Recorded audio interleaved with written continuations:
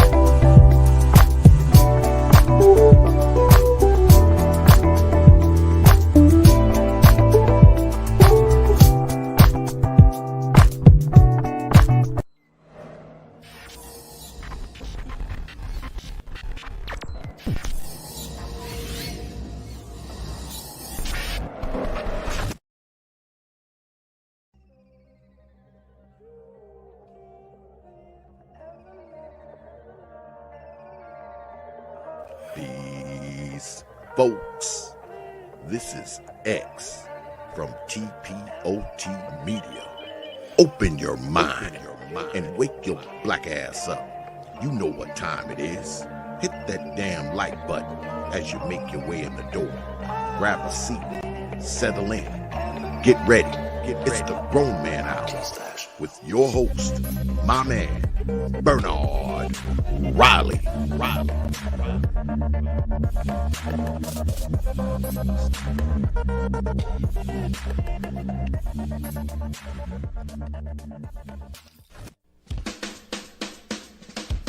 Hey, what's up, everybody? This is Mumia Obsidian Ali. You know who I am. I need no introduction, right? And you're listening to the Grown Man Hour with my man Bernard Riley, heard weekdays right here on YouTube. What do you think about that? How about that? Now let's get back on with the show. Thank you. All right. What's up, good people? We are back in the building. Yes, the background is different. This is a road game for me, as I call it, when I'm on the road and still doing the show. Team Yeti micing it up today. But we in here.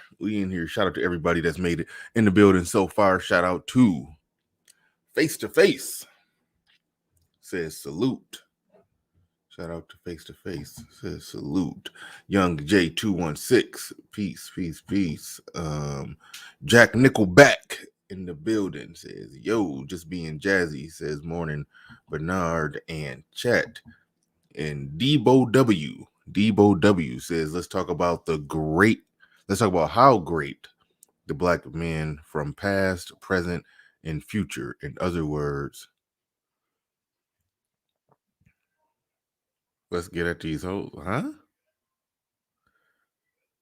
How did that make any sense? He said, let's talk about how great black men are from past, present, and future. In other words, let's get at these hoes.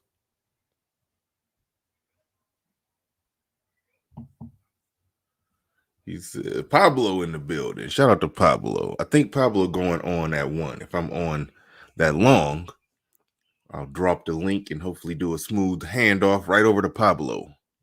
I think Pablo's going on at 1 o'clock EST.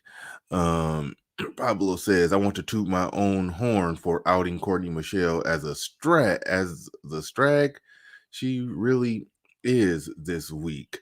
I should get Rookie of the Year trophy. um, come up and talk about that if you want to. That's a topic that I avoided because I honestly had never heard of Courtney Michelle, even though I was familiar with the Lapeef Let's Talk Network, but I didn't know any of them by name other than Anton and Lapeef, if that's the name he goes by. I think his name is Jr. I'm late to the party on them. I'm very late to the party on them, so I didn't know who Courtney Michelle or Amira was. Couldn't name their name. They could have knocked on my door trying to sell some car insurance. I would not have been able to identify him. So I was like, in order for me to adequately talk about that, I would have to go back and do research and watch some streams that was up, and I wasn't up for it. I wasn't up for it. So I didn't know nothing about either one of them. I just didn't. So I just set that one out. But how did you out her as a strag? I don't know if you met that burden of proof, Pablo.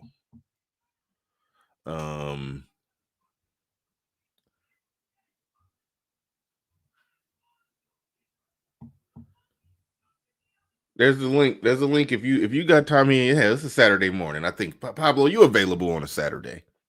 You available? I think you work during the week. You relax on Saturdays. Maybe. So if you're up for it, there go the link. I dropped the link early on Freestyle Shows. I feel funny sipping on this because it was a joke a comedian did in the 90s. I think it was the 90s, maybe early 2000s. He said, no matter how hardcore masculine a gangster you are, it's hard to look tough sipping on a straw. It's like and I just tried to, I tried to make sure I did my lips like this because I didn't want to, you don't want to pucker it out when you sucking on the straw. Sucking on the straw on camera is is a difficult task because it's easy to look suspect. They was getting on Kevin Samuels about that, sipping on that Red Bull out of a straw. I don't want to get caught in a suspect pose sipping on this straw, sucking on this straw.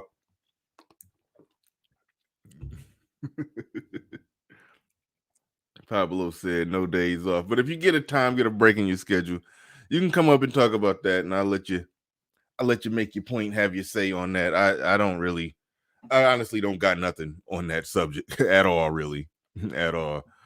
But Freedman's Journal is in the building, man. I hope my beard look like yours when it grow up, man. Oh. Man, I didn't even brush it up before I got on. That's a shame. When my beard grow up, I want it to look like yours. I want it to look like yours when it grow up. But what's on your mind? What's on your mind?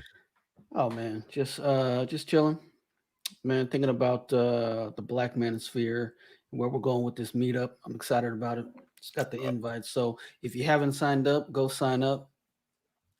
Yeah. I'm looking forward to that. Before it was even a meetup type of thing, I was essentially saying that I was gonna go down there anyway because when Theo was on my show and he was talking about doing an IT summit, an IT thing for Black men, I was like, hey, that's awesome. I'm gonna be there. I'm gonna show support. I didn't know he was gonna I was gonna bring my camera and everything and was going to record and do a little content on it and whatnot. So I was already planning on just going down there, mostly just to support. I don't the cost benefit analysis of going down there to do content on it wasn't going to be beneficial for me. I was just going to go down there and support. But then it gradually turned into a whole Manosphere meetup. So I was like, hey, even better. But I was going down there anyway. I was set to go down there. I do want to check that out. I hope it all goes well and goes through pretty good. Man, it should be awesome. I can't wait. Yeah, no doubt. What's so Uneducated Lame says, oh yes, on a Saturday. Absolutely. We about to We about to get it in and get it going. The chat room, y'all can throw out topics. Y'all can throw out topics if y'all whatever it is y'all want to discuss. I got a number of things I was going to talk about. Some of it was going to be recap of some previous shows this week and just start to kind of springboard off of that. Gonna start the whooping convo again. No. We did that one. We did, even though I love that conversation. That wasn't conversations like that. And sometimes when I do shows like that, they don't get as many views, or even the church with the show with the pastors.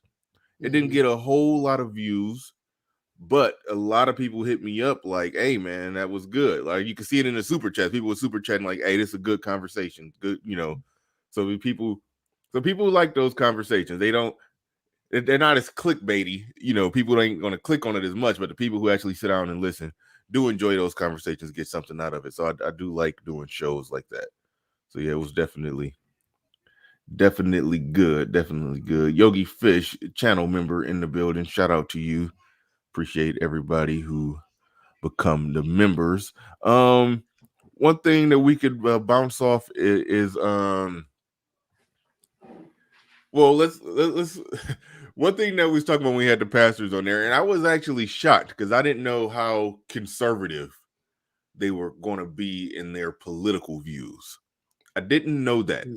Those were Dr. Thunder's guys. Shout out to him. He basically connected me. It was supposed to be a couple more people on the panel too. It was a preacher's kid that was supposed to show up. I don't know, and a woman was supposed to show up, and it was a little confusion. Dr. Thunder said she had some. I thought she was a feminist, but I don't know. But I don't know. Maybe she chickened out. I don't know. So it would have been real interesting had she showed up, because it was like some conservative black pastors who was criticizing the notion of how the church has sort of got in bed with the Democratic Party. And I talked about how I talked about how when you team Yeti Mike? Oh, that ain't no Yeti. Oh no, you got a real mic over there. I talked about how my pastor, when I went to church many moons ago, he would rant and rave about the the LGBTQ agenda and all of that. Not every day, but when it came up, he would talk about it. He would speak against it. He would have something to say about abortion. He would have something to say about a lot of different things. And he would even have something to say about members, y'all shouldn't be on welfare. Y'all should be doing something. He was like, he would point out, I understand that there are situations and circumstances, but you shouldn't stay on it. You shouldn't want to be, you shouldn't be comfortable there. And, and he was an adamant, he owned a lot of stuff. I think he was a former school principal, but I think he owned a lot of property. He was about his money. He had his business right. And he ran that church like a business. So everything that he stood for, that he preached about, it was amazing that when, every 2 to 4 years, when political season pick up, he would bring in some Democratic politician who vote for and stand for and preach. And lobby and and work for everything that he stands against. And yeah, man, it's weird. It's weird. Yeah. I man, even as a child, I would see my mom and grandma and whatever, especially my grandma, she'd look at like the Democrat National Convention on TV. She's cheering and whatnot at some tagline from Reverend Al at the DNC, and I'm like, but we don't live like that. It was confusing. Like we don't live like that. Why are you cheering this, but you don't teach that, and we don't live that way. So it's weird how the disconnect there, and like the last black church I tried to go to, this is back in Texas, and it was it was the same thing. They kept talking about basically just Democrat and like CNN talking points all the time. After the sermon, that's what it was all about. Like, oh, we got to teach our kids not to get killed by the police. And this was back in, what year was this? This is in like 2014, 2013 timeframe. And it's just like, okay, if you're a direct reflection of the Democrat Party, I mean, how are you going to, I'm not here for that. you know. Yeah. So, I mean, churches I go to are not traditionally black churches. So there it is. Yeah. When you said that y'all didn't live like that, you said that was who was that you were talking about when you said Oh, that was like my grandmother watching your the grandmother. DNC way back in the day, Okay, got you, and got just you. yeah, yeah. All right, Actually, I remember explain. the tagline. I remember the tagline. It was like Al Sharpton was like, no, it was Jesse Jackson. He was like, and Hmm. don't play in the bushes, and then the crowd went ah, and I'm thinking, What does that mean? no, he was talking about George Bush. This is how long ago it Oh, was, right? George Bush Senior, like 41. This is a while ago. So, and that was like the tagline was, and don't play in the bushes. And then, my family, especially my grandmother, erupted. I'm thinking, man, but we don't subscribe to any of the things that they're all right. talking about. Explain, how did y'all live? Because I do like to talk about older. Well, not you. I Um, mean, you're not that much older, but it's almost like people from back then. Going. I mean, this would have had to been in the '80s, if I understand it right, oh yeah, with Bush yep, Senior. yeah, Um, 88. yeah. So black people coming out of that time and even further back than that. Like how would you say that y'all lived in comparison to what she was politically aligning herself with? Just high conscientiousness. Just, I was blessed to see black people getting up and going to work every day. Hmm. We How wanted old are you? assistance. I'm only 47. I know I got a lot Okay. of gray. Oh no, Um, you look about 47. Yeah, no, that's about right. but yeah, it was a focus on self and your individual responsibility and not making excuses. And there was a certain level of expectation, right? You go to school, you go to college, you do what you're supposed to do. There wasn't like you could just got to hang out doing nothing. That was not the expectation. The expectation is that you were an upstanding citizen, right? You didn't just go to high school and fight. You got the grades you were supposed to get. You know what I mean? It was just, we weren't on any of that. You kept your home clean, you kept yourself clean, you kept your kids clean. There was just a level of expectation that you had, and that was how you lived. There was no excuses there. So when when they're promoting welfare and social programs, I just didn't see any of that. You know, Mm, um, I had one relative that was on like Section 8 while in college, and then got off, and then got on, got off, and really didn't even need to be on that. She could have stayed with us. Didn't have to be. It was more of a convenience and necessity. So I mean, our whole family's like that. So I didn't understand. It was just like we don't do that. Why are we lifting that up? And then the black church in a lot of places is a direct reflection of that. And they want to talk about police brutality, but they whisper, about abortion. And then, they whisper about the things that might upset the congregation. But so that's what I mean. That's what I mean about how we lived. All right. We live mhm. responsibly and accountably. Right. Sincere cracking up in the building. Thank you for the $5 super chat. Appreciate you coming through and putting five on it. Man, that sounds good in these speakers. I normally don't do headsets. I don't like having stuff on my head, but that's the only with a Yeti mic. You gotta plug a headset in there, otherwise you won't be able to hear nothing.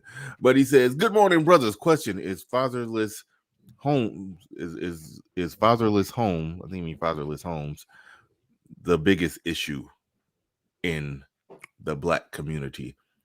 Um, I believe so. I think yeah, yeah. I mean, it's quite simple. You could trace everything back to it. And I always say this and always point out the simple fact that look at the outcomes of black people that grow up, two parents in the household, look at the outcome of those that don't. You could see the clear clear difference. It's a clear statistical difference that we can see, that we can notice. So yeah, we do got to acknowledge that that is a huge problem. We are BSing ourselves if we are not properly acknowledging that. So that's absolutely huge. I always end up pulling up these these figures. I got them right on deck so we can always look and see exactly how it is. That could stand to be zoomed in a little more, but you for the most part could probably see and make out what's going on there. I'm pretty sure you can. That yeah, even you look at the percentage of children that grow up that got two parents in the home that are married. It's at 36% with black people, and just the children in the home with cohabitating parents that's not married is at 8%. And in that large percentage of pink, that 43.9%, that's just the mom only. And then so we can draw a straight line looking at outcomes, as like the difference in the outcome. So yeah, so I think it's a huge thing, and I think it's important to point out that it's a huge thing. I saw you before the billions. It looked like you was having some problems clicking in, but go ahead and try again. I'll bring you right up. But I think we don't look at that one because I think that's the hardest one to try to blame somebody else for. I think it's very difficult to do that. You know, I think it's easier to look at to say that racism, redlining, gentrification, um, mass incarceration. I hate the way people even talk about mass incarceration. Like I just heard somebody we was mentioning. Okay, I don't even want to get into the dropping names, but somebody on the Lapeef Let's Talk show, I just looked at a little clip of it, and she was talking about she was born in the early '80s. I think same year as me. I think she said 1982, and she said her father fell victim to mass incarceration. I'm like, and he was arrested. So she was like, my father was out of my life because he fell victim to mass incarceration. I'm like, you mean your daddy got arrested for selling crack? I mean, like, I don't mean. I mean, yes, it was the laws. The laws were very tough and stringent. They was trying to clean up the problem, and yeah, it was over. It's like I get the problem with the laws, but at the end of the day, if people breaking the law and they get locked up for breaking the law, they got locked up for breaking the law. But the laws shouldn't be ridiculous. So I understand, but I mean, if your daddy sold crack, because they was talking about in that era they created so many crack babies. Yes, your daddy was creating crack babies. It's like Man, it's like I'm people sorry, don't I get. remember, man. What'd you People don't say? remember crack. I said people don't remember, man. The crack era was crazy. I mean, it went um from 0 to 100 real quick, like real Yeah, quick. I mean, the drive-bys, the violence. I mean, and it seemingly came out of nowhere, but you had the ground laid with the functioning addict from the 70s. The heroin addicts, the methadone clinics. I mean, when you introduce crack to a community full of heroin addicts, what's going to happen? you made a good point. You said coming It out of went the nuts. 60s into the 70s, you said people were like doing functional drugs, like drugs was Oh like the yeah, sort of the thing, drug, sex, rock and roll, and even black people was engaging in that. They was doing functional drugs. But when crack oh, came, that was just not a functional drug. And you it was mentioned crazy. the killing and the shooting and the gang banging associated with it. That's why I think a lot of black organizations supported Biden's crime bill. It just the outcome and results of it was like, damn, that's too many locked up now. But a lot of black organizations they supported it. Okay, there Oh, goes. Okay, all right. That's listen, y'all. When I Let's type, play. hold on. Okay, I'm about to show hello, y'all. Maz. I'm about to show y'all the difference right now. Okay, if you're looking on YouTube, when I type something, my name is in yellow. When this Bernard Riley imposter types something, it's his name is in not in yellow. No check mark. Well, I don't got a check mark, but you understand what I'm saying. Yeah. He said someone's got a jiggly butt. Okay. That's how you know you're ruffling feathers, Bernard. That's how you know you're doing something right. Yeah, a lot of people are having a lot of like imposters in people's chat Hmm. Now I'm about to check and see because y'all just be letting them rock. rooms. Yeah, I couldn't see it from my end. Oh well, shoot, in the StreamYard it looks normal. You can't tell. Yo, no, you can't tell on StreamYard. That's true. But my he came in one day. He fired off like three or four. I mean, I think that was my last stream, if I'm not mistaken, or stream before last. He came in and fired off like three or four messages, and everybody was like, "Oh, we thought that was you talking about jiggly butts." Like, no. Yeah, man. Actually, Bernard, I got a bot that gets rid of imposters and stuff like that. It's called Nightbot. So you'll go Yeah. through the chat, and then if you have somebody like with the same name as you or somebody else or something like that, and they are saying some things, then they will get kicked out. Yeah, I gotta get with. I meant to get with brother Xavier on that because he got a similar bot thing going on. I just didn't follow through on it, but yeah, but anyway, before the billions in the building, what's on your mind? I gotta get you on for a one-on-one. I don't know what we're gonna talk about, but we gotta do something. We gotta do something. The same with you, Freedman's Journal. We gotta definitely get something formally set up. But before the billions, Yeah. what's on your mind? What you got? Yes, sir. And I want to say it's always a pleasure being on your channel, Bernard. And so I have two things on my mind. So I did two videos recently. Mm-hmm. The first one being titled "What Your Father Should Have Taught You." Yeah, that's a good one. So it's actually was inspired by Kevin Samuels, and in that I was just talking about all the things that my dad has taught me. And even though some of the things he said, if I were to tell you, like he's called me a bum, called me soft, all kinds of stuff. He would be like, I'll be in the gym. I'll be like, Dad, record me in the gym. He'd be like, Man, you a punk, stuff like that. He used to So, talk to you like that. oh, he still do. What you mean?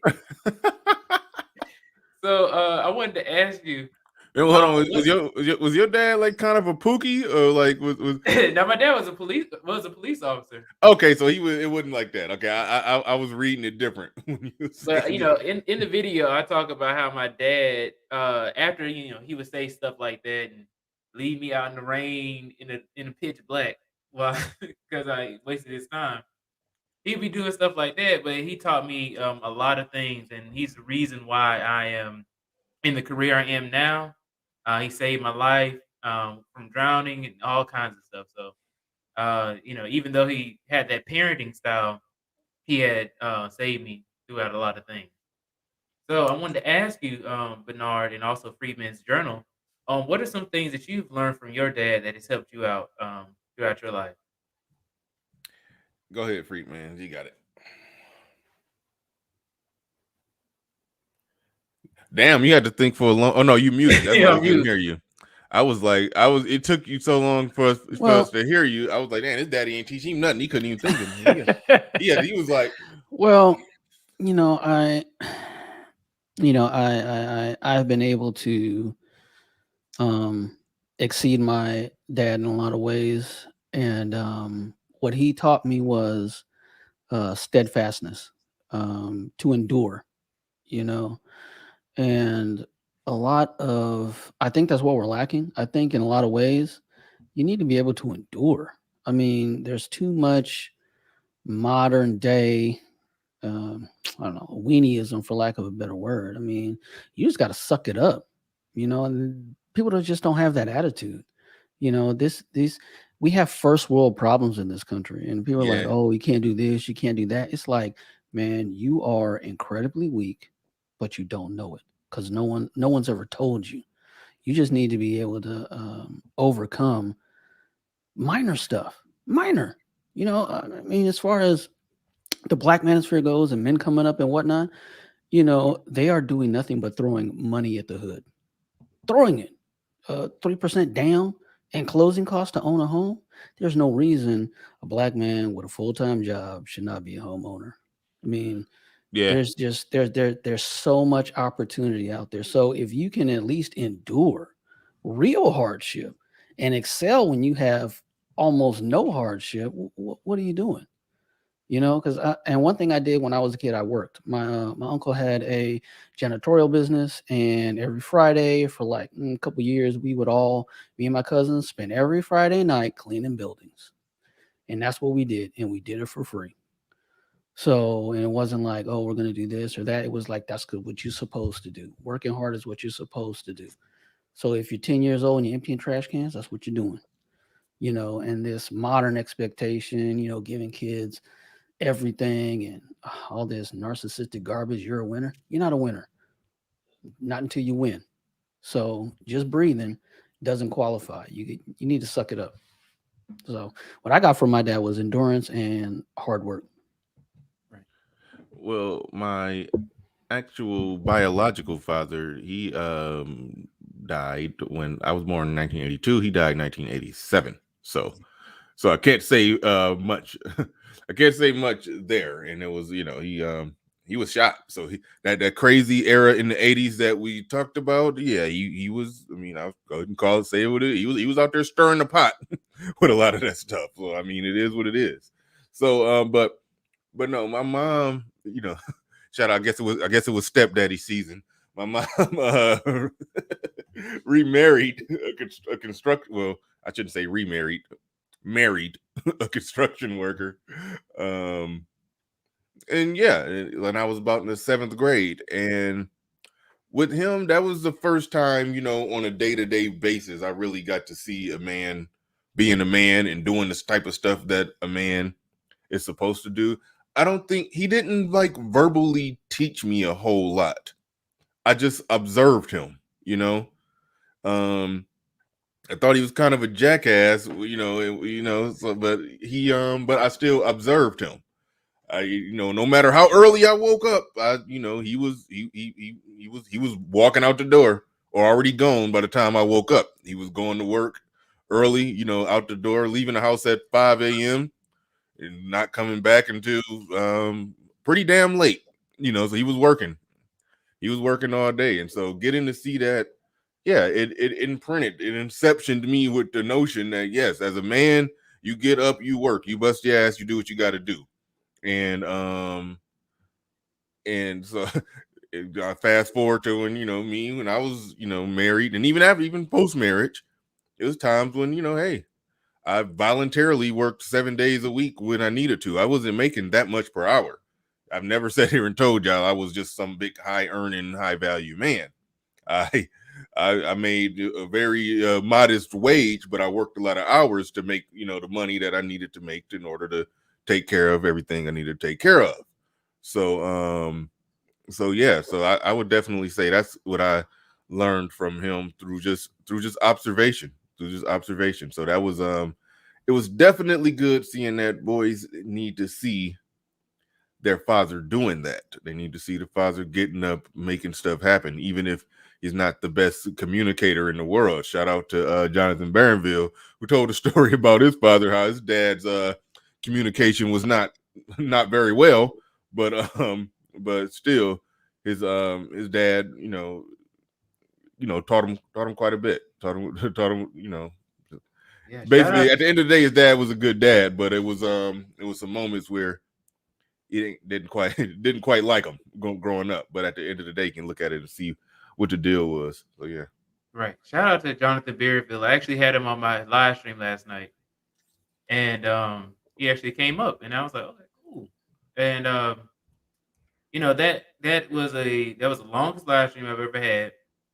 It was about me actually getting How long? Wait, how long was this live stream? 5 hours. Ah, that ain't nothing. I say the longest one I've had. Get your weight up. Get your weight up, young man. That ain't 5 hours. I do that in my sleep. Right. Go So ahead. the original topic of it was somebody wanted to interview me for a job that was $160,000 max. Damn. So as a software engineer. And that was the original topic. It kind of spiraled out, and we actually had a lead attorney join on for the first time on the channel. And pretty much we asked him some questions related to legacy. and I want to get your opinion on that. So one of the commenters asked, what is legacy? Is it more so about progeny, which is like descendants and people who you leave behind, or is it about wealth? What do you think about Oh, it's both, man. Yeah. I mean, you can't. It's hard to have one without the other. The what is that stat? Most people are first generation millionaires, so a lot of people get rich and their descendants do not, right? And a lot of people, well, not a lot of people, but specific families get rich and they stay rich. I watched an interesting video on, I think it was the Netherlands or Holland or whatnot, but basically a family that their money goes back to the East India Trading Company is the family that owns Heineken. Haven't brewed a bottle of beer in their lives, but they bought Heineken and took that worldwide, and so it's both, right? So yeah, it's just your children and being able to have your name, passed down as well, in my opinion. Yeah, no, I definitely was going to say something very similar. It's both. I don't know why I'm hearing some background from somewhere. I don't know if that's on my end or whatnot. But oh no, it's definitely both. If you I mean, you get good to have your genetic lineage, but if nothing is being passed down, like you then you look at your legacy. You've passed nothing down. You got your genetic lineage that you gave nothing to. They started out, you left them no better than you found them, or better than what they were when they were born. Then it's like, yeah, that's your legacy. But oh well, you didn't improve the position of your family. So I mean, it's like, so yeah, it's definitely both. It's one thing to build wealth and money, and you got all of that. And yes, theoretically, let's just say you don't have kids, you theoretically can pass it down. Let's just say somebody is worth $10 million when they die, and they could take that $10 million and send it to organizations that they like. Let's just say they have no children, nobody to pass it down to. No, huh. um, I'm at my woman's house, so I was. She shouldn't have walked by like that? that. Distracting me up in here. All right, what was I talking about? You were Oh yeah, saying yeah, before you pass it down. yeah. If you got nothing, if you got nobody to necessarily pass it down to, you theoretically could, you know, take all that you've built, and even if you might have businesses or organizations that you have, and you could leave them in the hands of good people, and then that's still your legacy that's growing and thriving after you're gone. But ideally, you want it to go through your bloodline. I mean, it's almost like you got to get almost like a Game of Thrones type of mentality. You know how everything is about the genetic lineage. Even though I shut up. I damn, what was I gonna say? See, I'm all thrown off. Jonathan messing with me. but, but it's true. So true. But damn. But no, it's almost yeah. You got to look at it almost like in a Game of Thrones type of way. I remember, and I've been referencing Game of Thrones a lot because, like I always say, I just recently finally binge watched it, and I like the character, Tywin Lannister. He always, he would always say, "You're a Lannister," to his kids, and when he was trying to, explain something through him, he said a man who doesn't work to improve the position of his family, of his lineage, of his whole legacy is, no man that should be respected. It's like he says, I paraphrase him probably badly, but it was something along those lines. So yeah, that's why, yeah, I do talk about family. I don't criticize guys who don't want one, but family matters. Your children matter. What you can pass to them, how you can leave them in a better situation. Yes, and then hopefully you've taught them something, and they can leave theirs in a better situation. I talk a lot about, yeah, that's what it's about. in short, to sum it up, so I don't ramble forever. That's generally what it's all about. That's you gotta try to position your children. I think that I mean, I just talk about how my biological father died when I was 5. But far as how my mother was doing in her life, I think right now I'm doing better. So the goal is to, by the time I'm the age she is now, to be doing significantly better, and to have my children doing significantly better than me. So it's all connected in that sense. Right. And also, they brought up another good point, which was about you may pass down, like, there's a lot of rich families and stuff like that.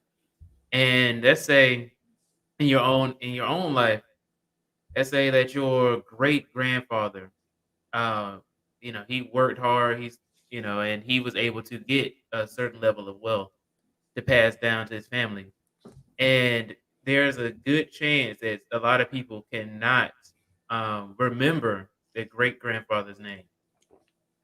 So you'd be like, oh Hmm. yeah, this distant relative, or maybe not great grandfather, maybe great great or something like that. Yeah, yeah. But they probably can't even remember their name or the first name. Even they may probably have a different last name than their great grandfather too. Real talk. I Mhm. don't have a clue on my mother's side. Don't have a clue who the great granddad is. My granddad. Yeah, I got to meet him. Actually, it was a brief moment where he was sick. He started coming down with some Alzheimer's, and my mom, even though they weren't super close for whatever reason, she took care of him, in his later years. So I got to, hang with my granddad a little bit. Um, Yeah. at one point in his life, and it was pretty cool because he had Alzheimer's, and he got to meet my son. My son was real young, and he couldn't remember nothing, but he could remember everything that him and my son talked about. So it was pretty cool. Not to get all sappy, but, he could remember every conversation he had with my son, but he couldn't recall nothing else. If he forget who I was, but he, for some reason, his grandson or great grandson, he could everything clicked when it came to that. It was pretty cool. But I do know that yeah. So after him on my mother's side, I have no idea who my great granddad is. My dad's dad. I never even met my granddad. Nope. Only thing I know, only the great grandmother is the great grandmother on my mom's side. That's the only great that I actually knew, and that's crazy when you think about it. Because we sit there talking about legacy and passing down to the kids and kids and all of that. But if you really did it right, they'll still be feeling that effect of it. Even the ones who never even get to meet you, if you really do it right. I didn't mean to cut you off, but engineering cannabis. Well, go ahead and make whatever point you were going to make, but also throw in. He's asking, are you a data engineer or software engineer? Yeah, I am currently a data engineer. The video I had up about them offering me a job, or not offering me a job, offering me to interview for a position that was on 160K. So that was a senior software engineer. I can do both. I have trained myself to be able to do data engineering and software engineering full stack. So yeah, that is the deal with that. How old are Freeman, you? I am 26. Oh, you 26, just like JB. Yeah, some Mhm. smart, Yeah, smart, smarty yard. Okay, anyway, I was gonna yeah, think he's of way this more was smart than me, right? JB is he said he's been programming since he was 12. I was like, okay. yeah, yeah. Yeah, so on Freeman's Journal, did you want to jump in on that one as well? No, I was just No. gonna finish the joke Bernard Okay. started. Okay. But no, on the knowing your grandfather, if you do the legacy thing right, you are a painting on the wall, right? If you do it right. Oh yeah, yeah, yeah. You really killed it. Yeah, if it's a big house that's been long paid off in the family, and everybody go there and they see a big painting on the wall of some old bearded man that's you who built so much stuff that they all still benefiting from. Yeah, yeah. You killed it. JB, I just thought you told me you was 26. You must have had a birthday that just passed. I thought he was 26. His birthday must have just passed. Well, we got my man Pablo on here. Back at the beginning of the show, we were talking about before we start talking about all this very well enlightened stuff. We was almost into some effery. So I think Pablo about to bring us back to the effery. I come to bring the nigga shit right here. What would it be without it? I mean, yeah. And I from here on, I would like to be referred to as Young Zion. Why so? Why Young Zion? Because I should be Rookie of the Year for this. Okay, all right, give me the backstory. I kind of basically know it. So the other night, okay, go ahead. So the other night on Jessica X's channel, this young lady, Courtney Michelle, who is very popular over on Lapeef Network, okay, was on Jessica X's channel, and she got challenged by a young Latina woman a Dominican young lady who happened to have been listening to my show the previous night. And on the previous night, this was Michelle. I stopped watching right at about that point. So this is new information for me. Yeah. Okay. So on the previous night, she was on with Obsidian. And Obsidian was lobbing softball questions, and she was going on about how she wasn't a baby mama. She was a single mother, and she didn't want to be referred to as a baby mama. And, the usual, Got it. Yeah. BFF. So we had an after show over on my show where we said, hey, what's going on with Obsidian? Why he gave her the 8th grade girls softball team underhanded pitches. And so the brothers weren't too happy about that. And lo and behold, Courtney Michelle comes on my show. Mm-hmm. I saw that. And so I interviewed her and asked her a few tough questions, and some of the brothers had some tough questions for her. And then Ed Anderson went in and started asking her questions. And one of the things that she said was, well, and you know what my platform is all about. Mm-hmm. We over here passport broing it and SYSBM in it. We kind of done with the community. We over there doing our thing, right? Mm-hmm. So she basically makes the statement, well, the only reason these women from other cultures deal with you black men is because you're a fetish to them. They don't really like you. They wouldn't really want to marry you. You're just a sex toy. You're a giant black dildo in synopsis. So she goes on with Jessica X, and when confronted by this Dominican Latina who says, hey, you were over on Obsidian's channel, which she wasn't. She was on my channel about 30 or 40 minutes after Obsidian's show, where she made this statement. She said, well, you were over there saying that foreign women only want black men, for sex, or that that's their only interest in them. And she said, absolutely not. She said, most women can get sex quite easily. That's not a thing. She said, I'm married to a black man. She said, I love him to death. She said, he's a good provider and a good husband to me. And she basically, chided Courtney Michelle about her views. Well, she denied it.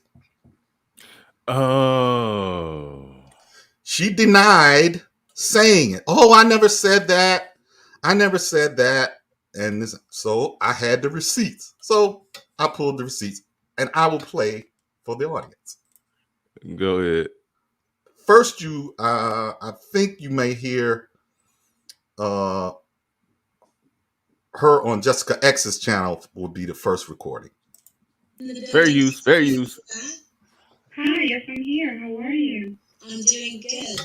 What are your thoughts on the situation?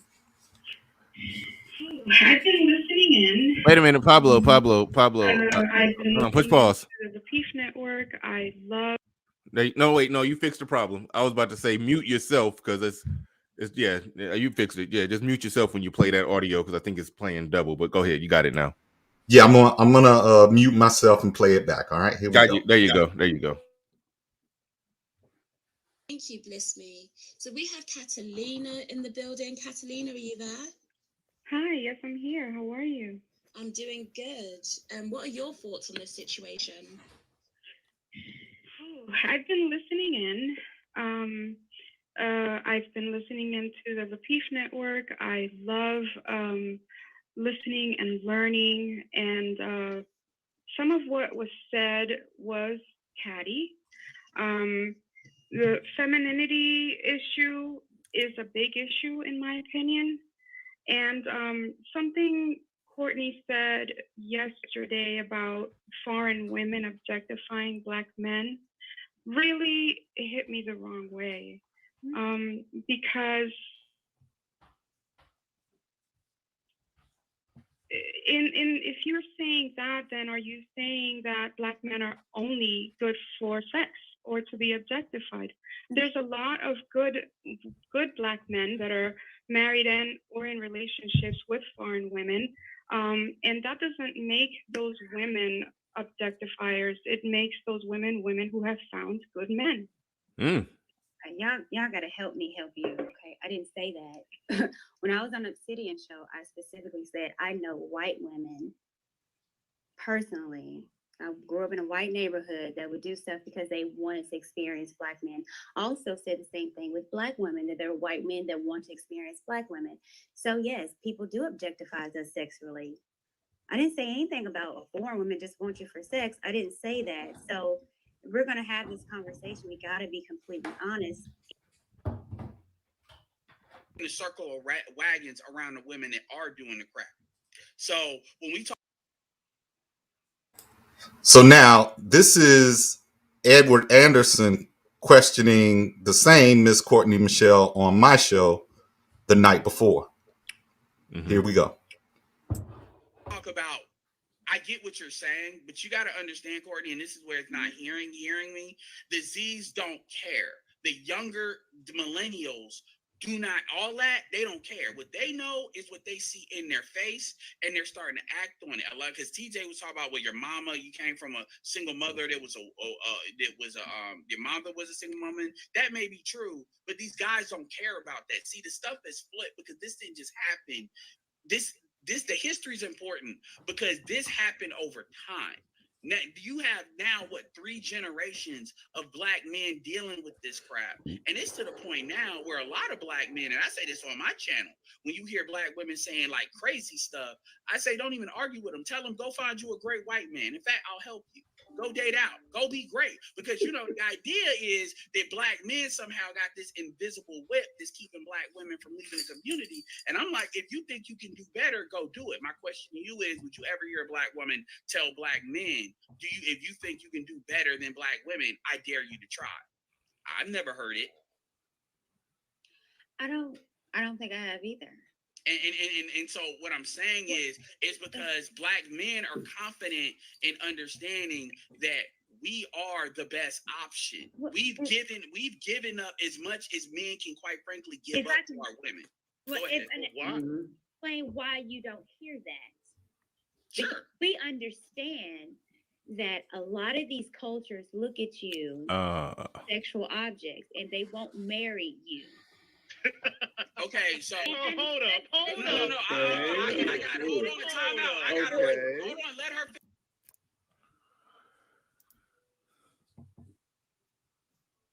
Wait, let her finish. Hey, don't get me copywritten. No.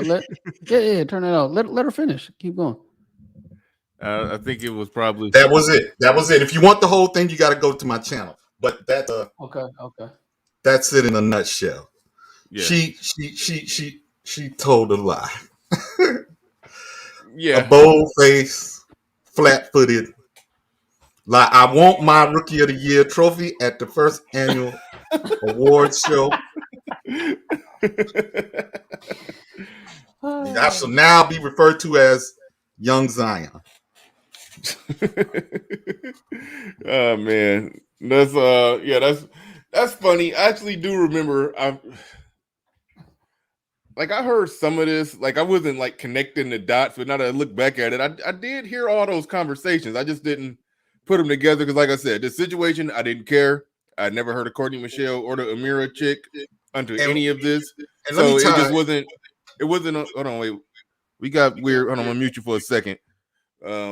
But yeah, so for me, it just wasn't on my radar, and I didn't care. I just listened to Obsidian's show. I listened to your show, saw a little bit of Jessica X, and I wasn't even fully connecting the dots like that. But yeah, no, that was a that was a blatant lie. Yeah, and that I was a lie. guess No way around that. I guess I wanted to tie it all together in that,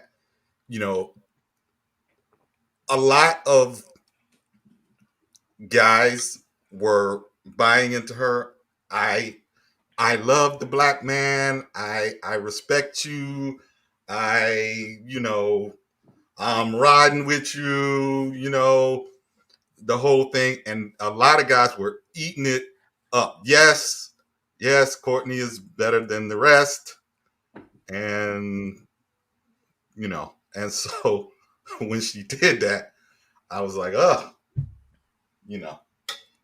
anyway, that was my foray into community fuckery. Yeah, in a weird, crazy way. I don't even know how to explain this. It's almost like some of them in their own weird way. Yeah, I think they do care about black people, but they also, I mean, they care about black men, but they also want to be right on their woman stuff. Well, So they're gonna argue and fight and twist and turn and make convoluted, contrived arguments and the do all social kind of, manipulation. But yes, that's the right word. That's the right word. Well, here, let me say this. It's for maybe a different perspective, right? I don't. Here's what women do. Women are competitive with all other women. Period. They're catty. They're competitive, and when you put it out there like that, they're gonna down talk other women, right? So even when you look on Lapeef Network, prior to Amira being there, they were going at it. Kay and Courtney going at it. You bring in somebody else, and all of a sudden the in tribe is Kay and Courtney. So they're gonna Wait, sick hold on on. Wait, Amira. time out. You saying Kay and Courtney used to be disagreeing with each other a lot? Yeah. Oh, I didn't know. See, I'm new to the party on the Lapeef Network. Oh well, I'm just speaking about women in general. Women, like, but say I you have understand what you're saying. yeah. The two of them, they used to compete against each other. Then you throw Amira in the bunch, and then now they're on the same team. They got to argue against Amira. But when Amira wasn't there, they linked up, joined forces, and argued against the men on the panel. Basically, yeah. I mean, there's a dub on it because of race, of course, right? Of course there is, but that would have happened anyway, even if they were all black. So when you set up a woman to compete with another woman, she's gonna lose her frame. Period. I mean, that's just. I mean, it is what it is. Not riding for Courtney or anything, but you can expect that. Set up. Women of any tribe against another tribe, and whether it's race or the Peef Network or a sorority, what have you, you can expect that cattiness to come out. Yeah, and JB got a wrench over there, so he I know he watches them regularly. So yeah, if he said it, then I definitely definitely believe it. He says, yeah, they were basically low key enemies, and now they're best buddies. They had to drop all their fuckery and join forces.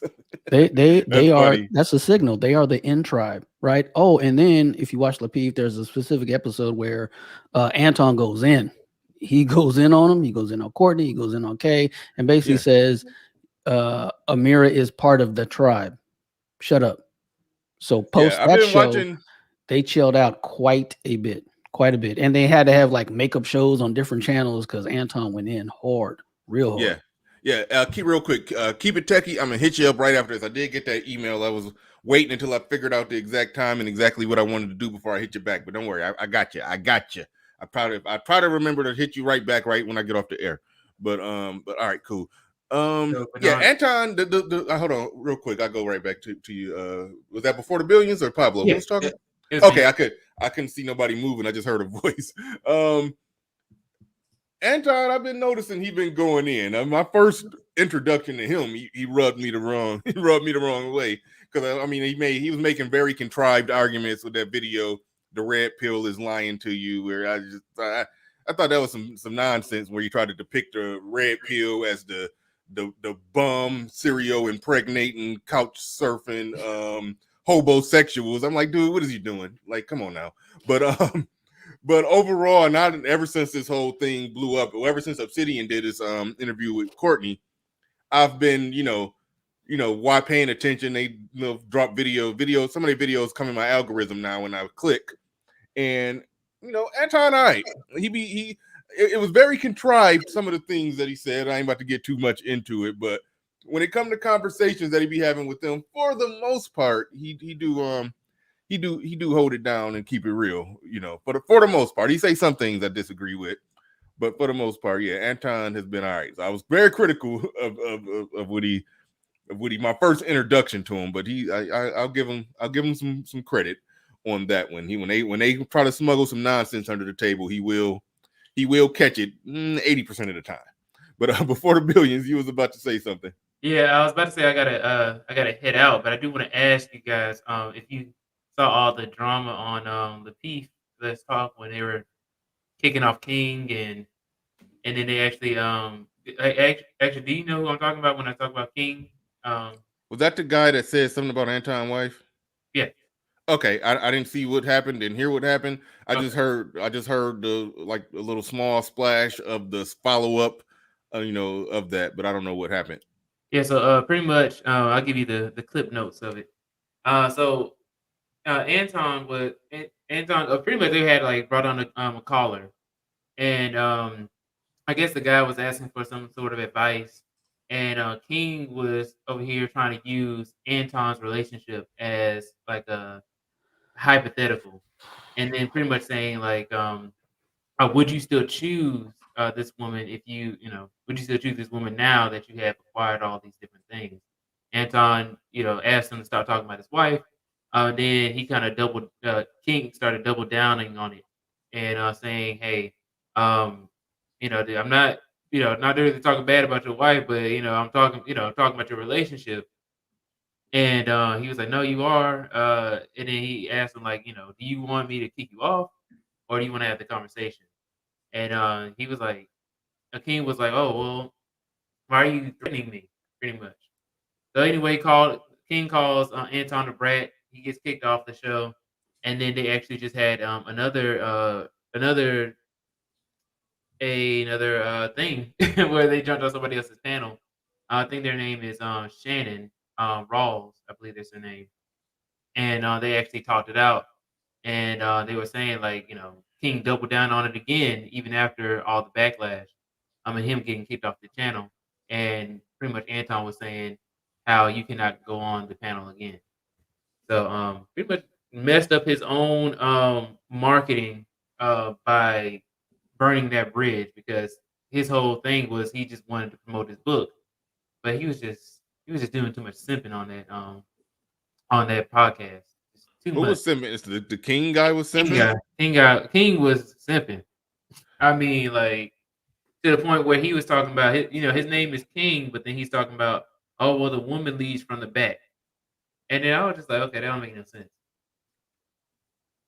Okay, yeah, I don't know what to make of that part of it, but the asking that man question about it. Look, if you throw out a question to a man about his wife on a public platform and he decline it and say no, we're not discussing my wife, the conversation is over. Yeah, all right, man. it ain't nothing else to talk about. It is nothing else to talk about.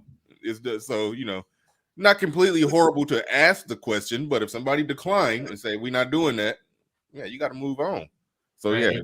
yeah, And this is that's ignorant. and this is right after Anton had been advocating for King and all kinds of stuff. He had went into his on his own live stream like, hey, I am the reason why he was on the panel is because he had a good perspective, and then he ends up doing this to him. So just betrayal at all ends.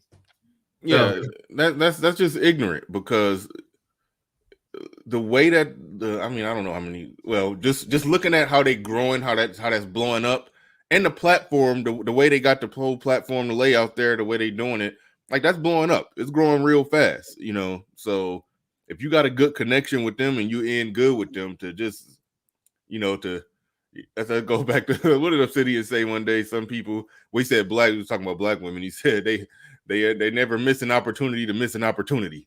How do you shouldn't mess that up if somebody like Anton is promoting your stuff and their platform is bigger than yours. All you got to do is not be disrespectful, and you could get your book promoted, and yeah, that's just ignorant. That's just ignorant. Right. Yeah, I don't all right, understand well, that. Bernard, I appreciate you for having me up. Thank you, and also shout out to everybody on the panel and in the chat. I'll see you guys later. Yeah, and hit my email. I don't got yours, but hit my email. It's in my Yeah. about section. Yeah, we'll figure out something. We'll figure out something. But Right. but all right, yeah. Pablo, you hey man, I like what you've been doing on your channel lately, man. You got your camera set up, the whole little thing going on, man. And look, I think I think it might take off, Pablo. I think it might take off, so hopefully you keep grinding it out and and definitely getting into little online entanglements with Courtney. That definitely helps the channel grow too. Are you still with us, Pablo? Or you don't even know that you're muted? I don't think he's still with us. He's still muted. I can't unmute him because he muted himself. He must have muted himself and walked off. Are you familiar with the Freeman's Journal? Were you familiar with the Lapeef before all this stuff started going down? Oh yeah, I had started watching maybe a couple months ago. So like in and out, a lot of their stuff is long, and I gotta go to bed. So I might catch the first hour or two and then drop off. But yeah, it's good. They have a lot of good conversations. Buttercup is a classic. If you haven't seen Buttercup, you need to What is that? just review that. The chat knows. It's an episode. If you go to their channel and look up Buttercup, you'll see the episode. But yeah, I mean, I like it. I mean, they have good conversations. I mean, Amira brought a good dynamic. I got to go back and watch the one with Crimson Cure. Didn't get to see that. I saw some of that. Actually saw a little bit of that. Yeah, I think they got a good product. I enjoy it. Okay, yeah, that's what's up. That's what's up. What else we about to get in here? Said King was in a perfect position on Lapeef because JR has a new series ironically named King Talk. Yeah, man, you could have definitely could have capitalized on that. I'm looking in the chat. This been, like I said, it's freestyle. Y'all could throw out topics from the chat. And we'll let it bounce and roll off. We'll lean with it and rock with it. Whatever is on your mind, we will discuss it. Let me re-put the link in the chat for anybody else want to come up. Okay, JB, get out of there. Get out of there. Theo in the building. Shout out to Theo. What up, Theo? But the link is right there in the chat. I'll go digging for let's see what we've been talking about this week. Well, we was talking about the unholy alliance with the Democratic Party and the church. One thing that I'll talk about that this it's sort of predicated on the Lapeef, something I heard on the Lapeef Let's Talk Network, where a question that was asked somebody had said something about hell, it might have been Courtney for that matter. She had said she was talking about modern women, and that she started smuggling in the term modern men, and they're basically just a spin move off of what Kevin Samuels says about modern women, when we clearly know and understand exactly what modern women is. Modern women versus traditional women. We can see a clear-cut difference, and they're trying to say, oh, what the problem is that yeah, there's traditional men, and then excuse me, and then now there's these modern men. And my counter argument to that is that men have not changed a whole lot. I don't the like I said before, the what a man made back in the day, adjusted for inflation, is very similar to what men make now. Okay. A man who's making adjusted for inflation similar to what men made back in the day, he can still provide by the same standard that a man could provide back in the day. Like I said, roof over the head, running water, electricity, food on the table. Maybe got put away a little bit of money here and there for a rainy day, and maybe every now and then, you might be able to, eke out a vacation or something nice here and there. But that was just normal American living. I don't think men have strayed away from that. An average guy, not even, I don't even, rather we taking using the word average or whatever. I'll just say adjusted for inflation, men make more or less the same thing. If he could put a roof over his head, food on his table, running water, electricity, he's not turning away a woman who wants to come into his house and cook, clean, and suck his dick, and even if they get together and go the long way with it. She pop out his babies, and yeah, okay, he ain't knocking it out the park. He ain't making $175,000 a year. So yeah, when you got a family and there's not that much money being made, yeah, there got to be some sacrifices. I've been married in that situation where it was times when my ex-wife now, didn't work, and yeah, we had to make some sacrifices. When she was working, every day it was smooth, and we had a lot of extra money and some really nice Christmases, and was able to go some places and do more things. But when only I was working, okay, we had to sacrifice some of that. But at the end of the day, it was a family, man, woman, 2 kids, well, eventually 3 kids, in a small house, and we were, okay. Like I don't see where modern men is turning down that deal if a woman shows up traditional. I don't. It's a spin move to try to make it seem like men abandoned their post, when reality is it was, in most cases, women who wanted. Historically, if we look at it, women wanted something different, and then it's a generation they got something different, and it's a generation of children that were raised in the different, and now they have a different mindset. But I'm not seeing where men have just wholesale abandoned their post. Now, there's a lot of guys that ain't worth a damn. I'm not talking about the ain't worth a damn guy. And there was guys that wasn't worth a damn back then. But the guy that wasn't worth a damn back then, he didn't have as many single women's couch to sleep on. Because women were traditional, and they were getting with the employed men who had jobs and could provide roof over the head, running water, electricity, and food on the table.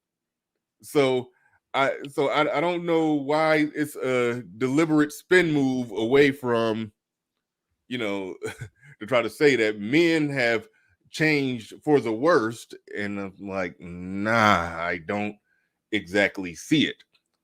I think employment rates for men have gone down, and that's just the natural side effect of employment rates for women going up. It's only so much labor that can be out there. So if you increase the workforce, you're going to decrease the value of labor. Wages are going to go down, and ultimately, there's going to be less men employed, but more women employed, and then more women complaining they're not being able to find a man on their level, especially because they're making close to what men make. So it's hard for them to find a man who makes more now, because yeah, women making up close to 50% of the workforce. There's no solutions. It's only trade-offs. There are no solutions. It's only trade-offs. So as men, we need to give a stoic Thomas Sowell analysis to this thing when they start trying to spin move it and try to say, well, these modern men aren't trying to do this or aren't trying to do that, or they bring up the guy who says 50-50. The guy who says 50-50 in most cases is the guy, and I'm talking about paying 50% of the bills. In most cases, that's the guy that don't even want a relationship. He just want to keep it casual and be casual and have his casual hookups. But he's saying, in the event that I do move a woman in, oh, she's gonna pay to be up in here. But overall, I don't want a woman in here. But if she come in here, she's gonna pay. That's the 50-50 guy. Mhm. You know, so they trying to spin it as if guys are just on the whole saying, you know, triumphant, you know, just arguing for I need you to come pay 50% of the bills. Like, no, the guy who's saying that is the guy who's just living a happy, casual sex life, and he ain't even, you know, trying to change it and choosing to live a casual sex life. And this dating market is really not a bad idea, given the landscape. You know, if you can find somebody who cool, get on your program, great. Have a relationship if that's what you want. But short of that, keeping it casual, sticking and moving, punching, get out, safe sex. Don't knock up none of these skeezers. Using that old school term. Yeah, that's not a bad way to operate in this modern dating climate. But that's my thoughts on the whole concept that they're trying to push, the whole concept of the modern man, as Hey, if Bernard, men have abandoned the post. I'm back. I had to step away for a minute. I don't know if anybody called on me or whatever. I had to go grab my breakfast. But so No, I did call on you for a minute, and you wasn't there, so I had to change the topic. right. Now, I know. Now you're back. I'm back. I know. I heard some of Friedman's Journal's commentary. He was very accurate, very astute in his observation. But see, my whole thing is this: with women like Courtney. First, they start off with, "Well, I'm not really a baby mama. Hey, that one you can't get over that one. I'm a single mother." Okay. And then it goes, then you have a Lizzo saying, "Well, I'm not really fat, I'm thick. We thick girls over here. We not really fat. We thick." But see, what happens is these kinds of denials and delusions, they set back our culture, because what I notice is there isn't as much of this type of behavior in other places. Reality is reality. When you're fat, they call you overweight. When you're a single mother, they call you a single mother or a baby mama, whatever. That you don't get to be so obtuse with everyone around you to where you're in denial of the facts. This is something that I find particularly. What the fuck was that? What was what? Did you hear that scream, Friedman's Journal? No, The dog? Sound like a dog. My mother was downstairs sneezing. Yeah. Oh, okay. I was about to say, Pablo. I thought you had some little Dominican girls tied up. Or something. I No. All right. Your mic is awesome. Yeah. But all right, but go ahead. No, she just sneezed loud. But anyway. Okay. So yeah, but what it creates, man, in this particular culture is it just creates a culture of denial, delusions, make believe, and so that is why I have smoke for it. Not because I don't understand quote unquote female nature, but ours has run amok. Mm-hmm. It has run off the rails to the point where it's unproductive and destructive to the community. That's why. I agree. And I like how you said it's unproductive and destructive to the community, because I've always said that you and SKC, y'all low-key care about the community, even though y'all say y'all don't. Yeah, I caught you right there. You see, you care, Pablo. You care. But if that's what you want to call it, okay. I just had my funeral for the community. You didn't see that, did you? I know, but you shed tears at the funeral, Pablo. I saw you crying. You were shedding tears at the community funeral. You didn't want to see it go. But no, here's the thing with that. When you talk about, I mean, no, you made a really good point that yes, a lot of the stuff is not about, you know, us not understanding women, because people try to say, man, that's just how women are. That's what women going to do. Yes, it's true. That's how women are. That's how they're going to act. That's what they're going to do. But when certain ideas just permeate through a culture to the point to where those ideas take over and become the norm and become normalized, if people don't say something, if people don't push back against it, then it's like I hate when people who push back against bad ideas becoming normalized get criticized. You just don't understand women, or you can't get no pussy. That's what it is. Or you get your money up, and then you won't have that personal problem. We're not talking about a personal problem. We're talking about a macro problem. We're talking about an entire community and culture that's that's engaging in some wholesale bad ideas that can't nobody criticize, that can't nobody call out. And if you call it out, you're wrong and you're broke and you're a loser. Like that's where it gets ridiculous for me. So excellent points there. I go to Freeman's Journal, see if you want to get in on that. And then we got Officer Charles Faulkner down there. Woo! Had to let out that Ric Flair. No, I Hold on, I real agree. quick. E Taylor, hold on. E Taylor 07 is building with the $5 super chat. Appreciate everybody who support the stream. By the way, yeah, keep the wheels turning around here. Appreciate all of you. He said, "Peace, BR. Just realized I gave you a wrench a while ago. I don't know how you ain't noticed, but he said, peace, BR. Realized I gave you a wrench right after you became a member, or at least you probably was a member for a couple days, and I was like, I got a member without a wrench. But he said they in trouble now. Don't be abusing your power. Their show seems like a lot of arguments every time I check it. Kind of annoying. Well, there's nothing wrong with arguments or discussions, I would say. But This is the barbershop, right? Hours 2 and 3 is just straight barbershop. yeah, no. Well, I think he was talking about Lapeef show. Oh, The Lapeef. show. Oh, Yeah. No, it's it's gonna be. That's sort of the nature of the show. They got different people with different views. That's why I like it. They got an assortment of black men. And look, that time when they had, I think Kay, who, if I understand it right, is either closeted or out the closet feminist. I can't really tell, but just my outside looking in, just seeing it in snapshots. I don't watch it that much. I'm gradually watching it, but yeah, KB on some bull. Courtney, be on and off the BS, but I think her views are fairly typical. Mm-hmm. And then now they add in. I saw Crimson Cure. I don't know if she'll be a regular on there, but she definitely adds good to the mix. And I don't know that much about Amira, but so they got a wide variety that could have some good conversations. So I'm all for good conversation, debating ideas, and getting down to the truth of it, even if there are some people that's going to be kicking and screaming, denying the truth when it's staring them in the face. But go ahead, Freeman's Journal. Oh, no, I was going to say, yeah, I agree with calling it out. Absolutely. You have to. Yeah. And that behavior needs to be called out more, and consequences, right? The consequences have to be enforced. And that's like out in the real world, with, we, I guess, talk about, that's the one thing I think is maybe off with the red pill is we can't have women holding women accountable. There's the male dynamic is structure, the female dynamic is chaos, Mm-hmm.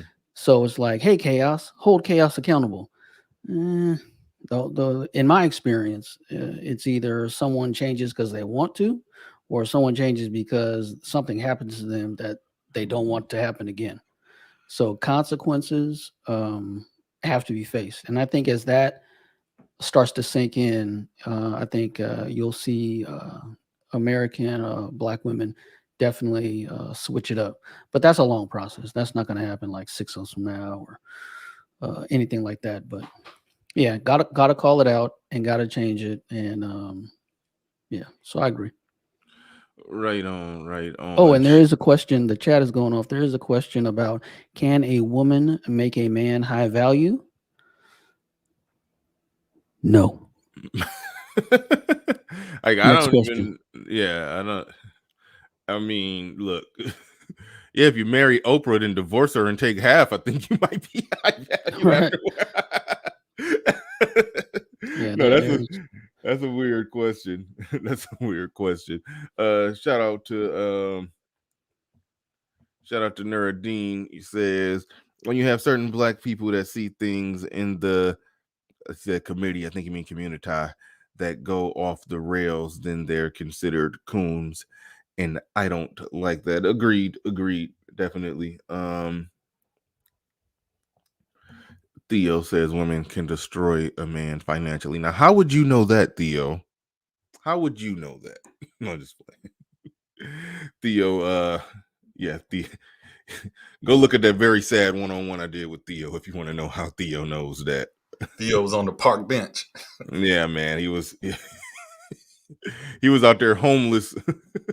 He was out there homeless on a park bench with a suit and a briefcase. he had on a suit and with a briefcase, working, making $150,000 a year, but still homeless. Oh man, that was a sad story. Baltimore, the what did I say? The Baltimore blockbuster. Shout out to you. Shout out to you. Go ahead. You got the floor. You got the mic. Woo! Oh, hey, what's up? Hey, that woo was a little scratchy. You gotta. Oh yeah, no cognac yet. So okay, shit. Okay. Oh damn. Little early. Fuck it, we'll do it later. But anyway, to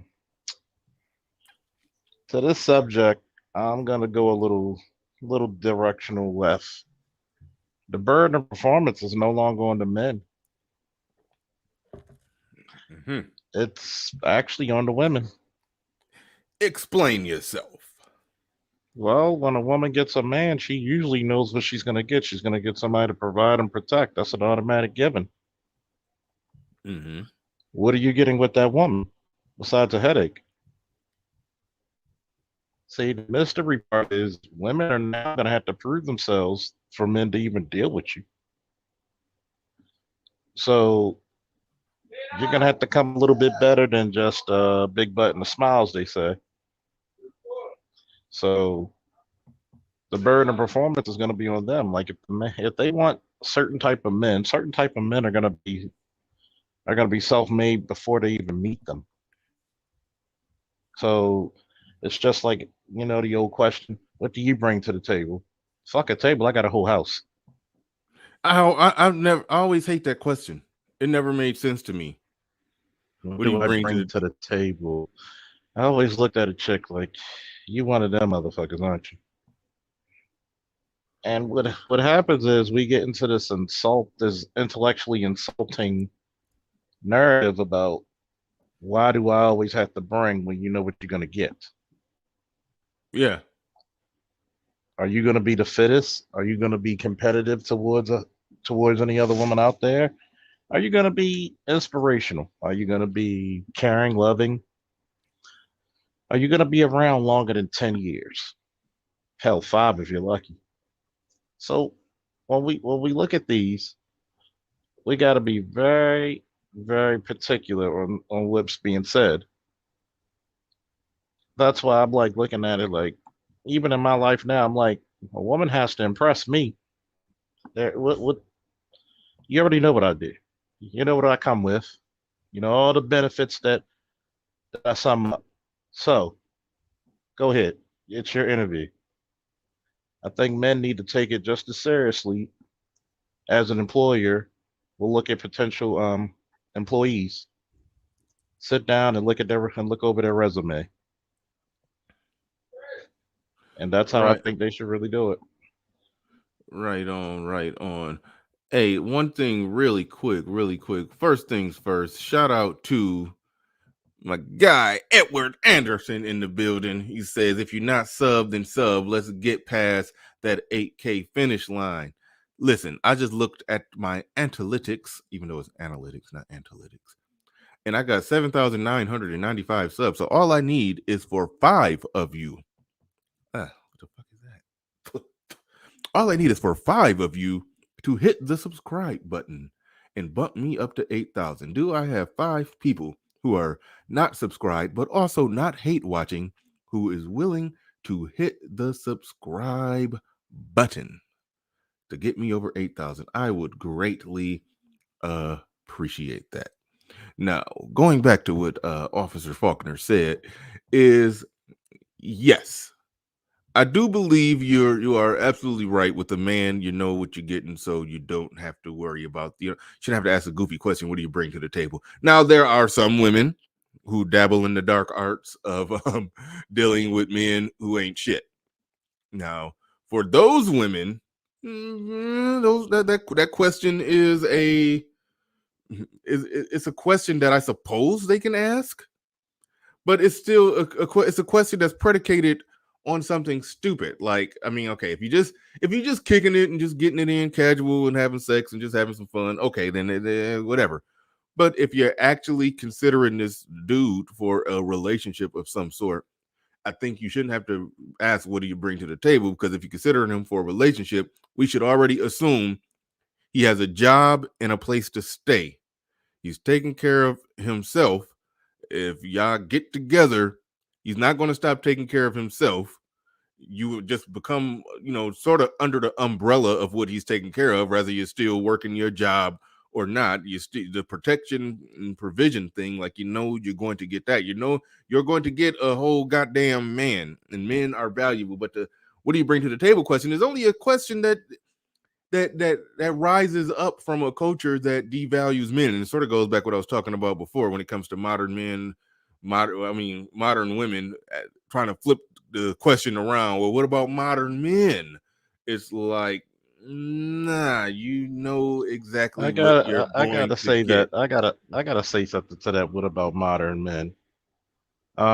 Did we become the seditious traitors of the community? The what? No. The what traders? Seditious traitors. Did we Seditious betray our traders. did we No, I betray got our to, I got community? to, I got to Google it.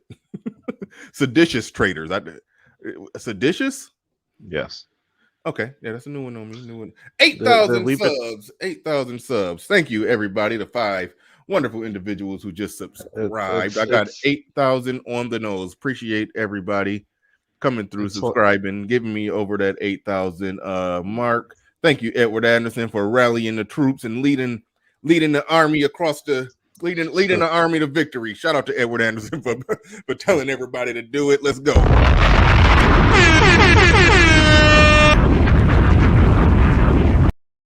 All right, go ahead. Go ahead. Go ahead. it's no different than yesterday. I had a show that said either we lead or we leave. And I had one guy said, "What if what we got to do is sit down with these women?" I said, "We've been doing that for 50 years." And their downright refusal is something else. Like, how can I convince somebody who wants to really rebel against masculine leadership? Is either you give them two options and stand on your square. Either I lead or I leave. And last time I checked, even in the modern day, it is hard for a woman to survive. Yeah, they tried, but guess what? She can't. If somebody breaks into her house, she's got to call the police and pray somebody makes it there in time. A It's lot of women, a lot of women think they're making money, but their budgets are out of whack. Yeah, it's hard for them to plan their life over a long term. No 25-year-old woman or 28-year-old woman is really looking at 55. That's just not in them. So would you say you leave or you leave? Absolutely. I mean, and I think they're getting too much free attention. Too many women getting TVs hung for them for nothing. Who is that? Who's that comedian? Montana Taylor had a little skit, right? Coochie coupon, right? If you you were getting those services, there was something for it. Just that whole concept of non-sexual attention was Yep. not a thing. So a lot of guys, hey guys, get good with tools, and then they're not there paying for that. You don't go over and hang your homegirl's TV for free. That'll be $50. And then you leave, and she's like, "Oh, I would have wanted him to stay." Well, that's another $50. That whole transactional relationship has to be enforced. That's my So motto right there. I I don't simp remember. for free.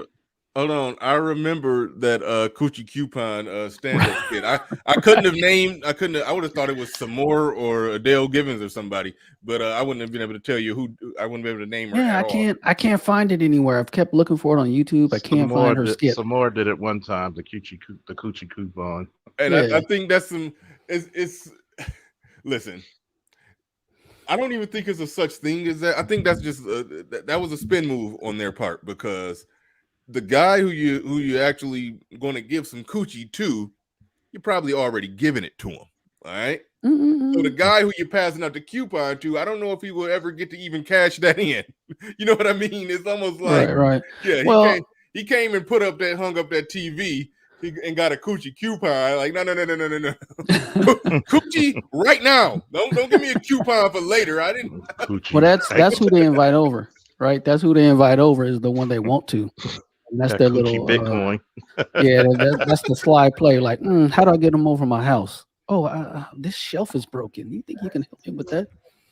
And you get there, the shelf's just fine. It's like, oh, why am I here? Trust me. I remember it was a female who was bored, and she was like, "I'm bored. Let's go out." Yeah, you paying? What do you mean? I'm not bored. I'm playing Madden or Street Fighter. I'm cool. You interrupted my entertainment. So we went out. We talked. She paid. Like, I'm sorry. Do not simp for free. I don't know why brothers do it so often. It I've been costs. guilty. I admit it now in front of the whole BR family. I mean, of course, all of us did it way before, but now when you're aware, hell no. I had a chick hit me up on Facebook Messenger. I haven't touched her in years. The message said, "Hey, how you been? I've been all right. Hey, you still single? Yep. You still looking?" And then I was like, "Yeah, I'm bored. Let me see. Let's go out somewhere." "Oh, it would be a good idea." Then a few hours later, she asked if she could borrow $300. I had to laugh. I had to laugh. And I said, "So you said Damn, bro. 300 in U.S. currency, Mexican pesos, the Japanese yen, Russian rubles." She was obvious with that, man. And Afghanistan, Afghanis, the dinar. What do you mean 300? And she was like, no. And then I kept just stringing her along. Like, really, what the hell? Well, I was gonna move for a job, even though I'm not a stupid guy. If you're moving out of state from Baltimore to California, ain't gonna see that money. They're gonna see you're gonna get a deferment to move over there. So I'm just like, wait a minute. And I asked her, I said, "So wait a minute, you're moving from one side of the country to the other, and I really expect you to have enough integrity to pay me back." I know I was born on April 1st, but I'm not a damn fool. Right. Were you really born? Were you really born on April 1st? Yes. Wow. Yeah. It's like I was born at night, not last night. I was like, God damn, you must have like people forget. I think when people speak with me, they forget where I work. So, it's like you know logic is heavily needed, right? Yeah, you deal with people just BSing you all damn day. I know that got the people off. Yeah. Like, I'm just looking at this chick and I'm just like, I'm like, I have like, I go to Facebook Messenger or POF or just walk outside. I got a billion other chicks asking me to come out if we could go out. And I'm just like, you think a Negro gonna settle for just you and this bullshit? Okay. I think they're relying on our desperation or perceived desperation because I'm well, just a lot of guys do be desperate. So, well, even if desperate is probably too strong of a word, a lot of guys when they do encounter that woman who kind of seemingly rolling out the red carpet, for a lot of guys that's more rare than what you probably think. Most guys got to put in the time and work, effort, energy, and be pursuing it. And that one chick that call up and sound like she making it easy, but she actually trying to get something out of you and not even deliver on whatever it is that you want. Yeah, so guys fall for that real easy. I mean, I've been there. But that shit made me cry. That's funny. Hold on, Black TV in the building. I had to zoom in real quick. Look at this background. You got the Tupac. Damn, what kind of camera you got, bro? You look high definition as hell. I can see all. I can count the. I can count the gray hairs right there on your little on you know you got that little wisdom patch on your on your head, man. Damn, you got good camera going on. I was looking at what is going on in that picture that's to your left. Not yeah. What is that? This is a jazz picture.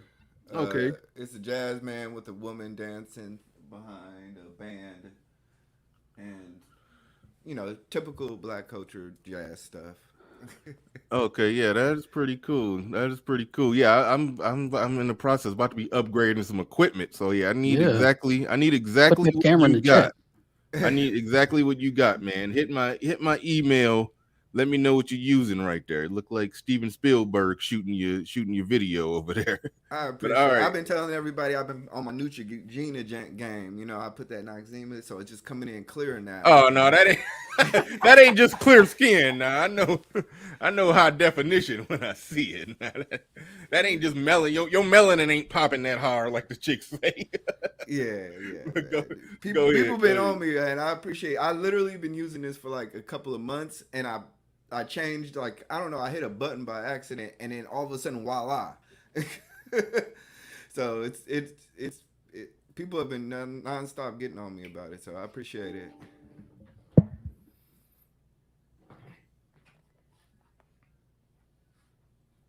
Hold up. Did y'all see that? My screen, everything just went black, but I guess I'm back. Hopefully everybody can still hear me. But go ahead. What you got on the topic or topics or whatever is on your mind? Go ahead, E Black TV. You got it. No, y'all was hitting it on the bag. I mean, I was like, I hear your stuff every morning. I hate the fact that I'll be at work. I can't call in. So it's Saturday. I saw you was on. I was like, man, let me get in with the fellas, man. Mhm. As bad as I've been getting hit in these streets lately, I'm still one of y'all. Whether y'all like What you to, mean by as bad as you been getting hit in these streets? man, a whole bunch of felonious charges have been trumped up on me. Oh, They've what been happened? calling me. I They've been missed calling me something. simp. They've been calling me all bad type of stuff. They've been just getting on me, Okay, man. well let's analyze that. Let's break it down. Me and Freeman's Journal will be the judge, jury, the final judge, jury, and executioner of your simphood. Now, All right. what happened? So, What did you say? okay, the first thing I said was they got mad because I said Amber Rose was like top 5 at one point in time. I think that's a. I mean, I'm okay. I mean that she was bad enough that's not a completely objectionable statement. Yeah, okay. Yeah, but I It's got just a hit. matter of opinion. A lot of But people I say got hit. Rihanna a 10. I heard somebody say she was as low as a 6. So it is some subjectivity in how bad somebody is. So I mean, there's that. But anyway, what happened? What they So say after that? I got hit really bad on that because essentially I was making the case that Kanye West, who is considered, I guess, would be in that realm of high value, Hmm. almost married her, and she ended up getting with multiple guys who are in the realm of high value. And so the premise was, hey, high value men don't like those type of women, and I was like, well, that doesn't make sense because you got people love sluts. Men love sluts. Well, Kevin Samuels, I mean, I'm going to reference him because he started this whole high value thing. He said he didn't invent the term, but he's the reason everybody on Black YouTube is talking about the term. So I always reference back to him if we're talking about it. And he says he don't use athletes and celebrities because they came about their money in a different way.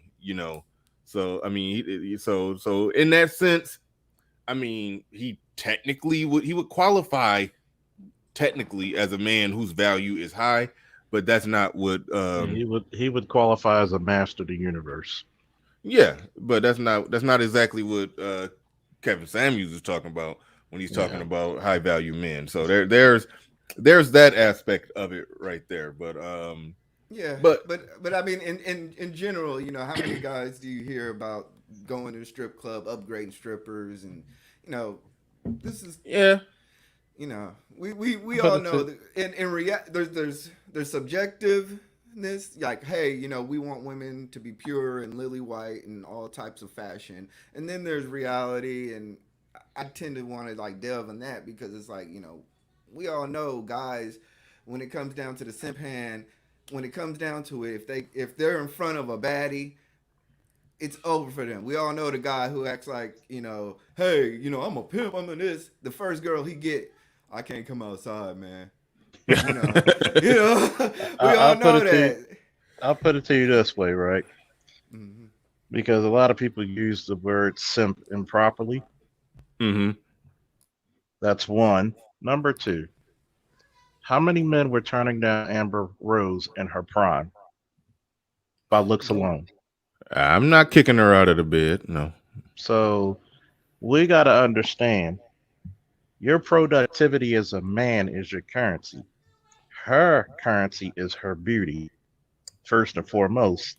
If it cannot attract, it won't be taken.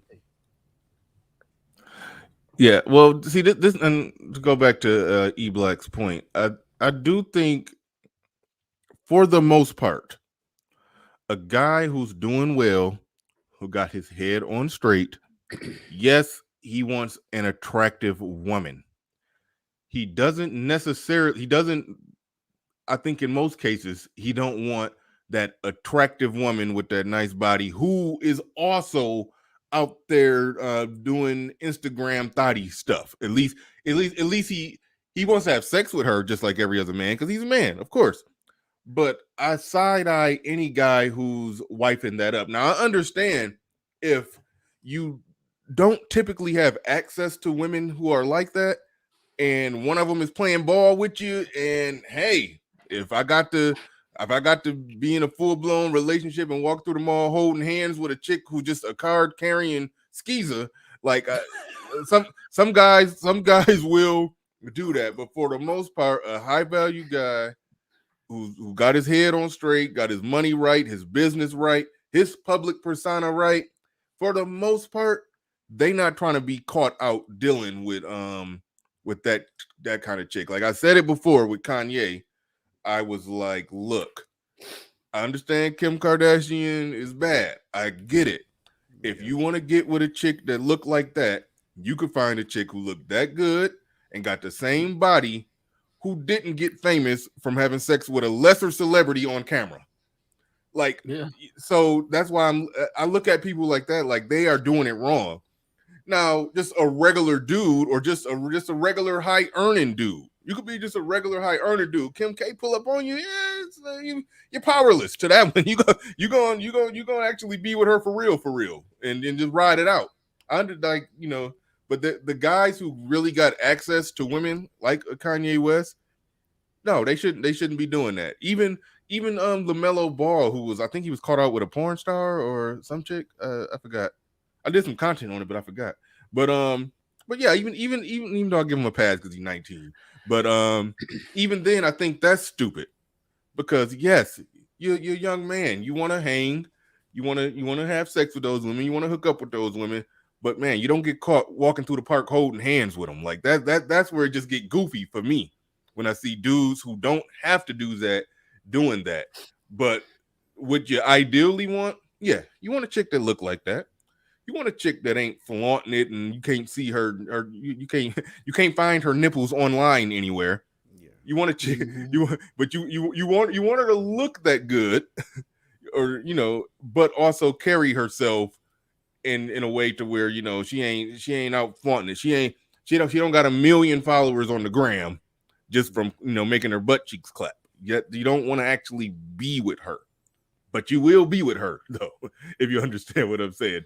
Either short term, temporarily, have a good time, but overall, that's where it gets ridiculous for me when dudes who got better options get caught up in an actual full blown relationship and or marriage with a chick who's just a card carrying. You know, you could damn near see that this chick sell pussy for a living. Like, cut it out. Like, what are you doing? It drives me crazy. Yeah. And that was pretty much my like what you said. Hit it on the head. Is like there's two different types of guys. In that sense. So a guy who literally is only high value by money and value. That guy type of guy, yes, he's going to look at a girl like Amber Rose and be like, it's right off on the sunset. a guy who's more or less built himself up and has more of the natural carnal value is gonna be, you're gonna be like, hey man, what you doing? You know what I mean? Like, why are you like, what you doing with it? I can understand why like a Jeff Bezos can get trapped by a skeezer. You know what I mean? I can understand why like uh, Bill Gates can do that. But when you talk about, maybe what's the guy who on BET? Rob Johnson. Yeah, I can understand like, but Rob Johnson better not be out in these streets. You feel me? There's those are two different type like caliber of men. Like, you know what I mean? So not to be judging men, you know what I mean? Yeah. Yeah. And I don't care. I don't. And that was my whole point. So I got called a simp because I basically just said, "Hey, there's nothing wrong with Amber Rose," and everybody's like, "Oh, you would." I'm like, chill. Well, I don't understand why you got called a simp. You saying there was nothing wrong with how she looked, or nothing wrong with what? Like, what were you saying? I was just saying like there was nothing wrong with her. Like, there's nothing wrong with her, basically. Like, The same dudes that's complaining are the same. Wait, hold on, dudes wait, hold on. Let me make sure I understand Amber Rose. What did she do to get famous? She didn't pull a Kim Kardashian, did she? What did Amber Rose? I think Amber Rose just dated Kanye West and then got famous. Yeah, pretty much.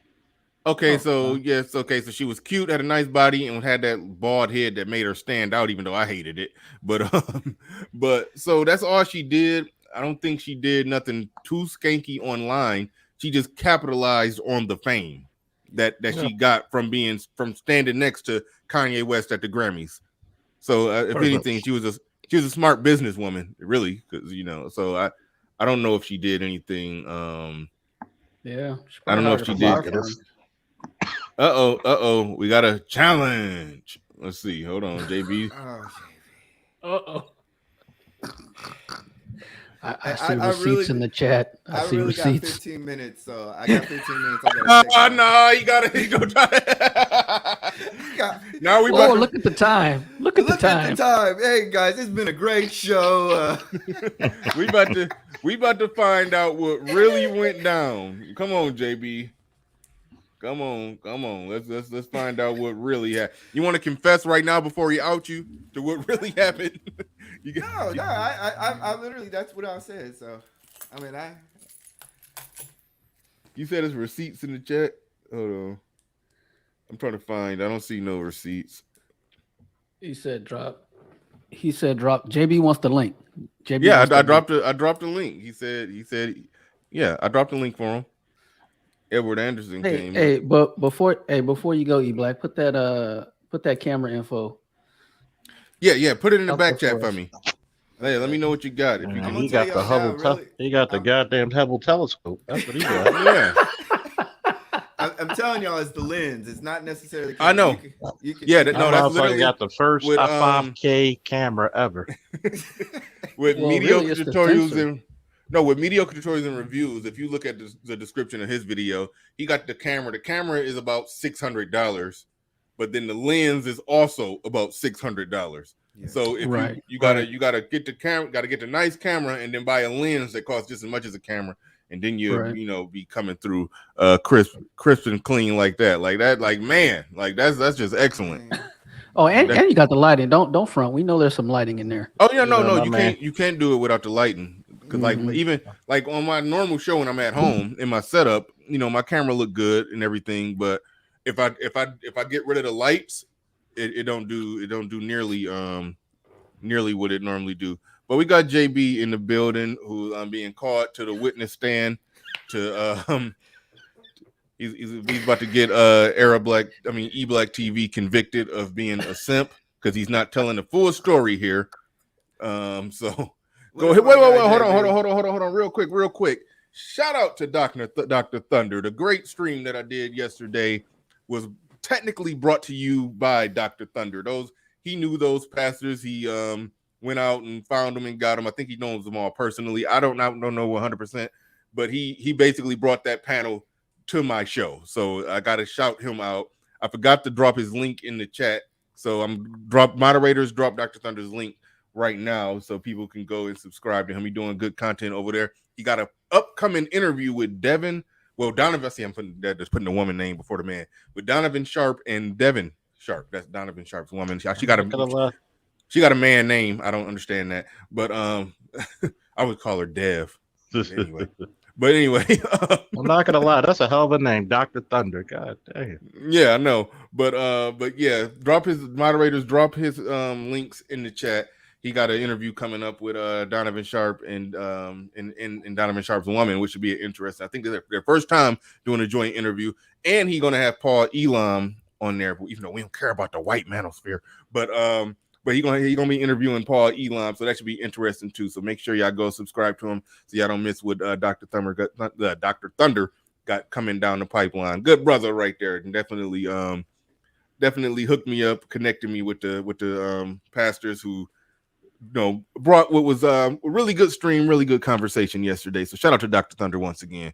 All right, JB, tell us why eBlack TV is lying. Yo, Bernard, can you hear me? Yeah, we can hear you. All right. Hey, eBlack, man. You know we cool, brother. But listen, eBlack came on here capping hard. Okay, so eBlack, there's a series I'm talking about over the past probably over the past a month or so.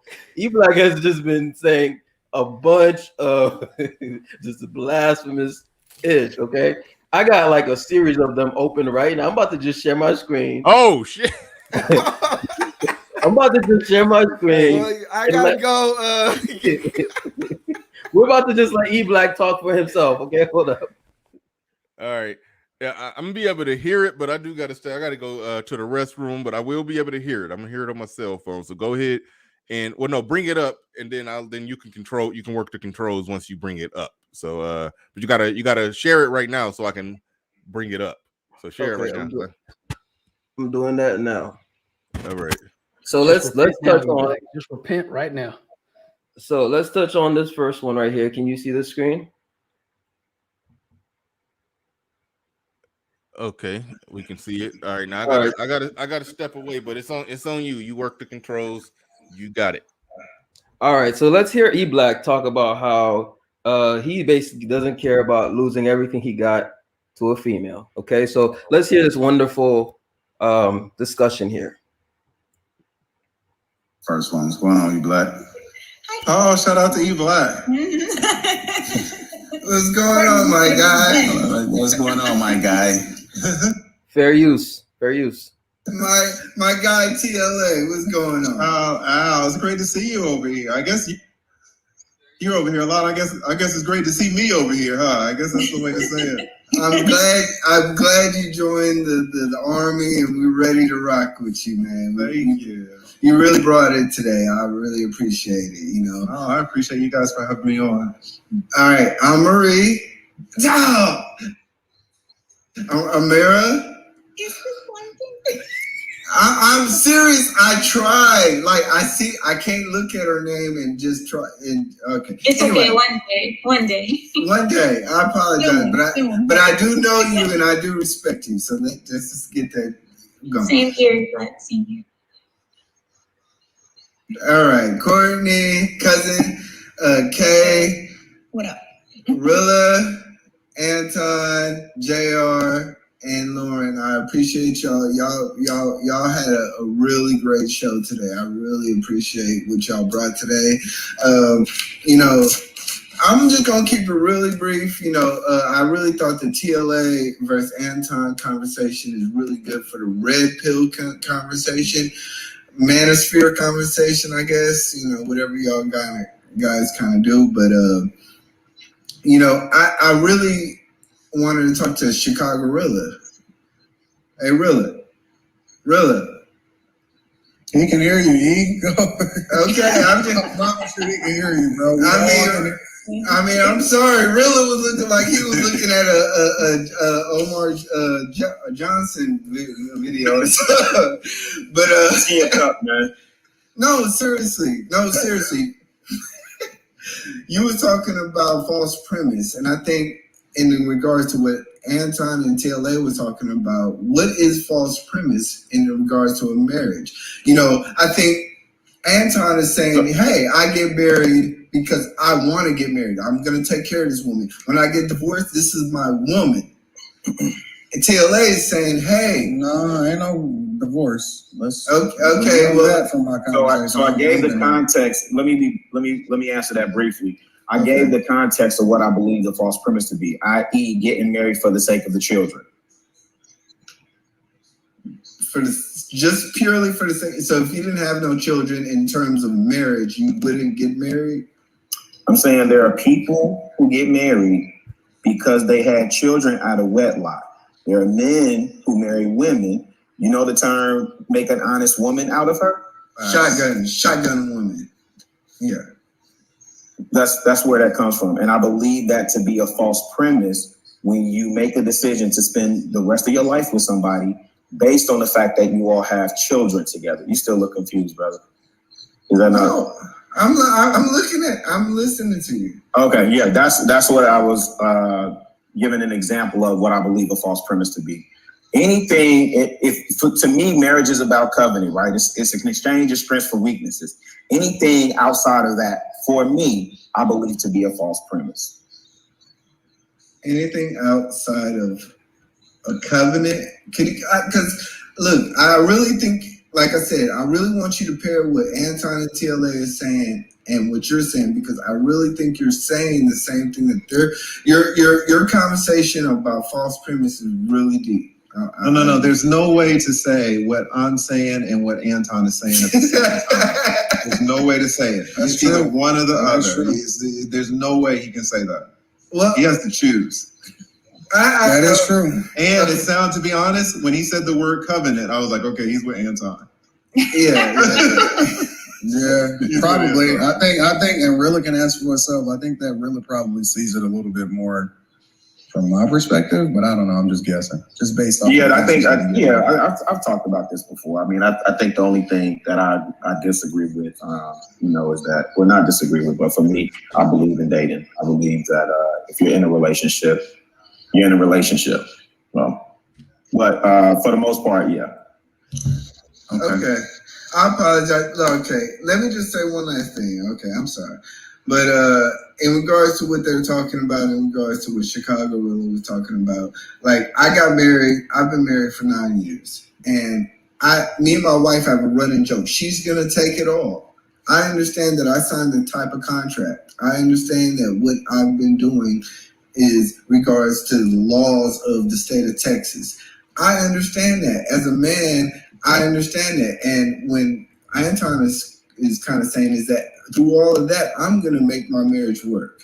So I think it's a battle of both things. And I think in a lot of times red pill rage gets met because of what TLA is talking about is you get burnt.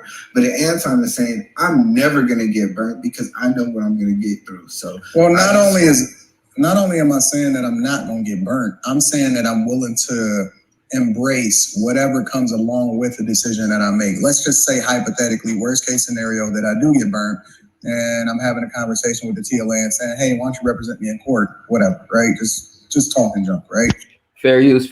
And by the way, the reason I didn't clip this is because I don't want E-Black to say we're clipping him. So the full context is here. You're about to see how TLA is about to cook E-Black, okay? TLA is about to cook him. I'm willing to own that. Like, I own it 100% and completely. I'm not going to ever complain about the situation that I signed up for, and I knew what I was getting into before I get into it. I own 100% of everything that comes along with it, from the good and the bad side of it. I don't have no complaints whatsoever. I just deal with whatever comes along with it. And I come from your side, Anton. I'm not gonna lie to you. She can have a house, she can have a truck. I can walk out the door. I didn't say all of that. Look, no. Let's be clear. Look, I'm a type of dude that's been homeless. I've been shot at. You can't break me. So I can walk away from a marriage and rebuild. So I think, pride aside, I think I can do what Anton is talking about, and what TLA is saying is, hey man, protect yourself in the meeting. So I appreciate y'all. All right, E-Black. Hi, E-Black. Leave. Somebody's saying I say that until I'm paying $5,000 a month with the house. Man, $5,000 a month don't mean nothing to me, bro. Remember what you talking to. Hold on. Hey, wait, okay. Hey, Lee. Don't make that face. Question for nothing. I'm expecting a Hold on. $5,000 I think we're done. for my cash out. Okay, All right. hold on. Go ahead. Wait, put. Yeah. Is lead attorney about to cook E Black as you said? Because right now I'm the sound of women, too many women talk at one time and make my ears bleed. No, you're right. You're right. So basically, somebody's gonna ask a question. I forgot. Somebody's gonna ask a question, and then E Black, TLA is gonna start talking about what E Black said, and then they have E Black come back on afterward. So that's how that one happened. That was on a whole different show. He came back we came back the next week and discussed it. So I kind of actually already had this one open. Let me play this one real quick. So wait a minute. So you telling me the plane is not about to get landed on what we just spent 10 minutes watching? Well, if you want me to because I didn't have that the pin ready at the exact time. You play video clips the same way that you talk, man. You gotta land the plane. Well, the thing is, okay, fair enough. So the thing is, you see how long the rest of this video is. I forgot the exact spot where TLA starts cooking. But we still got our point though. What E Black said. He did say that he don't care. He willing to lose it. She can take anything. She can take anything. Which was the thing that TLA ended up pushing on. And basically TLA was like TLA basically said he's a whole victim and he doesn't even realize it. Yeah. Okay. Well, we'll try to find that. Just briefly, let's try to find that. Okay. It's literally it's on the next week's show.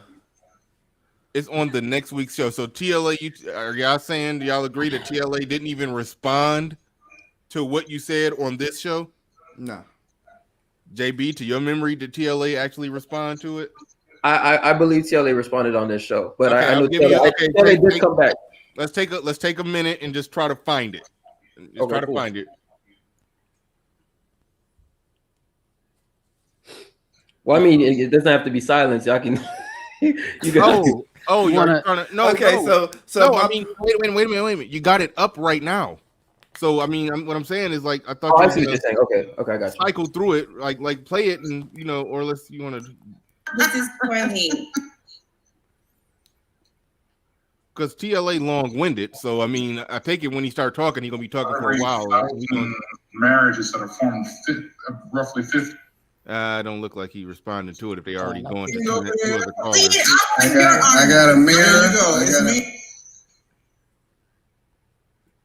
Yeah, Bernard. Honestly, I don't want to spend the audience's time looking. All right, that's fine. All right, so you just want to pull up Exhibit Z. Yeah, let me just pull up this one because he said some bullshit on this one too. He said some bullshit. You want to repent now, E Black? You want to repent now? Mm-hmm. All right, go ahead. What's going on, my guy? That was super. Wait, hold on. Is it 10 minutes later in the conversation? Pause. Let's go on.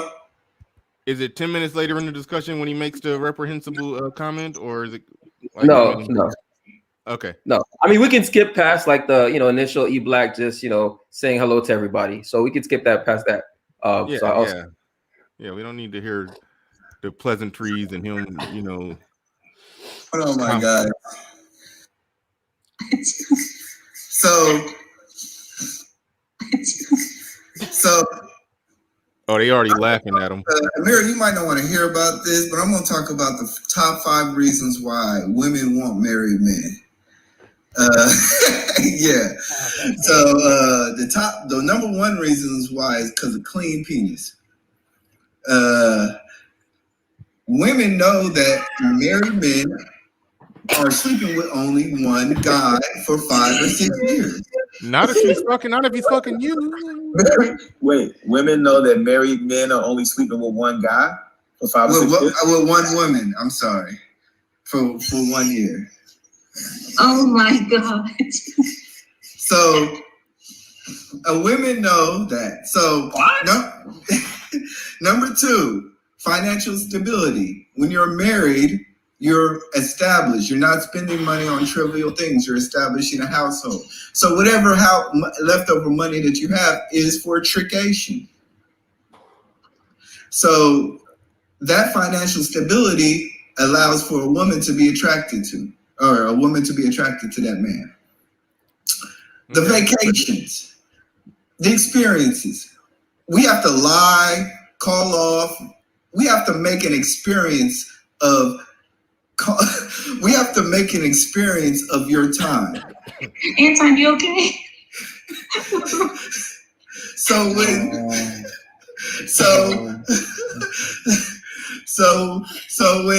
so when women who see a married man, they understand that their time is going to be treasured. And we're going to take the most amount of our time because we don't have a lot of time. We have to spend it with our family. Number 4, the character of a married man. You know, married men are, like I said, financially stable. We've married, we've handled our business.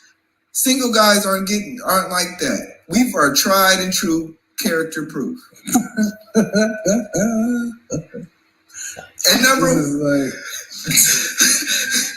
number 5, and the last reason why married men are attracted. Wait. So we got good character, but we cheating. Yeah.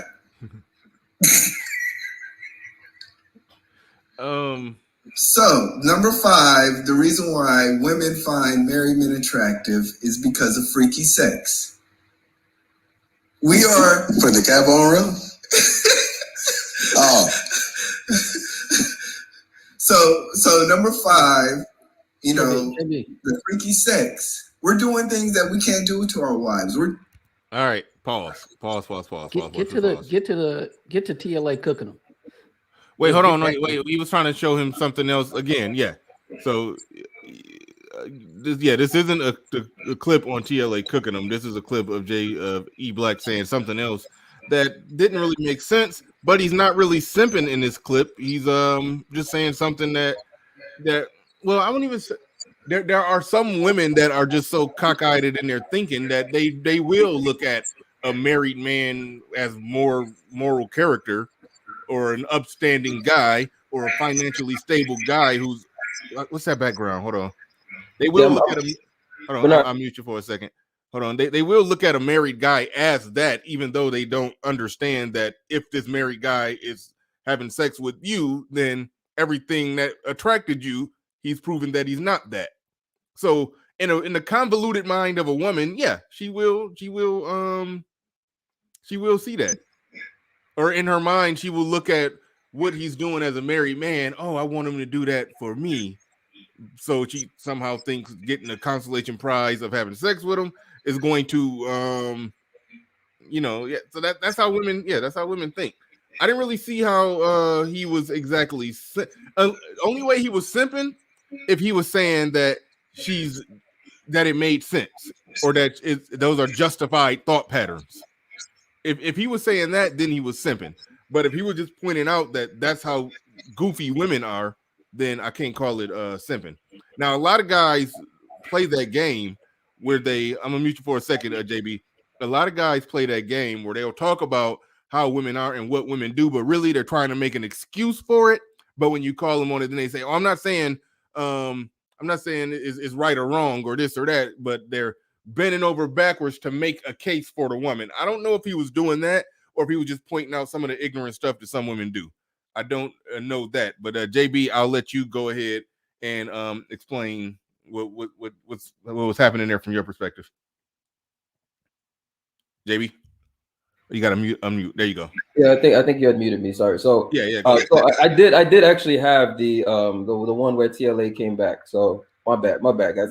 To Edward's point, I probably should have clipped those. I just didn't want E Black to say, "Oh, you guys are clipping me." So but I do have the one where TLA came back. So we can play that.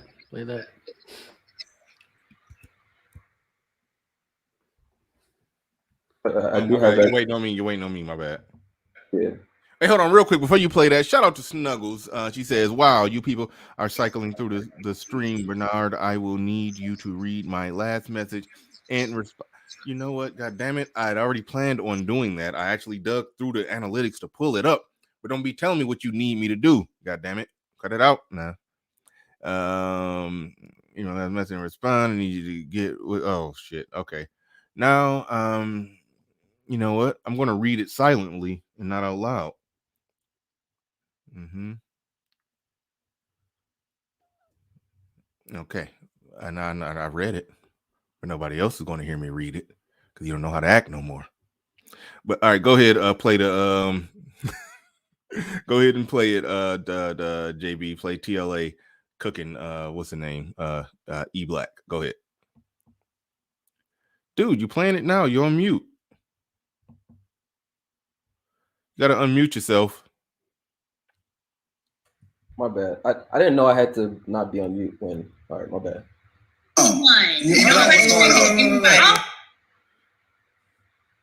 What is the best situation? Why you ain't back on your post at work, man? Man, another guy, but somebody said that. But anyway, that's my point on that. TLA, you mentioned something very specifically in terms of how my approach to my marriage is. You know, I've been homeless before. I've been shot at. I've had a hard life. You can take anything from me.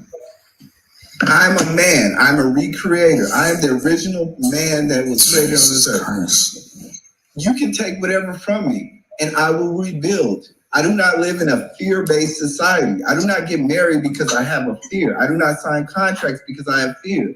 When I got married, I didn't sign a prenup because I knew that at the end of the day, if she took everything away, I'm man enough to rebuild. Now, I understand you just proved his point. Thank you, Anton. You literally just proved his point without him saying one word. I understand what you're saying, but I understand from TLA's standpoint is that the men cry, they get mad, they swallow a red pill, and then they want to rage out. Jesus. But that's fine. That's what them cats want to do.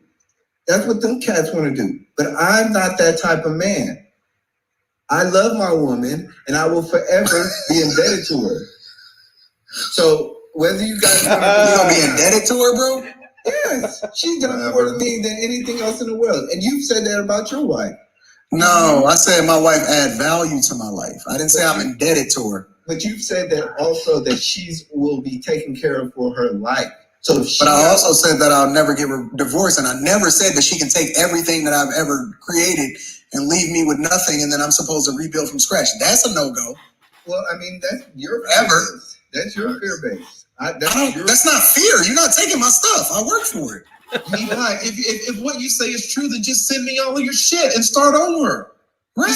You're saying you're a rebuilder. Just send me everything you have and start over. Since you're a rebuilder, but you're not going to do it. You're telling me send you or to send my wife? No, send me because you like to start over, right? Let me give you the opportunity to start over. Let me give you the opportunity to rebuild. Since you're a rebuilder. But let's be honest, that's another logical fallacy in which I'm talking about having a relationship with a person. I'm giving her, not you.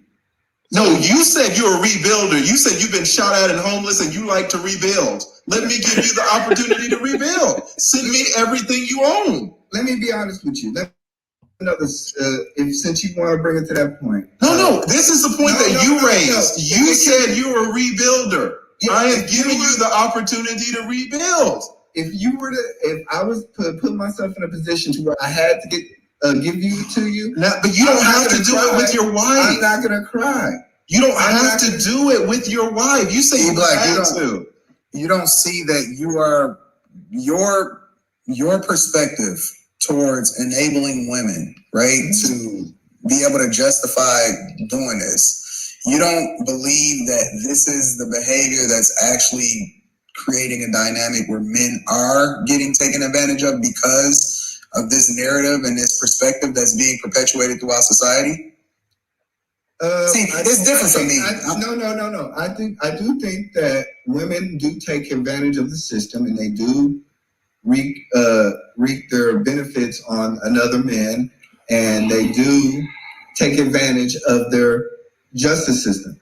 I'm saying is that whether or not I'm gonna be okay. God, TLA, he quit his $100,000 a year job for what? YouTube? What are you talking about? I don't know. I know, but I'm just saying. What? Hey, have you ever heard what he said that he charged per hour? Jesus Christ. TLA, that laugh was just I've been an attorney for 20 years. He gonna put me at 100,000. Jesus Christ. I apologize, my guy. All I'm saying is that you're man enough to walk away from that much wealth. I'm man enough to walk away from my much wealth. What's the difference? He's wait for another opportunity. He's not giving away everything. Here's the difference. Wait. Let me tell you what the difference is. The difference is retiring. The difference is I've worked 20 years and now I'm not rebuilding. Your situation is that you will be penniless. How can you ask what the damn difference is between being financially set and being penniless? I'm not starting over. Okay. You are starting over. That is clear. Wait, you asked me what the difference is. I'm explaining to you a very significant difference. When someone retires, they are not penniless, hopefully after 20, 30 years of working. The difference is huge, E-Black. It's everything. You are penniless. Wait. You asked me what the difference is. The difference is you are penniless and I am not. You are rebuilding and I am not. That's the whole point. No, it's not the point. The whole point is the fact of like the matter of this. If you're a real man and if you've built anything. Oh my God. If you're a real man. Jesus Christ. Did y'all hear that? Wait, did y'all hear it? Sometimes victims can't even understand what they're saying. He said, if you're a real man. Did everybody catch that? All right, E-Black, I'm done. Y'all 1% guys be all cap, I'll tell you that. But I'll be like this. I'm gonna tell you like this. Adam lost the whole Garden of Eden. And he still rebuilt. What the f is going on, bro? What are we talking about, dog? Okay. Wait. Samson lost his first wife and he got remarried. Hey, no. Listen. I'm gonna be honest with you. I'm gonna be honest with you. Real talk. That's bullshit. Real talk, bro. I'm gonna be honest with you. Like, I'm always open to the possibility that I'm wrong. One of the things that was beneficial for me when the league came on my show is I just let it, you know what I'm saying? I was literally observing because I wanted to hear his insight as a person that's been a 20-year divorce attorney, right? Now, I took the information that he gave me and I put it together with some, what I already have experienced, right? And it gave me it helped me to make more informed decisions.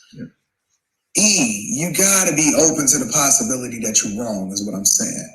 You gotta be open to the possibility of learning new information and making more informed decisions. That's what we do when we have conversations with people that are experts in their field and they give us, a completely different scenario or more information that helps us. You gotta be open to that, bro. It's not always a debate. Sometimes it's just a conversation that helps us grow, right? Well, and like I said, I could have sworn somebody said that last week, didn't they?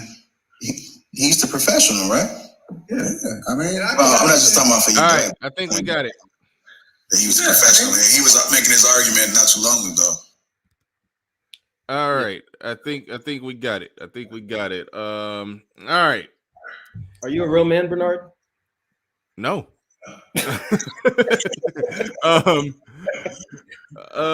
Okay, here's the deal. Going backing up some. And JB, when you're not talking, mute yourself because for whatever reason, it's like some weird feedback that I'm getting from you. So yeah, just whenever you want to say something, just unmute and interrupt. But all right. So here's the deal.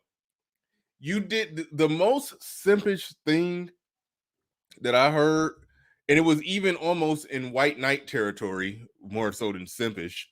You said something along the lines. I wish I could remember the exact wording, but it's a classic move that people do when they try to figure out a way to delegitimize the things that men are saying in the male spaces.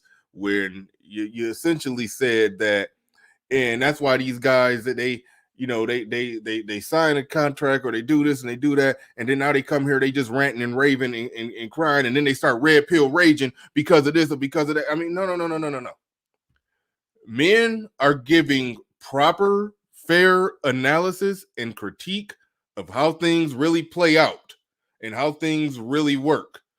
It's like whenever somebody try to depict the objection to whenever somebody try to depict our objection to how the system work, how women act, how men are treated in the child custody system, or how, whenever somebody try to depict that, and see, yeah, well, you just was out there doing stupid stuff, and now you mad at your own decisions, and now you red pill raging. No. We giving fair, honest critique and analysis, not to say fair and accurate. We give accurate critique and analysis of what's going on. So whenever somebody try to depict that as, and that's why y'all red pill raging, it just reeks of somebody who shout out to somebody said with Pablo was like, whose side are you on? That reeks of somebody who ain't on the side of men in these discussions. That was my first initial takeaway from that. Go ahead. I think you go ahead. You can respond. For some reason, you muted, even though it don't look like you muted on your end. You're muted somehow on your end. Because on my end, you're unmuted. All right, JB, what you got on the overall? You said what I got on what? Yeah, just go. You can go ahead and give your post clip analysis. Oh yeah, so I mean, basically the whole thing is that the reason why people call him we got you now. You good now. You good now. Go ahead. Go ahead. The reason why people are calling E Black a simp is because he's been saying a lot of simpish stuff lately. You know, I rock with E Black. E Black knows this. I rock with him, but he's been saying a lot of simpish stuff lately. And at first, I actually thought he was trolling because I mean, even the part where what he mentioned earlier about the Amber Rose situation, he completely lied about what he actually said. What E Black came on the LaPew show and actually said about Amber Rose was that she's a top 5 woman, period. Like, not like in her prime, not like she's a top 5 woman, period. And it was so laughable that everybody just started cracking up. Okay.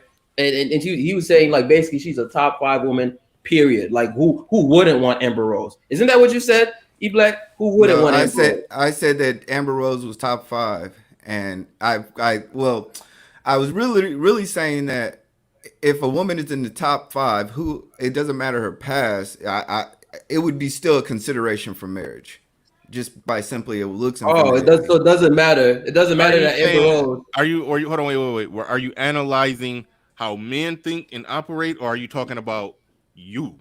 It don't matter her past if she looks.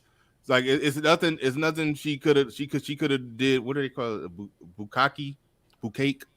She could be on camera. Damn, Bernard. she could be on camera doing some of those.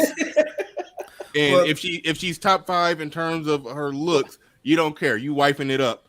I mean, I'm just saying that's in general the idea. Basically, no. I made it personal. For me. Well, I'm already married, so it's kind of like I have to be. You know what I'm saying, man. I know what you're saying. Like, okay, well, were you talking about yourself? Okay, me personally, I would, if I was not married, I would have to consider. Okay, this is the top 5 women in the world. Would I marry her? Probably. So okay, so yeah, so that's a yes. You would marry a woman who was on camera getting a golden shower by a. But most men, if she was top 5 in terms of looks, you would still marry her after she was on camera getting a group golden shower. But most men would do that. That's not the cap. No, we wouldn't. Listen, E Black. Listen, Amber Rose is a whore. You understand? She is a whore. Why would anybody marry her? So this is my whole point. This goes back to my whole point. She got married, right? She was married, right? Yes, she got married to somebody who's mentally unstable, but I mean... But okay, and that goes back to when I was bringing up with Kanye West. Kanye West can't be mentally unstable if he's a billionaire, and if he won, but then if he's also one step... Hold on. Let me finish. We had a billionaire president that was mentally unstable sometimes. I mean, but that's the point. These people are like we sit here and say they're crazy, but then they can't be crazy if they're in the Oval Office. They can't be crazy. He can't be too crazy if he's one step away from the presidency. One step. So if he's having a woman that's a slut, but he's one step away from the president of the United States, what does that really say about the value of a woman in the sluthood stuff? It's like that doesn't mean anything. It don't mean anything to Kanye West, but that was my first criticism. I mean, he talking about he married Kim Kardashian. Kim Kardashian was in the Oval Office. Yeah, all of that is stupid to me. How many women have I dated that's been in the Oval Office, and they've done less than what she's done? E-Black, this is the hill you're dying on. E-Black, you're a hypergamous male. You sounding like a hypergamous male that looks at a woman's status and clout as a badge of, ooh, I want to get with her. Men typically don't. Let it go. Men typically don't think like that. I mean, no. What I do is I don't sit here and I don't like. Men who ask a woman what their body count is, that's the type of men you guys are trying to make me to see. No. I'll be like this. Hey, I don't care your body count. I don't care about none of that. I've dated strippers. Like, I don't care about none of that. Dated? Yeah, I've dated strippers. Hold on. Dated means she come over for Netflix and chill, and y'all have some sex. Y'all might go out here and there, and then go back and have some sex again. That's dated. Marrying is a whole other thing. Yeah. Being in a committed relationship is a whole other thing. Yeah, like men who talk about the body count, if they're having an intelligent conversation about the body count, they're having an intelligent conversation about it from the standpoint of they're not going to be in a committed relationship, walking through the mall holding hands with the town hoe.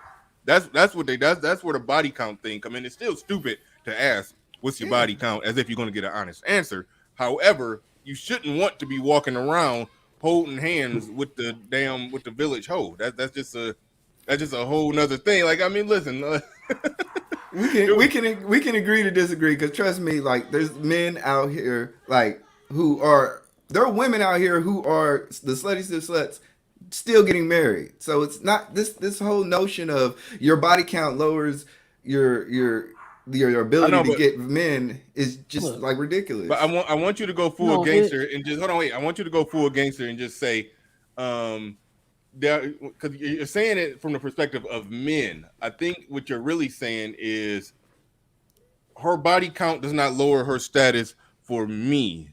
I don't care if she was a hoe and on camera being a hoe. I still love her all the same.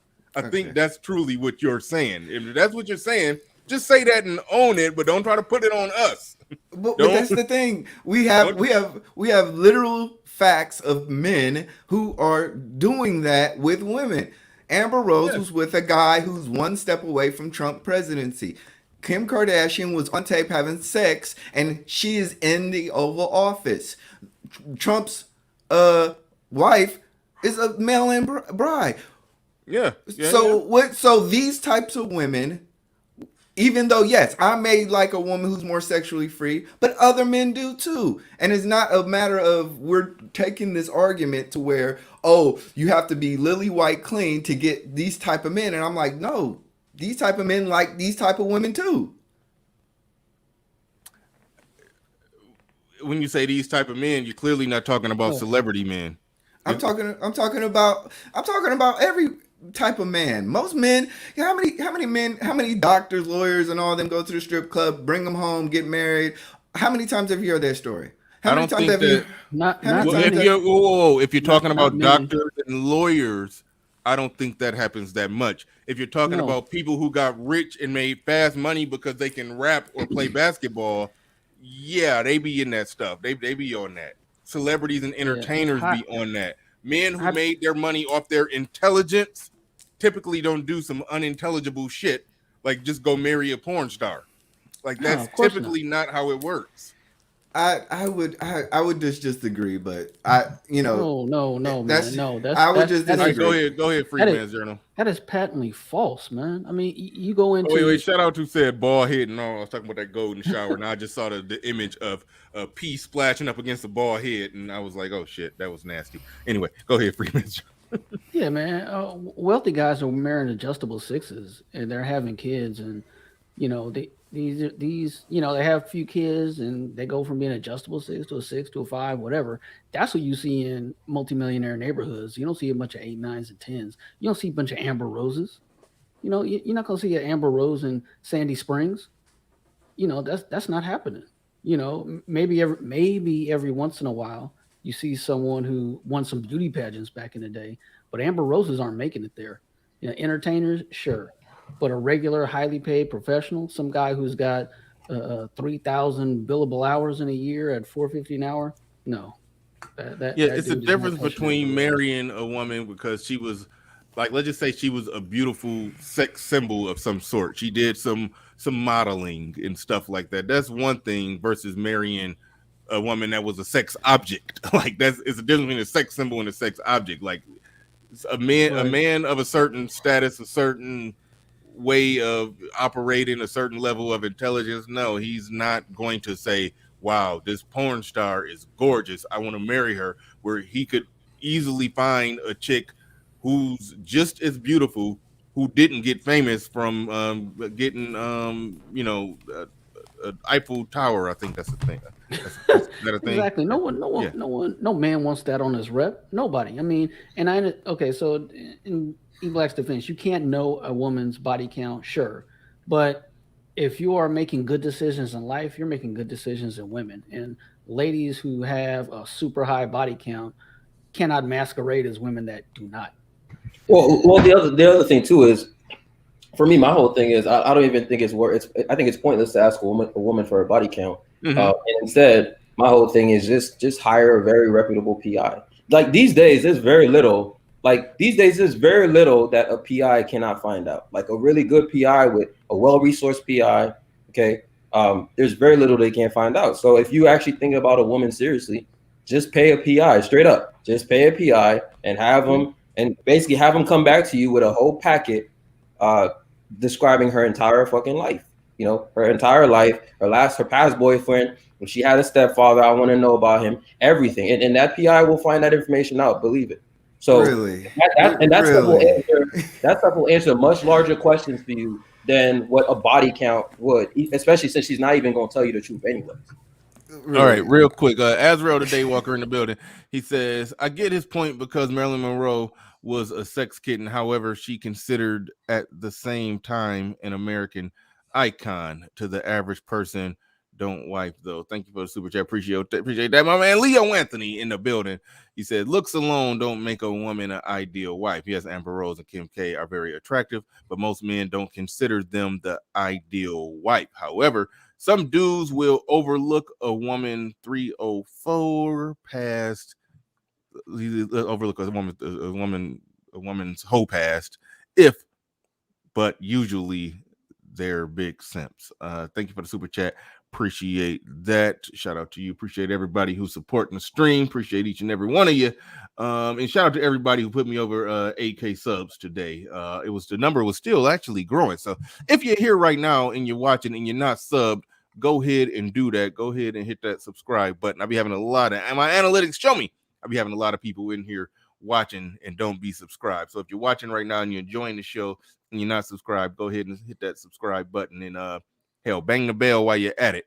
But we got the notorious ARC. Well, hold on, before we go to the notorious ARC, Silent Lamont in the building says she got to be perfect not to be a hoe.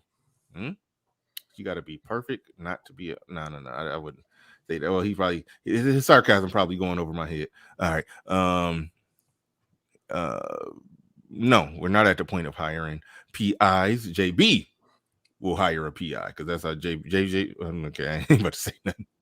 But all right, we going to the notorious ARC. Wait, Bernard, you were about to. Oh yeah. Well, I mean, we've had some off the air conversations where there's some information you said to me that I was like, oh, when you said the PI, I was like, okay, yeah. Okay, it made sense. I almost outed you, but we're gonna go to the notorious ARC. Go ahead, you got the floor, you got the mic. Well, I tuned in late, Uh-huh. and so I don't know what was said in the whole show, and I'm not that familiar with the brother named E Black TV, so I'm not going to defend everything he has said, particularly before I tuned in. Mm-hmm. But I did jump up here to at least partially defend some of his comments. I'm saying, guys, now if anybody speaks for themselves, I have no argument ever against that. So if any guy says I would never date or marry a woman who's had, say, 25 or more sex partners, I'm not going to ever argue with that because that's that guy's personal preference choice. But for guys that go as far as to say no man would date or marry a woman who's had, say, 25 or more sex partners, I want to know what crack cocaine they smoking. Because I'm older and I've seen a lot. But shit, I've talked about this on my channel. There are porn stars who are married right now as I speak. There are porn stars who are fucking married. Strippers who people know have fucked multiple guys are married as I speak. The exception makes the rule. No man would marry a woman like that. ARC though? Who said nobody said no man would marry? I heard somebody who was on this panel say no man would marry a highly promiscuous woman or something to that effect.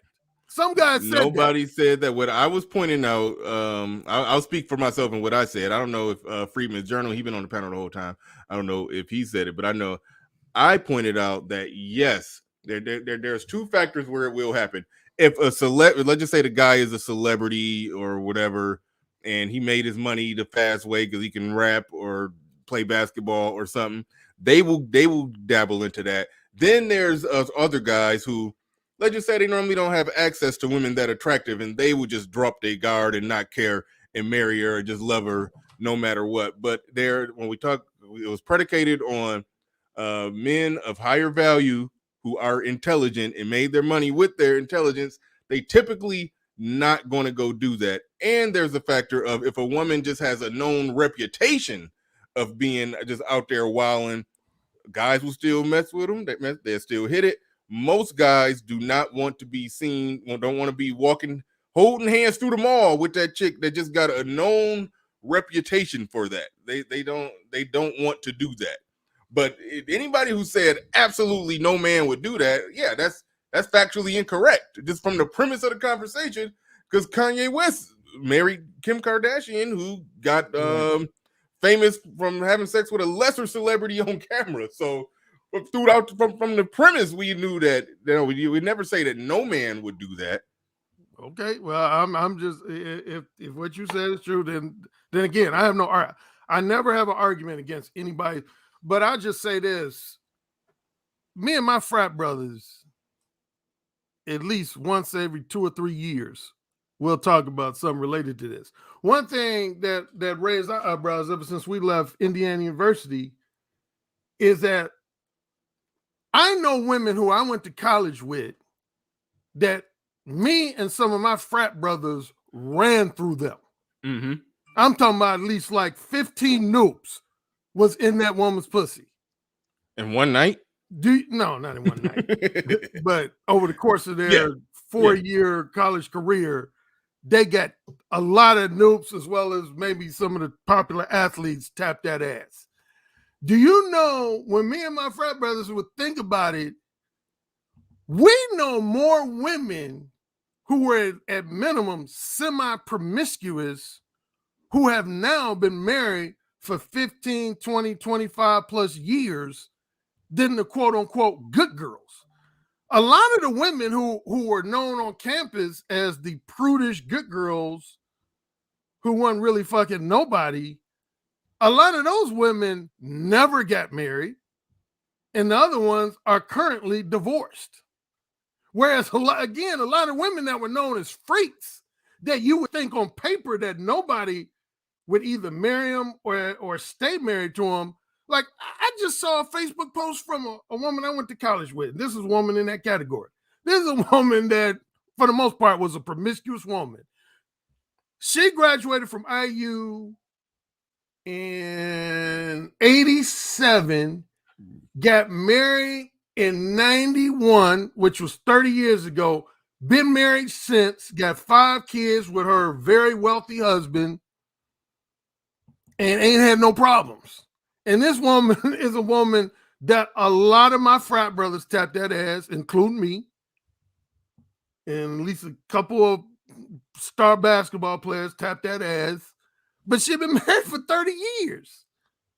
And I can flip that with, I know some other women again that were either virgins or close to virgins that they ain't had not one fucking husband. They had not one fucking husband. So it leads you to believe, what's the advantage for some women having a reputation as the good girl if it didn't land them with no fucking ring on their finger? If it didn't cause them to stay married, which is what a lot of these, now some of these women maybe never wanted to get married, and that's their choice. But I'm just saying, you can never really pass judgment, because let's flip that around. And you know this has been a discussion in the manosphere. In the same way, a lot of men are hard on women's promiscuity. On paper, you would say, well, ain't no woman gonna fuck around with no drug dealer. But shit, like this drug dealers had multiple bitches. Of course. You would say if a guy got a criminal record, he gonna have a hard time pulling bitches, but there's motherfuckers with criminal records that have had multiple bitches.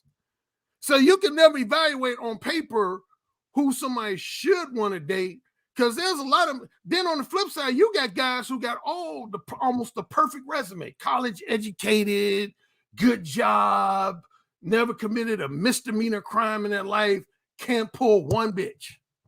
Can't pull one bitch. That's half the reason why the man is. I was just about to say. Yeah, I was just about to say that. Yeah, that's known knowledge that a guy's criminal record will bump his status up with a lot of women. Yeah, that nobody necessarily disputes that one. I don't know who would dispute that one. But well, women talk about that in the same way we talk about, a lot of men talk about women's promiscuity. I know women who I've heard say, wow, I would never date a guy with a criminal record. I don't know how any woman would date a guy like that, particularly more bougie women. I've heard bougie women say that like multiple times over the course of my life. They'd be like, why would a woman even think about dating a guy with a criminal record? They don't even give them a pass on casual sex. They can say, I can see casual sex, but actually dating or marrying a guy with a criminal record? Why would any fucking woman do that? But yet women do it. Just in the same way we say, why would any man marry a woman with a high body count? But yet men will do the shit. Well, the difference. Hold on, JB, real quick. Here's the thing. As far as women who have gotten married after they had a promiscuous past, okay. The woman in question, I don't know her full promiscuous past. I just know that I caught her on her birthday weekend, and me and her had sex a few hours after meeting each other. Now it's fast forward 7 years later or so. Something popped up on my timeline. Okay, she's engaged to be married. Okay, the guy who she's married and living in a whole other state. Okay, the guy that she's marrying has no clue about the time she had sex with Bernard Riley a couple hours after they met, or the other X number of guys she had sex with a couple hours after they met. So a woman can have that past, long as she presents herself well, which this woman does. She does present herself well. You can't tell in a snapshot. I mean, if you can read between the lines of the amount of vacations and girls' trips that was that's on her timeline. If you really go back and look, you probably can read between the lines. But overall, no, presents herself well. You wouldn't think so yeah, it comes down to if they present themselves well, they could meet a guy and they're operating with a fresh start with that guy in that city or state that they living in currently when they met that guy. So yes, that's how they do it. And actually a white woman, Obsidian right here, Obsidian would know the name of the woman who said this point to a group of women at a college. She was like basically saying, hey, date everybody, date the bad boy, the athlete, the this, the that, do all, sleep with them. Don't get pregnant. Sheryl Sandberg, yeah. And then go and when all said and done, at 25, go find a nice guy, go marry Poindexter, and keep all that on the hush. That's the game. That's the game that women gotta play. Now there are some guys who could know that she got ran through by the football team and still happily marry her. But that's just not me. If I know, Bernard, if I know how you got down, I can't put you on that level. I can't. ARC, here's the difference though, ARC. Like the difference is that we already know that, you know, I mean, like we already know women will deal with the quote unquote bad boys or pookie or whatever title label we want to put on them. We already know that, right? And generally speaking, whether or not they marry them is a different topic, but they're definitely having children by them, they're definitely dating them, etc. But when we talk about men actually marrying hoes, it's really not happening. Like it's not. It's insignificant in terms of like how much that's actually happening. So I personally hate the not all argument. You know, Bernard and I have had. It's subjective. What you're saying. I actually hate. No, it's actually not subjective. There's data on marriage. And you know, there's data on marriage. There's socioeconomic data. There's enough where you can actually come to some pretty good conclusions. E-Black. So well, I'm just saying, JB. Well, first, Bernard, I think he knew he was preaching to the choir with his examples. I wrote a whole book on women's sexual duplicity. That was my first claim to fame in the manosphere. Was talking about the woman who knows how to present herself publicly as the pristine, proverbial good girl, but really got a kinky / promiscuous side to her. So to plug my book, yeah, that's what Who Said Again is all about. To your point, JB, I wouldn't say it's insignificant. What my point is, I've heard different guys, maybe not a notable content creator, just one of their followers, say something like, well, if a woman has had, I don't know, more than 15 sex partners, she'll never be able to remain a good wife to a guy. And what I'm saying to those type of comments, that's bullshit. Because I know women that I went to college with that had more than 15, had more than 40. Oh, okay, but what about the second? Hold up, but what about the second part you said, ARC? But what about the second part? How do you know? Okay, she had all those bodies, but how do you know she actually remained a good wife? Because she's still married. That doesn't mean she remained a good wife. She's still married. That's my point. And also that's anecdotal, right? Like what you're saying is anecdotal. And when I said insignificant, what I talk about is fucking anecdotal. That's my research from my life. I ain't no research scientist. I don't promote myself as one. So damn near everything I say is fucking anecdotal. ARC, come on. ARC, you know I come in peace. Come on, man. I come in peace. So you good. You good. JB, we ain't never had no classes, but I'm just being real, man. I feel you. ARC, I come in peace, man. This stat from the CDC to back up what I'm saying. 90% listen, ARC, let me my books and on my videos. Wait, hold on, from my experiences and observations in my life. I don't give a fuck about most of the other shit. Let me hold on real quick. Let me try it. I'll go to I'll go to your next Obsidian. JB, I think the part that you missed when ARC said what he just said, he was responding to somebody who made a stupid comment. The person who said if she had 15 bodies, she could never be a good wife. That's a stupid comment. Now, if that guy would have said a woman who's had more than sex partners, in my opinion, is more likely to have a hard time being a good, committed, faithful wife, I could go with that. But when he say she could never, he made too blanket of a statement that ARC can pounce on and say, no, you're actually wrong. So ARC, I mean, when I heard him do that, when I heard ARC saying what he just said, I didn't look at that as nothing I need to respond to, because he was refuting somebody who said something that was blanketly stupid.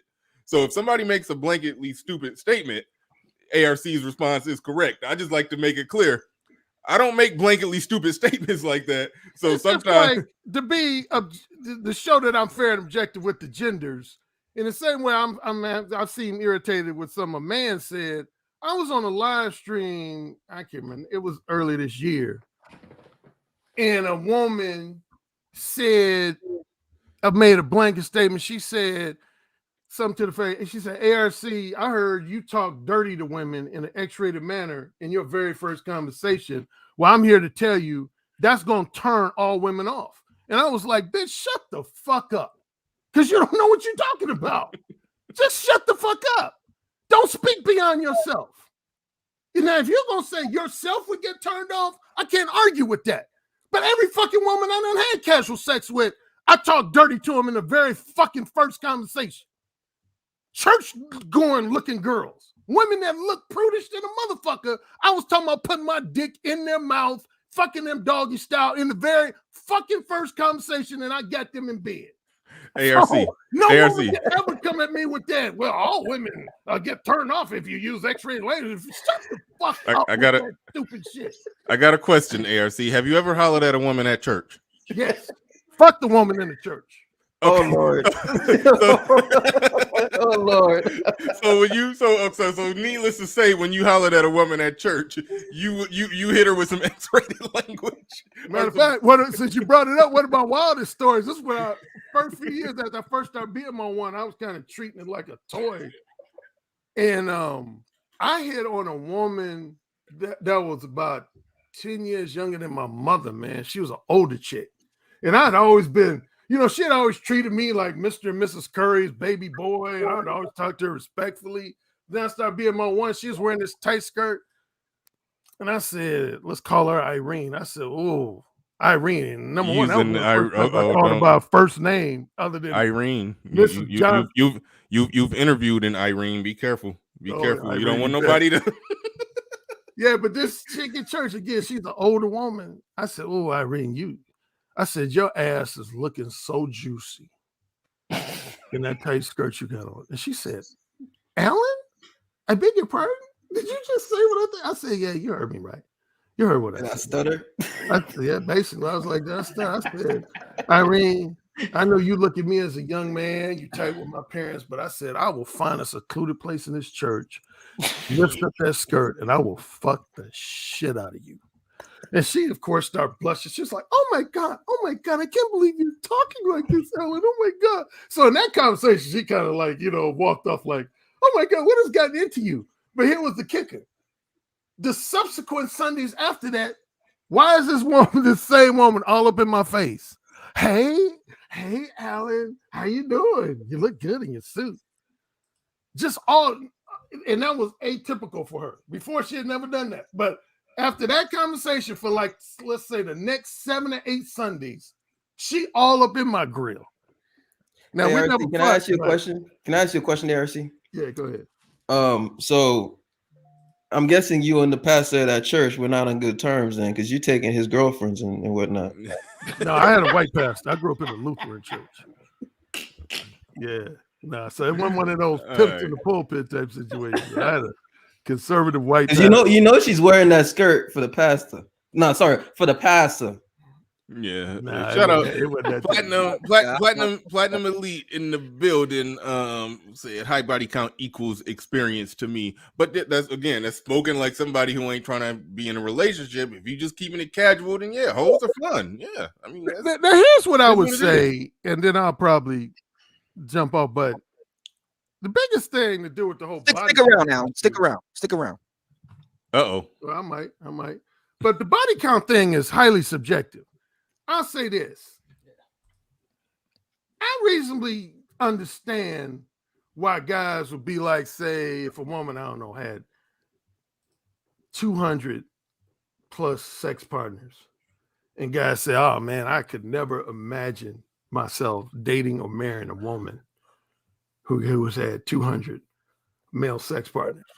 Even though I'm sure there's at least a small percentage of guys that still wife those women up. As I mentioned, porno stars are married. But I can see some men. But where I really get kind of irritated is you got so many guys that their standard for what makes a woman a slut or promiscuous. Again, like I've heard guys say, if a woman has had more than 15 or 20 sex partners, she's a slut. And that's where I'm like, oh man, come on. Shit. You think most married women today ain't had 20 fucking sex partners? Are you serious? I always struggle with trying to put a number on it. I mean, if she's 30 and she started fucking at 15, that's one per year. So exactly. I mean, how do you really say that? That's That's so what I'm saying. I don't even play around with putting a number on it. If you have a reputation that perceives you, you'll never be my woman. That's just where I'm at with it. We got let's. All right, really briefly, we do want to hear what Obsidian got on this one. So really briefly, Eat Black. Well, it's kind of like the car analogy that I say. You know, some people say I would never have a car with more than 2 owners, right? And then some people would say, well, you got 1 owner, but 300,000 miles on it. And Exactly. he's like, what's the difference? You know, so it's just a matter of your own preference. You know, some. I don't go. Hey, I got to be honest. I got to interject here. I just had this discussion in Black on a video on my channel, and it actually raised a lot of eyebrows for some of the men who listen to my video podcast, because I made the point.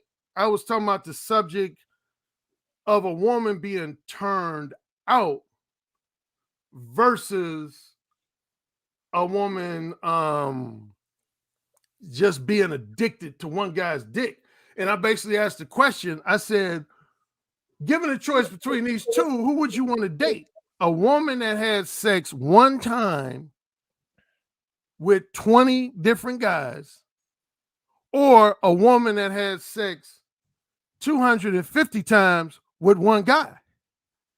Because I've experienced both, and I can tell you, it's more of a challenge to come behind a guy that has fucked one woman 250, 300 times, because in most cases, she gonna be addicted to that dude's dick.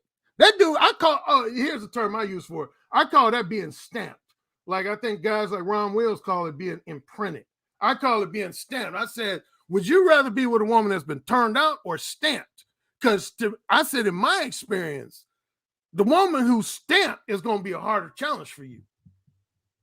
Unless the guy just was horrible in bed, he just sucked or something. But if he sucked, why would he be able to fuck her 200 times?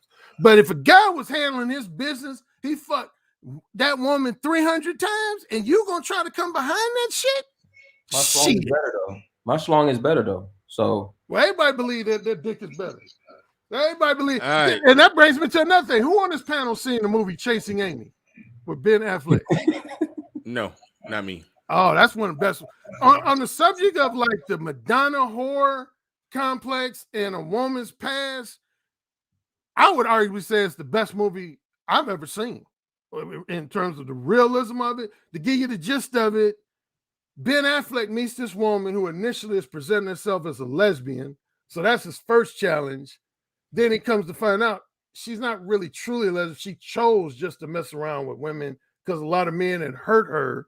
So he starts dating her. Everything's going fine. Then he runs into 2 high school classmates of hers at like this 7-Eleven. And they're like, yo, man, we heard you dating Lisa. And he's like, yeah. And they basically like, oh, dude, Lisa, man, when she was in high school, she was a big ass freak, man. We had an orgy with her, man. You like dating a freak, man. We didn't all tap that ass. And he like freaks out because he suffers from the Madonna horror complex. So he goes off on her, and then the movie unfolds from there. And at the end, the guy who wrote the movie, Kevin Smith, he plays his character, Silent Bob. He drops this gem I thought I'm going to share. He says, one of the reasons, I'm paraphrasing his words, but basically he says, one of the reasons why a lot of guys are concerned with women's body counts is, he said, let's say a woman has had 9 sex partners before you. Most guys' fear is that they're going to be ranked 10th on that scale of all the 10 sex partners. They scared of being ranked 8, 9, or 10 and having 7 guys ranked above them as a better lover. He basically says, if you know you was that woman's number 1 lover out of the 10 lovers she had, you don't give a fuck about her body count. You don't give a fuck because you know your dick was the best. But if you rank 7, 8, 9, and 10, yeah, you give a fuck. Because you know if one of those other lovers comes calling, she's gonna give them the pussy. And I was like, amen to that. Amen to that. Well, here's the only thing I care about, ARC. The only thing I care about is that I don't want to go to a restaurant or a gala or whatnot, and every guy in there has smashed my chick. That's pretty. When it comes to body counts, that's pretty much my only concern. I don't really care how I rank with other guys. You know, I know I got the power of ancestors, backing me. So I don't really care how I rank with other guys. So, all right. Real quick. I promise I'll go right to you next, Obsidian. Malcolm Luther X the third in the building says the cold part about body count is that a woman will likely have more bodies than you will. That's the elephant in the room, and why men don't really want the true answer to the question. Thank you for the super chat and appreciate that. All right, we're about to go to Obsidian real quick. I'm about to say this, nobody respond to it. I'm gonna pass it right to Obsidian after this. This piggybacks on what JB just said about don't want to be in a room at a restaurant or whatever, and every guy in there has had sex with your woman. I know somebody who found out his woman, a woman that he got pregnant, who I guess he was dating her, fell in love, in like a matter of, a month, that got her pregnant, and is his woman. They walking holding hands, pregnant belly showing, and that's just his woman. He was in love with her. He figured out she was a hoe because when they would run into guys out in public and they're like, "Hey, Lisa," and then they look down and they see Lisa's pregnant belly. He could start seeing these guys looking like they counting back in their head, like they trying to figure out when was the last time they had sex with her. Like they trying to make sure that ain't their damn baby. You would see dudes that like he could tell they was counting back the months because like she was about 6 months pregnant, and they sitting there like, "Ooh, that was January. No, it was winter. Okay, all right. It was 10 months ago. I'm good. He could see them and counting back in their mind like, damn, like these guys are giving I fucked your woman energy. I hope that ain't my baby. Like it's like I was just like, damn, like it was just a weird situation that he said he found himself in. But anyway, just wanted to share that story real quick. Obsidian, go ahead. You got the flow. Yeah, several. Okay, so we got a lot to untangle here, but I would just say right off the rip to JB, there's a real easy solution to your quandary. 2 words: Stacey Abrams. I guarantee you will never be in a and somebody say, "Man, I had a great time with her." And here's my point. So we're not being honest here. There are a whole lot of black women like Stacey Abrams. Came from a devout background, father's a clergyman, smart, but she's not, nobody's going to ever accuse her of being a beauty queen. See, what a lot of brothers, and Alan, it does hit on something with this. See, what a lot of brothers want is the hot chick without any of the risk. So that's what they really want. And I'm sorry, that just doesn't work that way in today's world. It might have worked that way in the past. I'll grant you that. Not today. I reject the premise. There's a difference, but there's a lot of middle ground between the hot chick somehow with no risk and Stacey Abrams. But see, a lot of brothers don't want average at best chicks. They don't. I said there's a lot in between. A lot of that. brothers don't want average. You said there's a lot of middle ground between Stacey Abrams and a hot chick. I agree. I know, but that middle ground is 5. Okay, they don't want that. Okay, if Stacey Abrams is zero, and the hot chick with no risk or no sexual past is 10, then that means it's between a lot of guys don't want that means it's 2, 3, 4, 5, 6, 7, 8, and 9. It's not the middle. No. Above average chicks go with above average guys. And see, that brings me to my next point. So we're talking about the average that guy. brings me to my next point. Alan's personal experience is not what the majority of black men here will be able to relate to. Let me explain this. Alan is a graduate of a Big Ten university. Does anybody here understand what that means? And I'm not talking about in terms of football or basketball. You mean as far as societal status or status with women? Big Ten means one of the biggest research universities in the country. Mm-hmm. Okay? That's number 1. Number 2, Indiana University is the birthplace. Indiana University is the birthplace of Kappa Alpha Psi fraternity. Okay? Alan is not just a member of that fraternity. He's a member of where it all began. by definition, Allen, as far as black men go in the United States, is a member of the elite. His experiences along the lines we're discussing right now, most black men right now tuning in, and I would dare say on the panel, just cannot relate to that. They just can't. Okay, so and see, that's very important here, because when we're talking about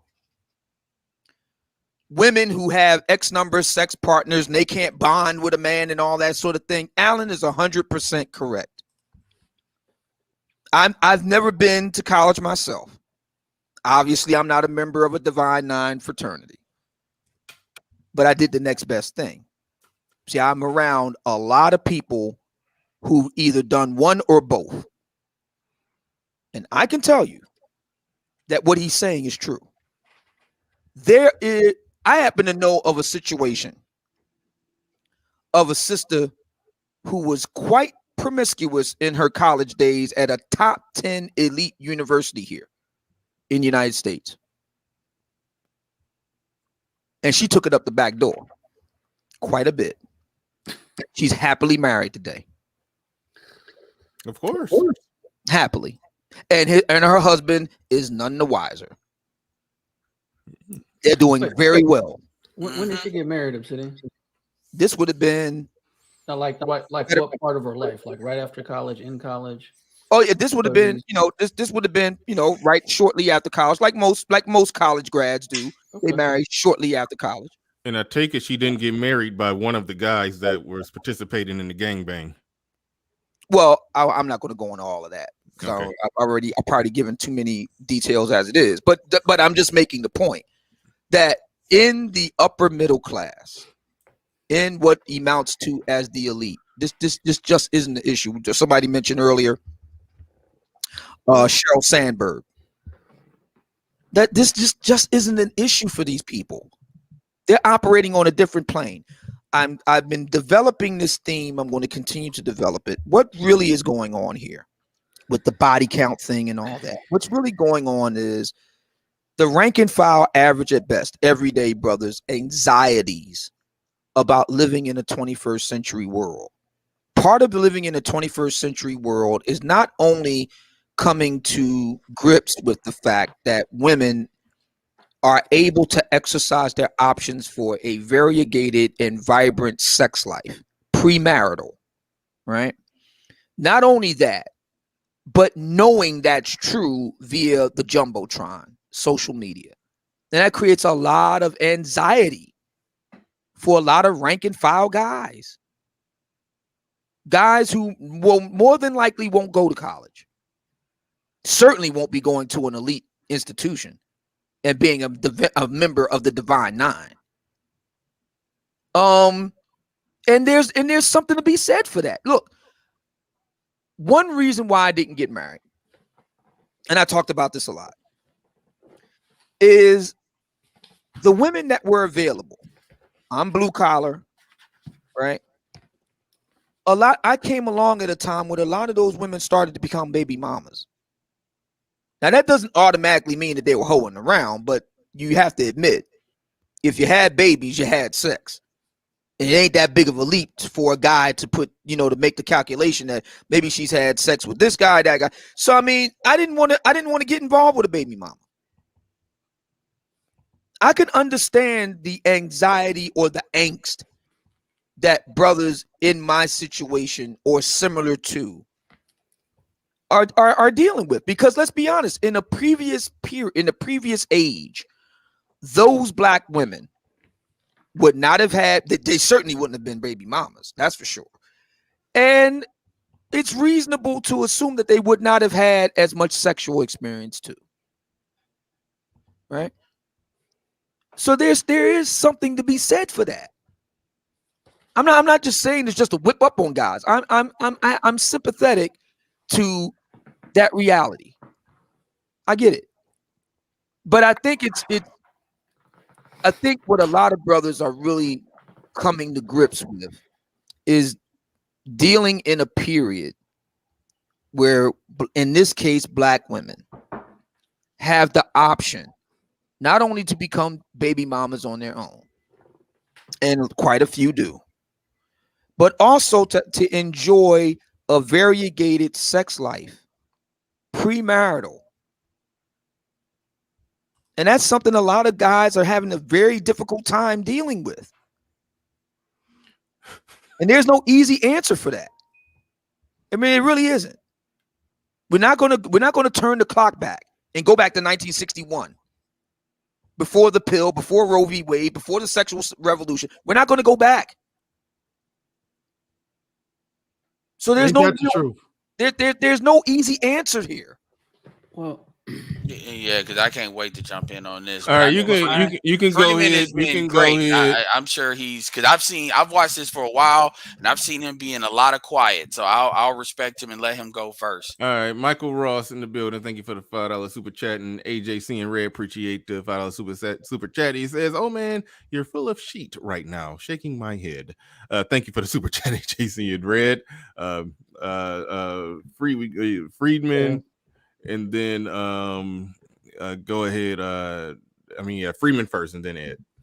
Okay, yeah, I agree with Obsidian. I don't think you agree that guys have anxiety. Well, what about women having sex?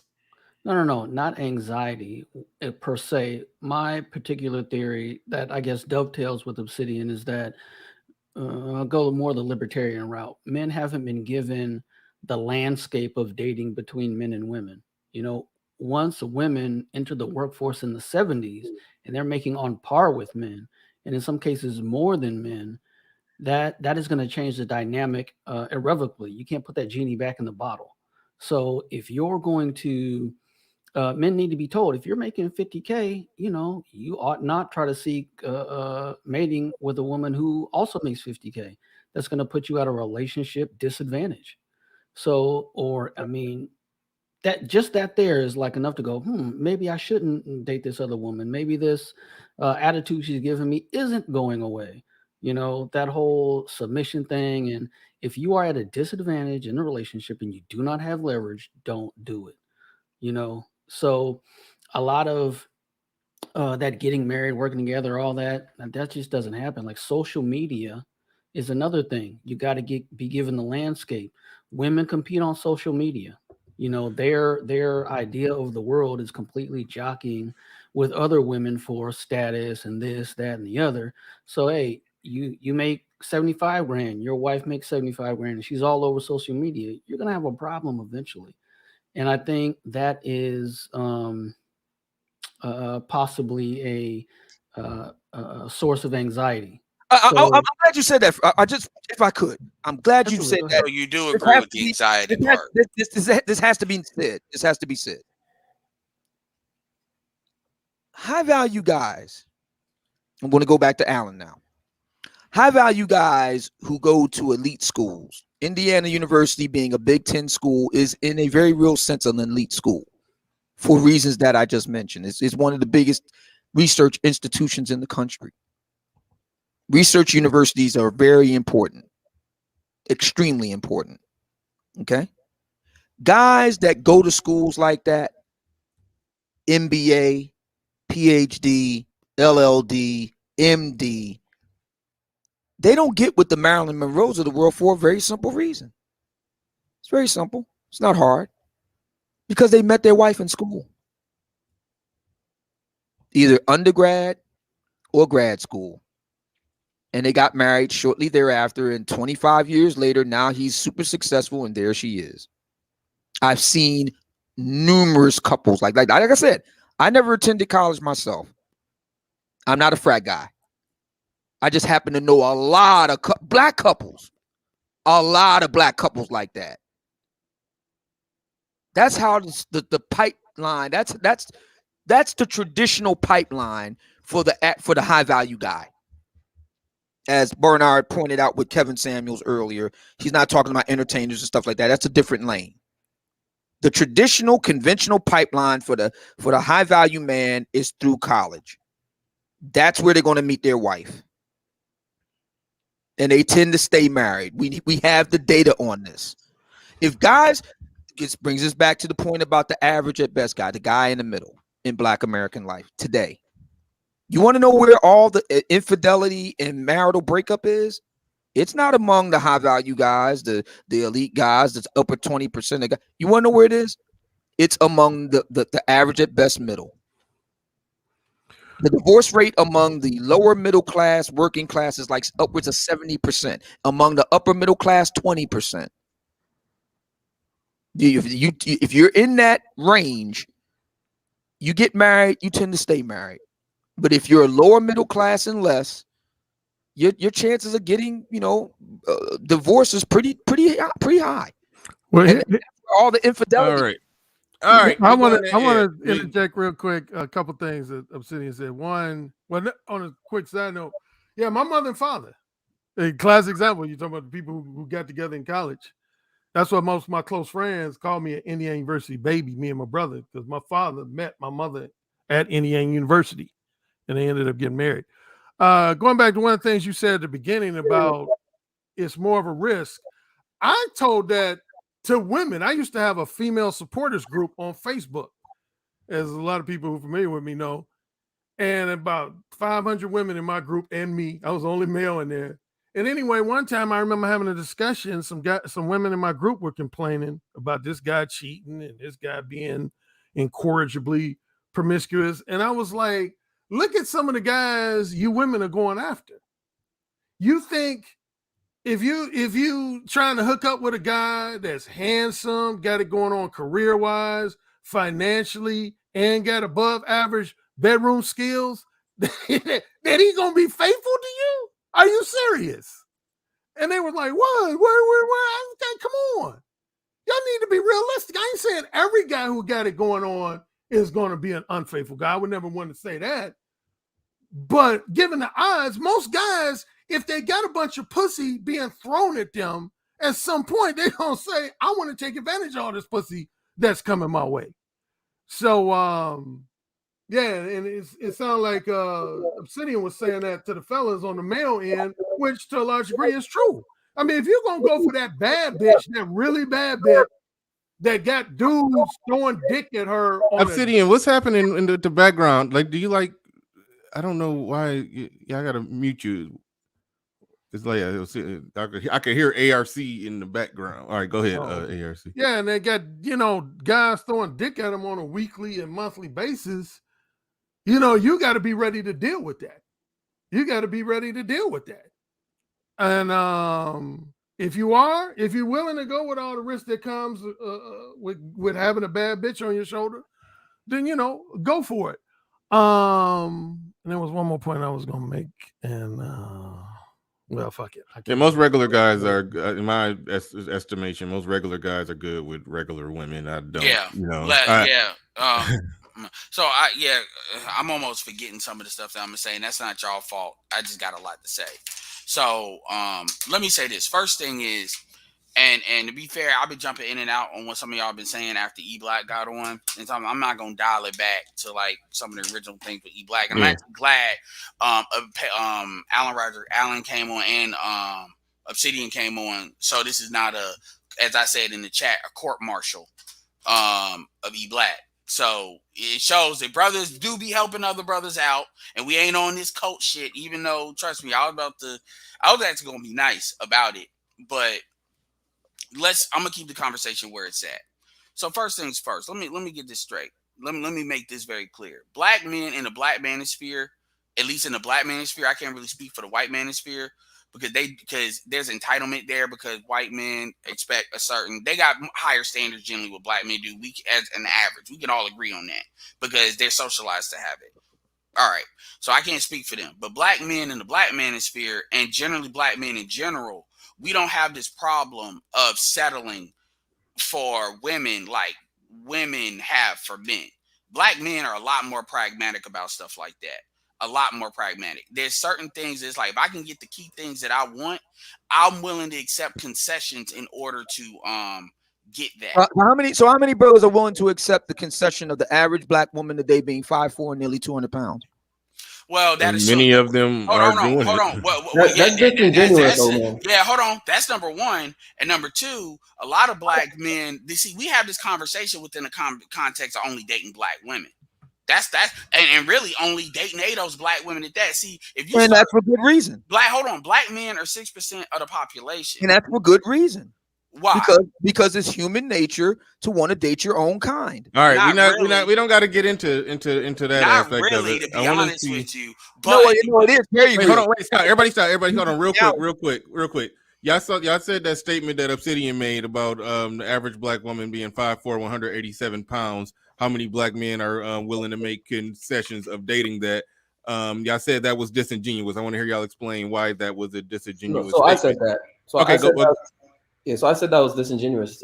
Just because I don't understand why Oman has to add the weight aspect to the average, right? Because hold on, Oman. Because when we talk about average, we're not like we're not talking about like the weight. Yes, the weight is part of the overall I guess how you rate the woman or whatnot. But we're talking about does she actually look good? Like, does she actually look good? Well, how many black women look good at 5'4", nearly 200? Exactly. So the problem is bigger That's than the that. average, but that's the average black woman Okay. today, though. All right. Let me explain this as simple as this. If you are an average earning man and your looks cannot bring you something better, then if you're average looking and average earning, you are probably relegated to dating average looking and or overweight women. And so yeah, and I think most black men, given the average black woman is overweight, most black men are most black men are dating overweight women. So that's why again I reject the premise of what Obsidian is saying. How many guys are willing to make that concession? There would be no dating market in Black America if black men weren't really willing to make that concession. And generally, when you look at actually what the complaints are, as far as the difference between black men and black women in this argument, and this is why I always laugh when the projection is always what black men can't get, because the reality is black men are not arguing about what they can't get, because black men are more like black women are. And so this is why when people try to equalize shit, no matter where it happens, that is a completely false statement. Because and social media has not really. Rebecca Lynn Pope tried to equalize it by talking about black men got the same appetite once you have sex with a certain woman. If you get like an 8, you somehow hit the batters out of the box and you get a good sexual experience with an 8. Now all of a sudden, if you used to getting 5 or 6s, you gonna now want an 8. That's not true, because men have the problem of sexual access, so they have to factor that in. Women don't have to factor that in. So a lot of these arguments on their face is BS. Another thing too is, as far as the economics of marriage, well, that's why a lot of black men are not getting married in the first place. One of the main complaints as to why black men don't get married is because they don't think they have enough money. And the argument was that money doesn't matter. Well, we've completely proved that any female that says that is a liar. Absolutely a liar, because that's been proven to be more true recently than ever before. So that justifies why a lot of black men don't get married. And quite frankly, a lot of women, and I'm taking like the Divine Nine and the elite black women kind of out of it, and for this very reason, the elite black women, if you look at women like Kamala Harris, they have a life plan. So when Alan was talking about they were promiscuous and then they're married, I can believe that to be true, because they have an understanding as to direction as to where their life needs to go. You can look at Kamala Harris's sexual history and look at where she ended up. You can look at a lot of these black female mayors, especially when they're with white men, like the mayor of San Francisco, who had a kind of a scandal with her cheating with a black dude, even though she's married to an Asian dude. The point is, they have a life plan. It's very clear, and it is and if they don't meet that life plan, the based on the class that they're in, they look like losers. And that has to do with marriage, that has to do with accomplishment. So that's a little bit different than like the 90% of other black women. And I would argue black men were kind of just going, they're kind of on autopilot, with that. I will say, because I see other people coming on, black men suffer from mental illness when it comes to a lot of this stuff. And I'm going that far as saying it. Black men, and the biggest issue that I have with what E-Black was saying originally, and the Amber Rose point, because he could have said Kim Kardashian, he could have said a lot of people, he said Amber Rose, is that black men, regardless of what you do or what you can get, you need to start vetting women, and you need to start being clear on what you want, and then you need to start being ruthless about what you want, because a lot of dudes give up these concessions when they don't have to. That's my point. And that's why you see the Z's, the Obsidian shit you talking. King Sigma have already corrected that. The Z's are not playing that game. The future is not that. When you look at the high value men and how much money they make, if you look at what the average age of these said high value men are, they tend to skew older because we know peak earning ability, it peaks out at 50, and generally you start to approach it starting into 35. So that 15-year gap. So those guys by definition are older. So when you factor in the generations they come from, what you say makes sense as far as why they stick with black women. But when you start to look at younger millennials, a lot of millennials, and the future does not look like that. And you're starting to see that. So a lot of times when people try to use these stats, they try to color narratives that they may be true for today, but it's very clear that where it's trending that's not where it's going to be in like the next 10 years. And again, going back to E-Black, black men have to start vetting women. Now, you can pick for what you want to pick for why you pick, but a lot of these marriages, in my opinion, I am not married. I understand you're married. Alan's married. Bernard's been married. I don't know who else. Is a lot of these marriages, in my opinion, end before they start. Because dudes are sitting there picking on looks and not picking on other factors. Looks is important, but we got to start marriage. Marriage has to stand a lot more than just looks. You know you're on point 176. Huh? Go ahead. Go ahead, Ed. Go ahead, Ed. So there's a lot of stuff that can be broken down, but that's a part of the gynocracy is black men believing they have to accept this shit. Because the truth is, I'm gonna end this with this. I am real quick to tell black women, all this crap about the average black man, fuck all that shit. And I'm gonna say that right now. Any female that wants to come at me with that bullshit, the first thing I'm coming out of my mouth is, have you considered dating a white man? Have you considered dating, a Hispanic man or a non-black man? Because if black men are not good enough for you, I invite you to go do better and to go be great. If you believe you can do better than a black man, then go be great. And they don't do that because they can't. And not enough dudes do that. They stick with being black and stick with those black women because they got this guilt going on. Like they feel like they got a blood debt to these chicks. It ain't all about what they want. It's not. All right. Hey, AJC in red, you got the floor. You got the mic. We passing it to AJC in red. Go ahead. What's going on, Bernard? Can you guys? Yeah, what's up with that back? Are you driving or something? For me? No. Hold on. Let me. You got on a fan or your air conditioner? Yeah, I got on the fan. Hold on, give me 1 second, guys. Hold on. All right, well, why are you saying that real quick? Can I respond? Hold on, real quick. E-Black, I don't know how long I'm gonna be on. I'm purposely trying to have like a one-on-one conversation with you. Okay. If you want, and I just wanted to put that out there. So what about now? Is I'm good? Yeah, that's it. No, it's still the background still kind of there. Well, no, it's actually good. You can talk over it. Go ahead. Yeah, I mean, wait, hold on, because I got my windows open. I got the ambulance truck. All right. Put pause. Okay, mute. I'm gonna mute him. And my email is in the. Go ahead, Silent. Go ahead, Silent. We're gonna pass to you, then we're gonna go back to AJ. I wanted to go back because Obsidian was making some points. I actually came up to been trying to get at Obsidian for the last couple of days, actually, man. He was making some statements about, we were talking about the average men, right?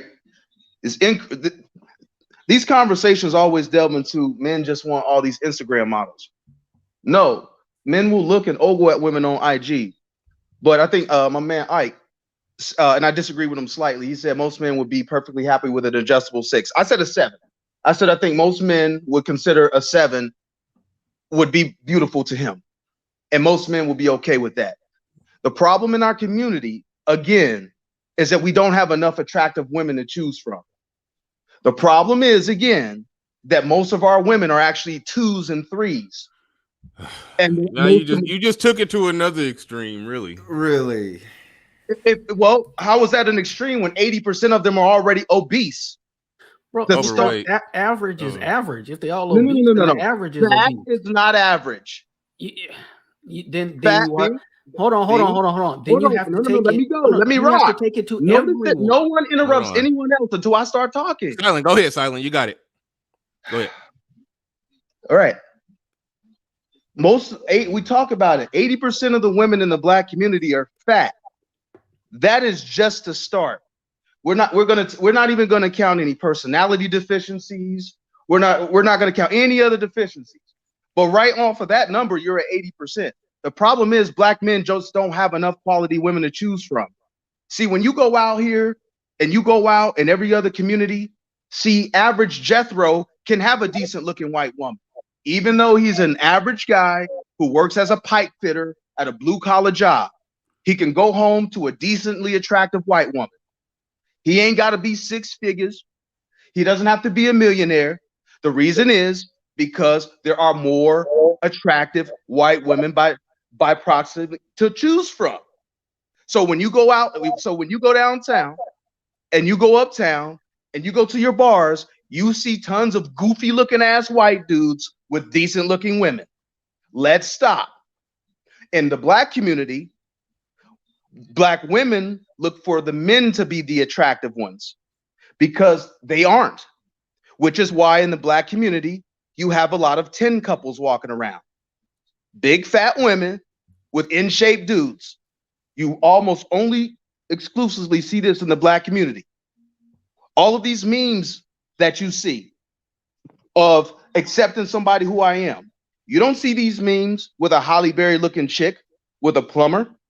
All of these memes is with some fat black whale with some muscular dude. And the meme is something about accepting her or accepting a person. They won't say her, accepting a person for who they are. But we'll always give you an illustration of a black man accepting some bullshit. Most black men, earnings wise, we have these conversations, are only $10,000 a year behind white men. We get into these conversations about high value when the mass majority of people who live in this country are just regular fucking people. We keep talking and focusing about these anomalies and rich people. We're obsessed with these fucking celebrities. Most people are not celebrities. Most people are not rich. Most people get their asses up in the morning and they go to work for $20 an hour. That's how most people live. They work together, they pool their resources with their spouse, they figure out how to get the electric bill paid. It isn't some woman sitting on the couch while the dude goes out and pays all the bills. This is 2021. We keep having these conversations like we're living in the fucking 50s. We're not. But again, spot on. But again, our women are too fat and they're too unattractive. So you have the mass majority of average normal men who, as you have said, Obsidian, back in the day, those women would have husbands. These average normal guys, we seen the George Jefferson hairline niggas. Them dudes had wives. But now, because of sexual freedom and no consequences, women can just fuck who they want. And that's okay. I'm good with that. I'm benefiting from that. But men don't want to go throughout their 20s talking to a woman at a bar, getting rejected horribly in a lot of these cases. This is what a lot of these guys are, right? And then they get to see Tyrone and them bouncing up and down with the chick he wants in the pickup truck, whatever, right?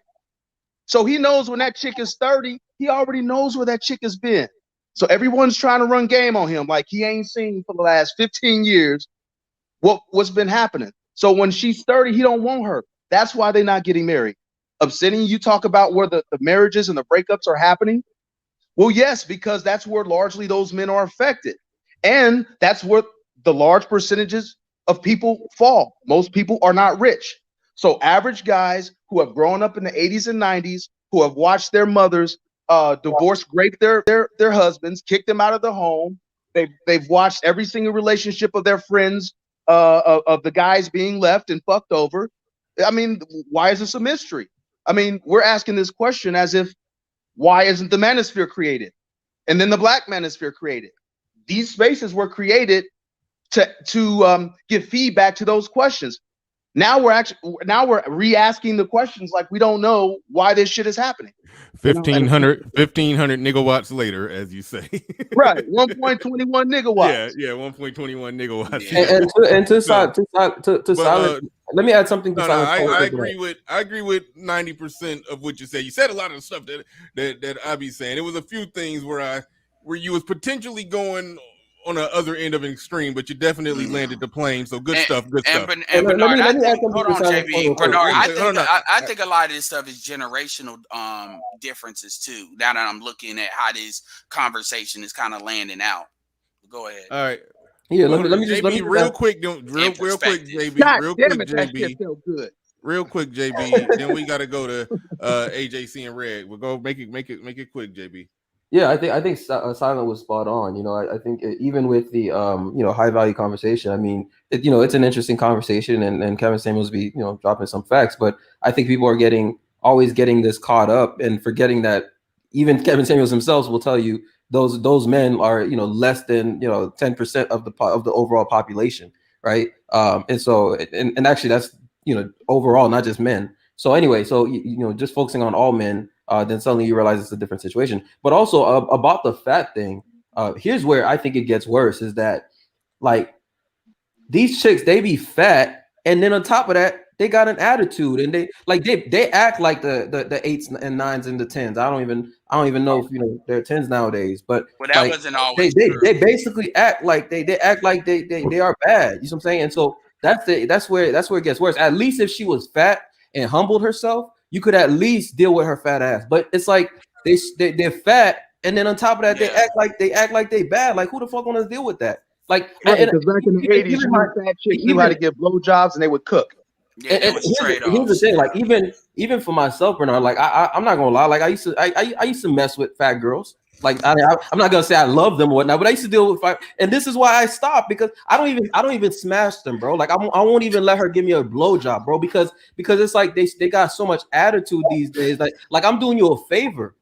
I'm legit doing you a fucking favor, like to even give you attention, and they just. I don't know, man. Like that's the issue. It's just they act like they're bad. They're not. You're not bad. Nobody wants you. And anyway, another thing I want to add into, and this is something that other groups tend to understand. And I understand why black men don't understand. It's because we come up in a fucking mental gynocracy. It's because other groups understand the difference between who you marry and who you just play with while you coming up.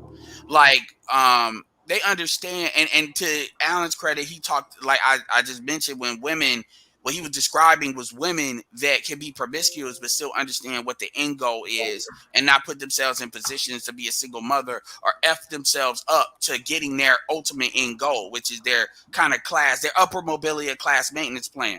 But other groups understand, like they will deal with black women, whether they're, let's say they're in shape and all that, and then they will go, you see it in celebrities, and they will go back to their own. So if we make the argument that racists tend to marry their own, which I'll take away the fact that that's a social construct, but we'll say, okay, that happens. They are still fucking other groups for the most part. You see white men do this with other races. You see everybody does it. It's only black men that identify sexual loyalty with marriage as the same thing. No other group, including African men or diaspora black men, see it that way. Even if they do believe it's important to stick with your own, they will deal with other groups while they're coming up or while they're doing what they're doing. They will solve that sexual access problem. So when black men say, oh, well, the average black woman, because the argument was being made in private chat that, we're accepting, average black men don't want average black women. That's kind of a misnomer when we're American. So if you say, that's like saying that, black women are only 6% of the population. So when you sit there and say, well, you got to accept 6% of the population when they're outside of what's considered average as far as height, weight, and shit, that's not really saying that average black men don't want average black women. Because by definition, you still have a whole 94% of women to pick from that's right in your own zone. You are actually choosing to focus on people and accept shit. And to the extent that black women are still able to get kids out of black men, and the fact that black men are 85% married, well, clearly they're accepting something. So saying it like this is not what the complaint is, that black men don't want average black women. Black women are not average. They're actually below average on the metrics. Let's be very clear on that, and like I said, if we flip it and say, well, average black men are below average too compared to white men, well, this is why I come back. Well, black women need to start exploring their options and seeing if they can get the above average dude. So let's see if they can really get what they want. All right, we're going to AJ. Thank you. How's my mic now? You good? You good? Okay. Hey, is old man there? Is you still there, Sidian? Yo, is this AJ the Red in the comments section? This is AJC in Red. Yeah, this is me. Hey, what it is, dude? What it is, man? You had hold on, Silent. Is old man there? Obsidian? Is I you was still just there? saying, hey. Because I want him to clarify what he was saying about Stacey Abrams. Like he basically what I took from it, and that's the only reason I sent that super chat was as he was saying, if you AJ, I just want to say that was mighty wise of you to check and see if he was still Stop there cutting them off, before you goddammit. start talking. Come on, Silent. That was wise of you just to double check, make sure he was there. But anyway, go ahead. No, but I was just no, but I was just saying like if to get with a woman with a low body count, that you would have to get with a type of woman that would be like Stacey Abrams. And I want him to kind of clarify that for me. I didn't want to, just put it out there. So I want him to speak on it if he can. Yeah, it's very simple. It's not hard. See, what a lot of us don't want to admit is that there are good people. See, I don't think Stacey Abrams is evil. I disagree with her on a lot of things, but I don't think she's evil. She's not a bad person. She's just not attractive. But she would probably make a good wife. But do you think? But are you saying that she has a low body count? I'm suggesting that she would. No, but I mean, Maury proves different. I mean, when it comes towards the but those are different types of women, and here's how. Okay. This is what you're not seeing. Okay. What background did those women come from? What educational level do those women come from? We very scant. Their background, their home backgrounds are chaotic. Their educational levels are scant. I'm talking about the true good girl, because she ain't got no choice but to be a good girl. See, when Alan was talking about the good girl, see here again, y'all guys don't know that Alan Roger Curry elite level brother life. See, when he's talking about good girl, he's talking about the 7, 8, 9, and he's here. He can tell me if I'm lying. He's talking about the eternal 7. The lady that's higher up on the food chain in looks, who has all the outer trappings and accoutrement of respectability, 2-parent home, Cosby type idyllic background, but she got that freak inside of her. Am I wrong, Alan? Did I misconstrue that? Okay, my microphone was muted. No, for the most part, you're on point. Yeah, there was a lot of good girls I went to college with. There were 7s, 8s, maybe even a couple 9s that either went on after college life to never get married, or they were married for like 2, 3, 4 years, and then they got a divorce. Okay. But wait, hold on, real quick, Obsidian. It sounds like you're saying that everybody, like, okay, guys on the panel, have y'all experienced a chick who, she was nice looking, she was cute, wasn't a Instagram baddie, but she was cute. No, we're not talking about cute. We're not talking about cute. Okay, she was above a 6. She was okay. All right. She was a 7. If you met a chick who was a 7, who presented herself well, seemed pretty conservative, y'all ended up having sex, and she was an outright freak. Have y'all experienced that? I certainly have. Yeah, I have. Most of us have. Sure. So I don't know why. Yeah. So why is that being talked about as some rare feat that nobody has seen but Alan Roger Curry? Because you're overlooking the other part. Okay. How many of these ladies went to an elite school? How many of these ladies came from respectable 2-parent Cosby type backgrounds? That's irrelevant. No, it's very relevant. Because how many black men are saying, hold on, how many black men are out here saying, when I grow up, I want a bitch that's educated in the Ivy League? Alan Roger Curry, we're talking to him right now. He can settle this for all of us. When he says good girl, that's who he's talking about. Alan, let me ask you. My name is Alan. My real name, my first name is Alan. Am I wrong?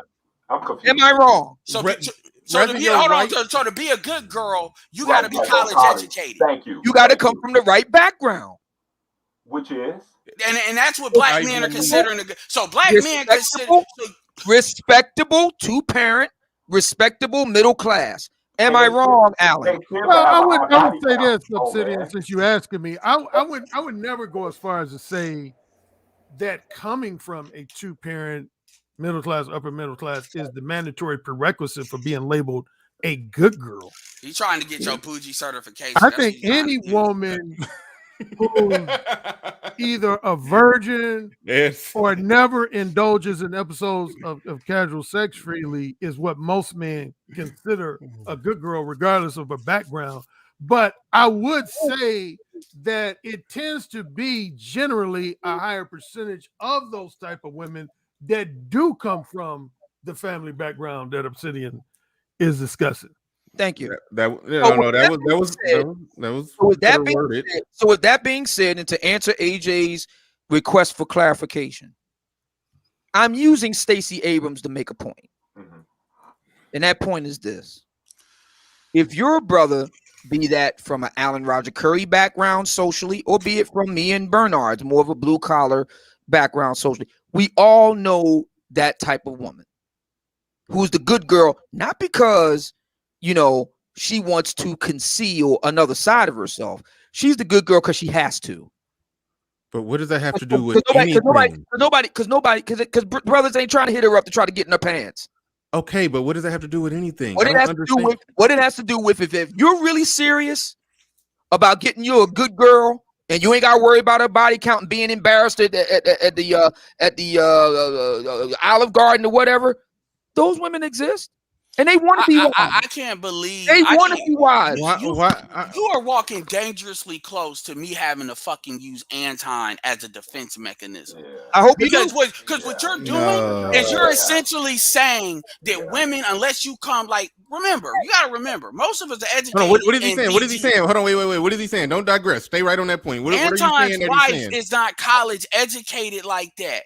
Like, the thing is, black men look at a good girl based on her cooperative ability with him individually. You don't hear it's very few black men you hear talk whatever let it come out of their mouth that most dudes don't give a damn about somebody's college education unless you come from a certain class. I'll give you that. Then in higher percentage that might be important. But if we're looking at 90% of black men, they're not really caring about that. So they're not using that as like a prerequisite on that. So it's like you're adding things to create shit. It's not I'd have to there. respectfully disagree with that. You said 90% of black men don't care. The if top, a woman is college educated or not? The top 10% that come from that class, yeah, I stand by that number. Like, they're not gonna sit here then I'm bringing E. If this chick is attractive and this chick is cooperative, now see what you talk about, Alan, might be cultural compatibility.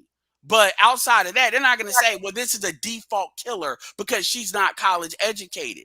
And by the way, just because you're not college educated don't mean you ratchet.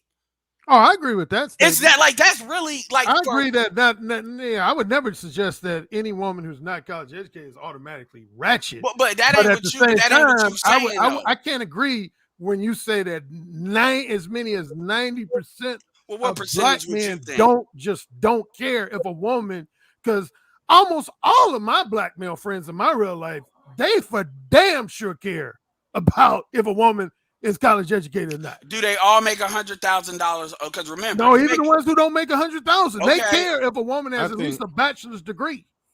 No, I think guys who went to school, pledged, some fraternity or whatever. Yeah, it's a certain type. And that's why I get that's in the 90%. That's in that 10 percentile. I get that. Yeah. So, congratulations. That's in the 10. Because remember, if you make six figures in the black community and amongst black manhood, you in the top 5%.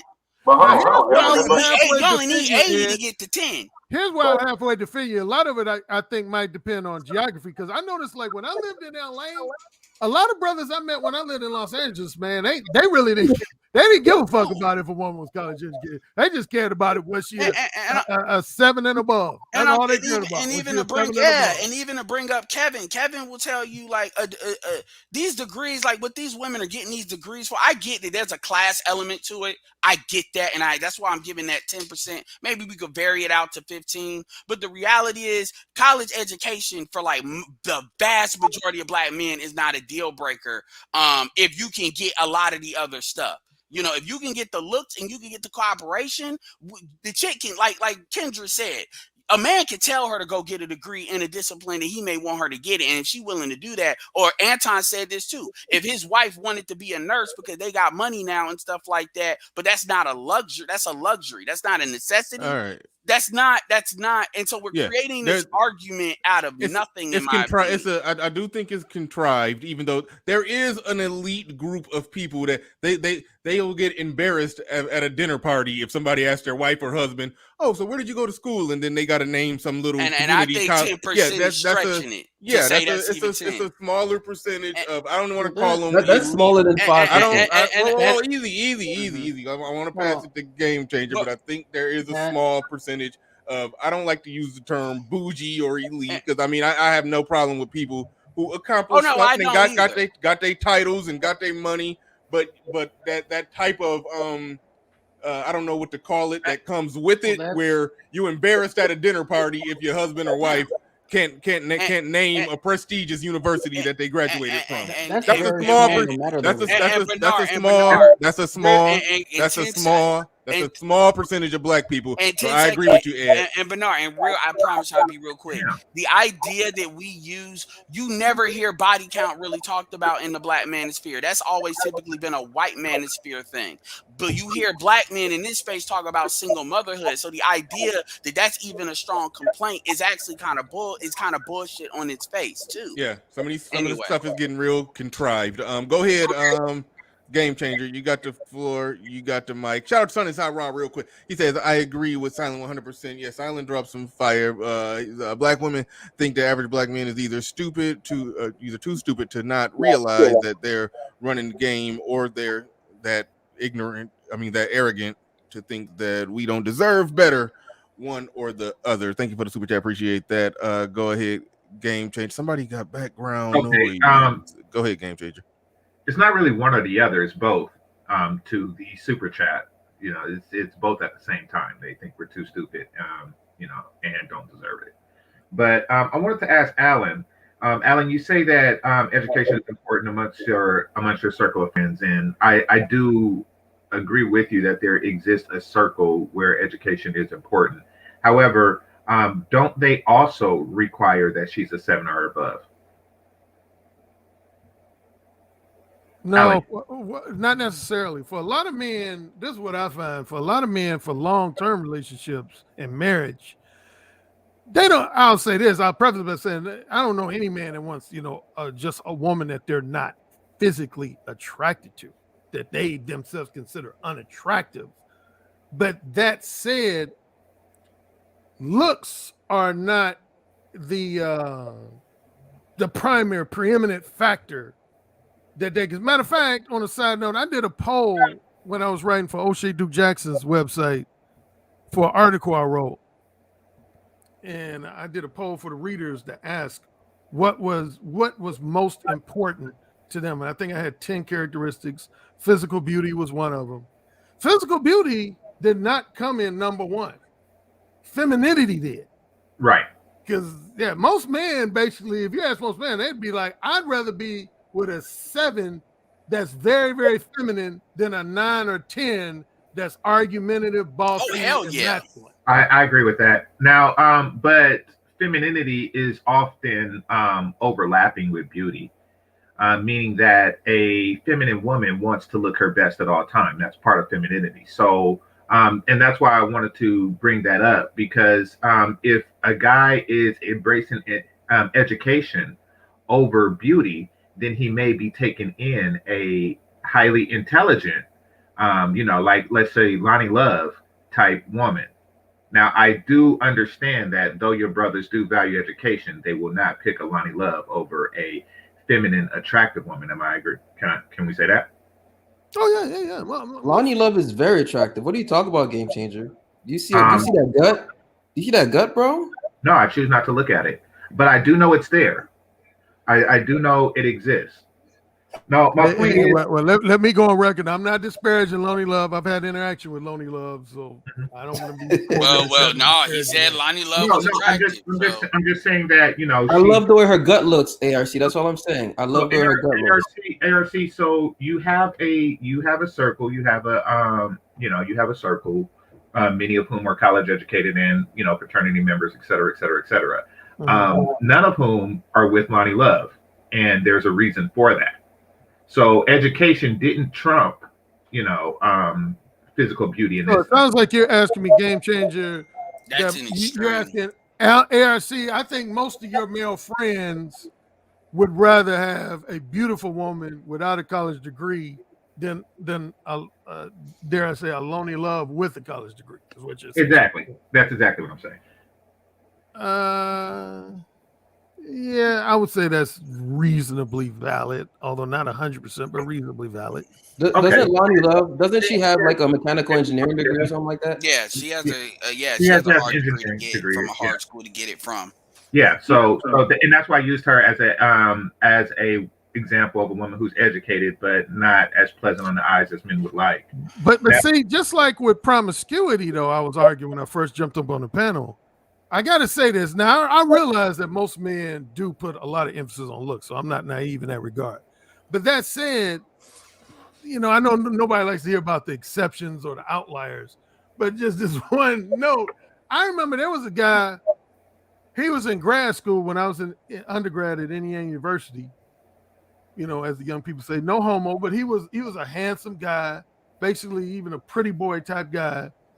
And I remember one time, a few years when I was in an acting career, he said, "Hey, Alan, would you like to come over to my place for dinner? Me and my wife would love to have you. I've told my wife a lot about you, and she wants to meet you." And it just shows you can't judge because he was a handsome type guy. I just knew his wife was going to be like drop dead gorgeous. I was like, man, he probably got a badass wife. And honestly, again, I've interacted with Lonely Love, so I don't want to disparage Lonely Love, but since you brought her up, she was on a Lonely Love level, particularly in weight. Have you ever seen old pictures of her, though? Did she pack that on? had that ready. Yeah. Well, I didn't know. I didn't see the old pictures. I just know how she looked at that time.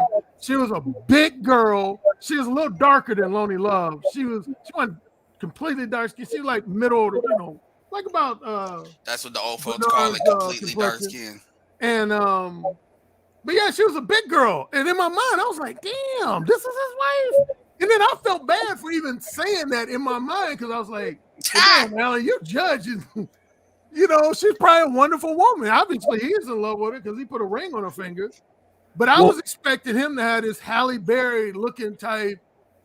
It would be like if you was cool with Boris Kojo and he invites you over to dinner and you think, well, okay, this is Boris Kojo, so his wife gonna be bad. And you go over there and Boris Kojo was Lonnie Love. You would be like, damn, this is a trip.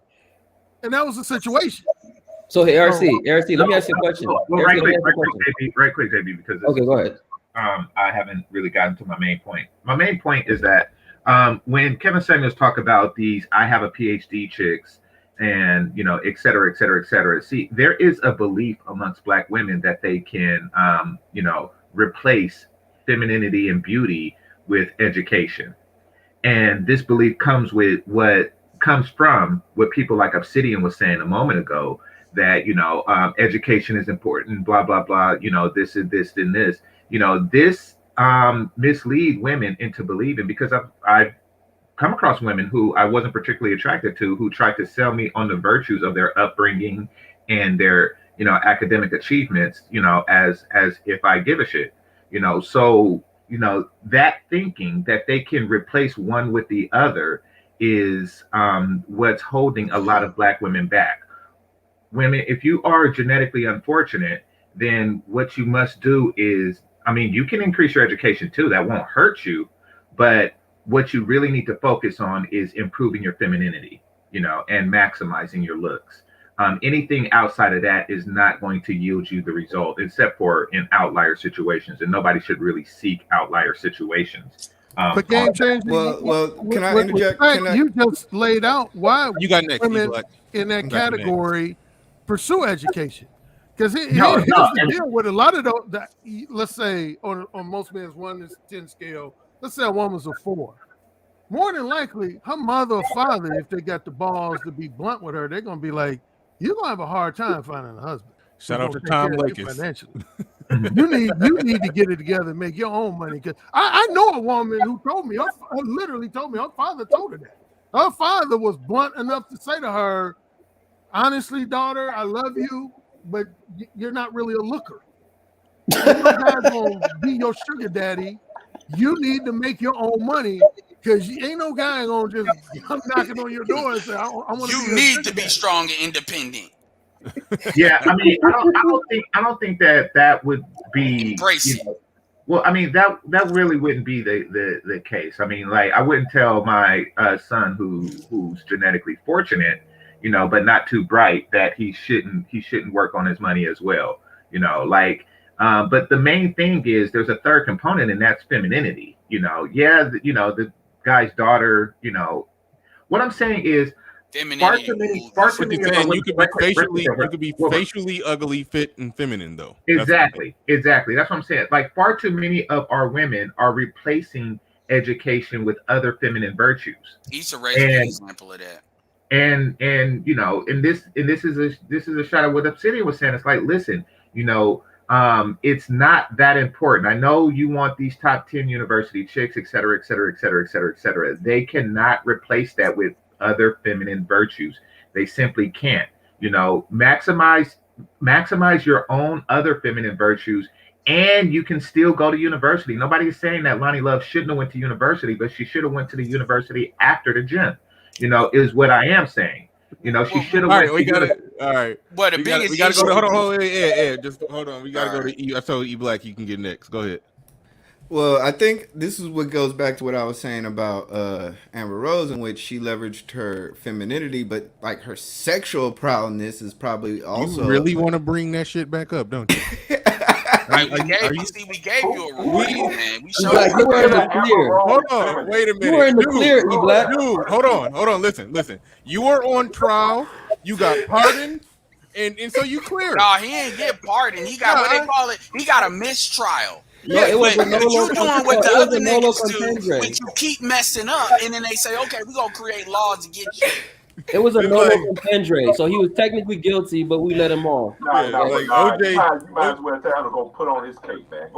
Yeah, like I said, I want to end, and I'm serious. I want to have a conversation with him for real. Like, I'm curious as to how his mind works, and I mean that.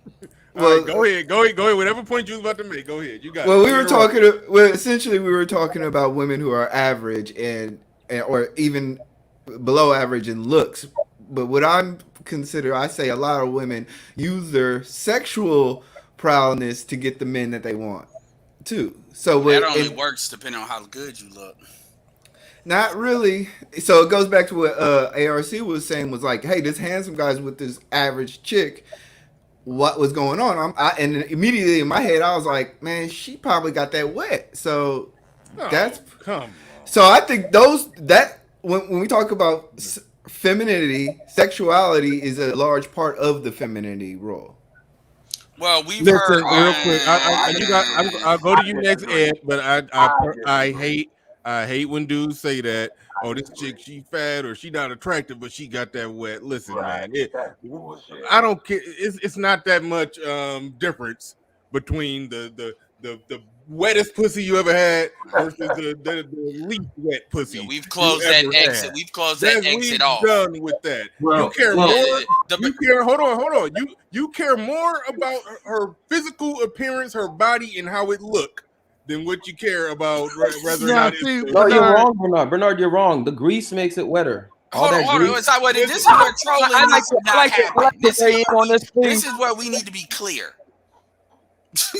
No, Bernard, I thought I like to weigh in on this. I thought E Black was going to make the point kind of related to what Obsidian was saying earlier. I thought he was going to say a woman who looks like Amber Rose, even if she's promiscuous, she's probably going to have a better chance at finding a husband than a virginal Stacey Abrams. Oh, I agree with that one. If he was gonna make that point, I was gonna say shit. That's don't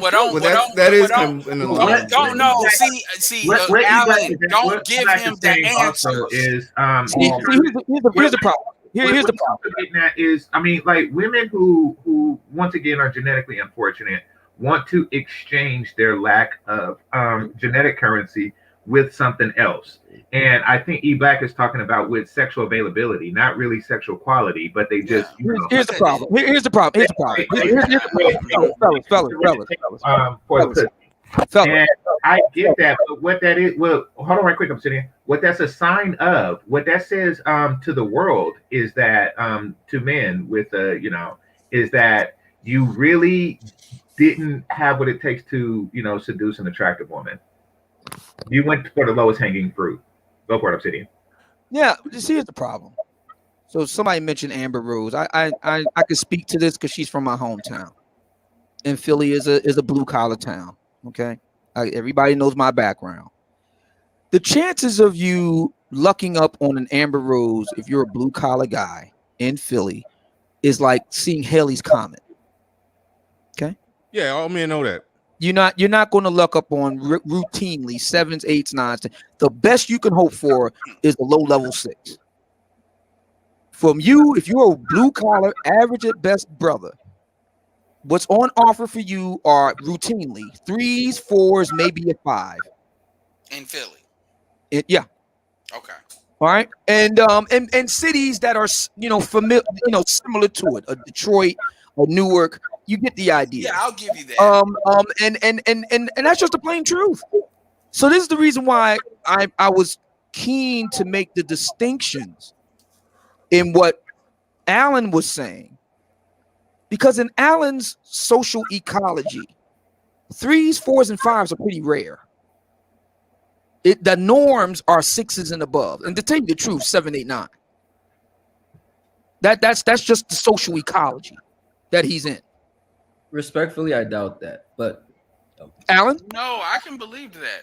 Am I wrong? No.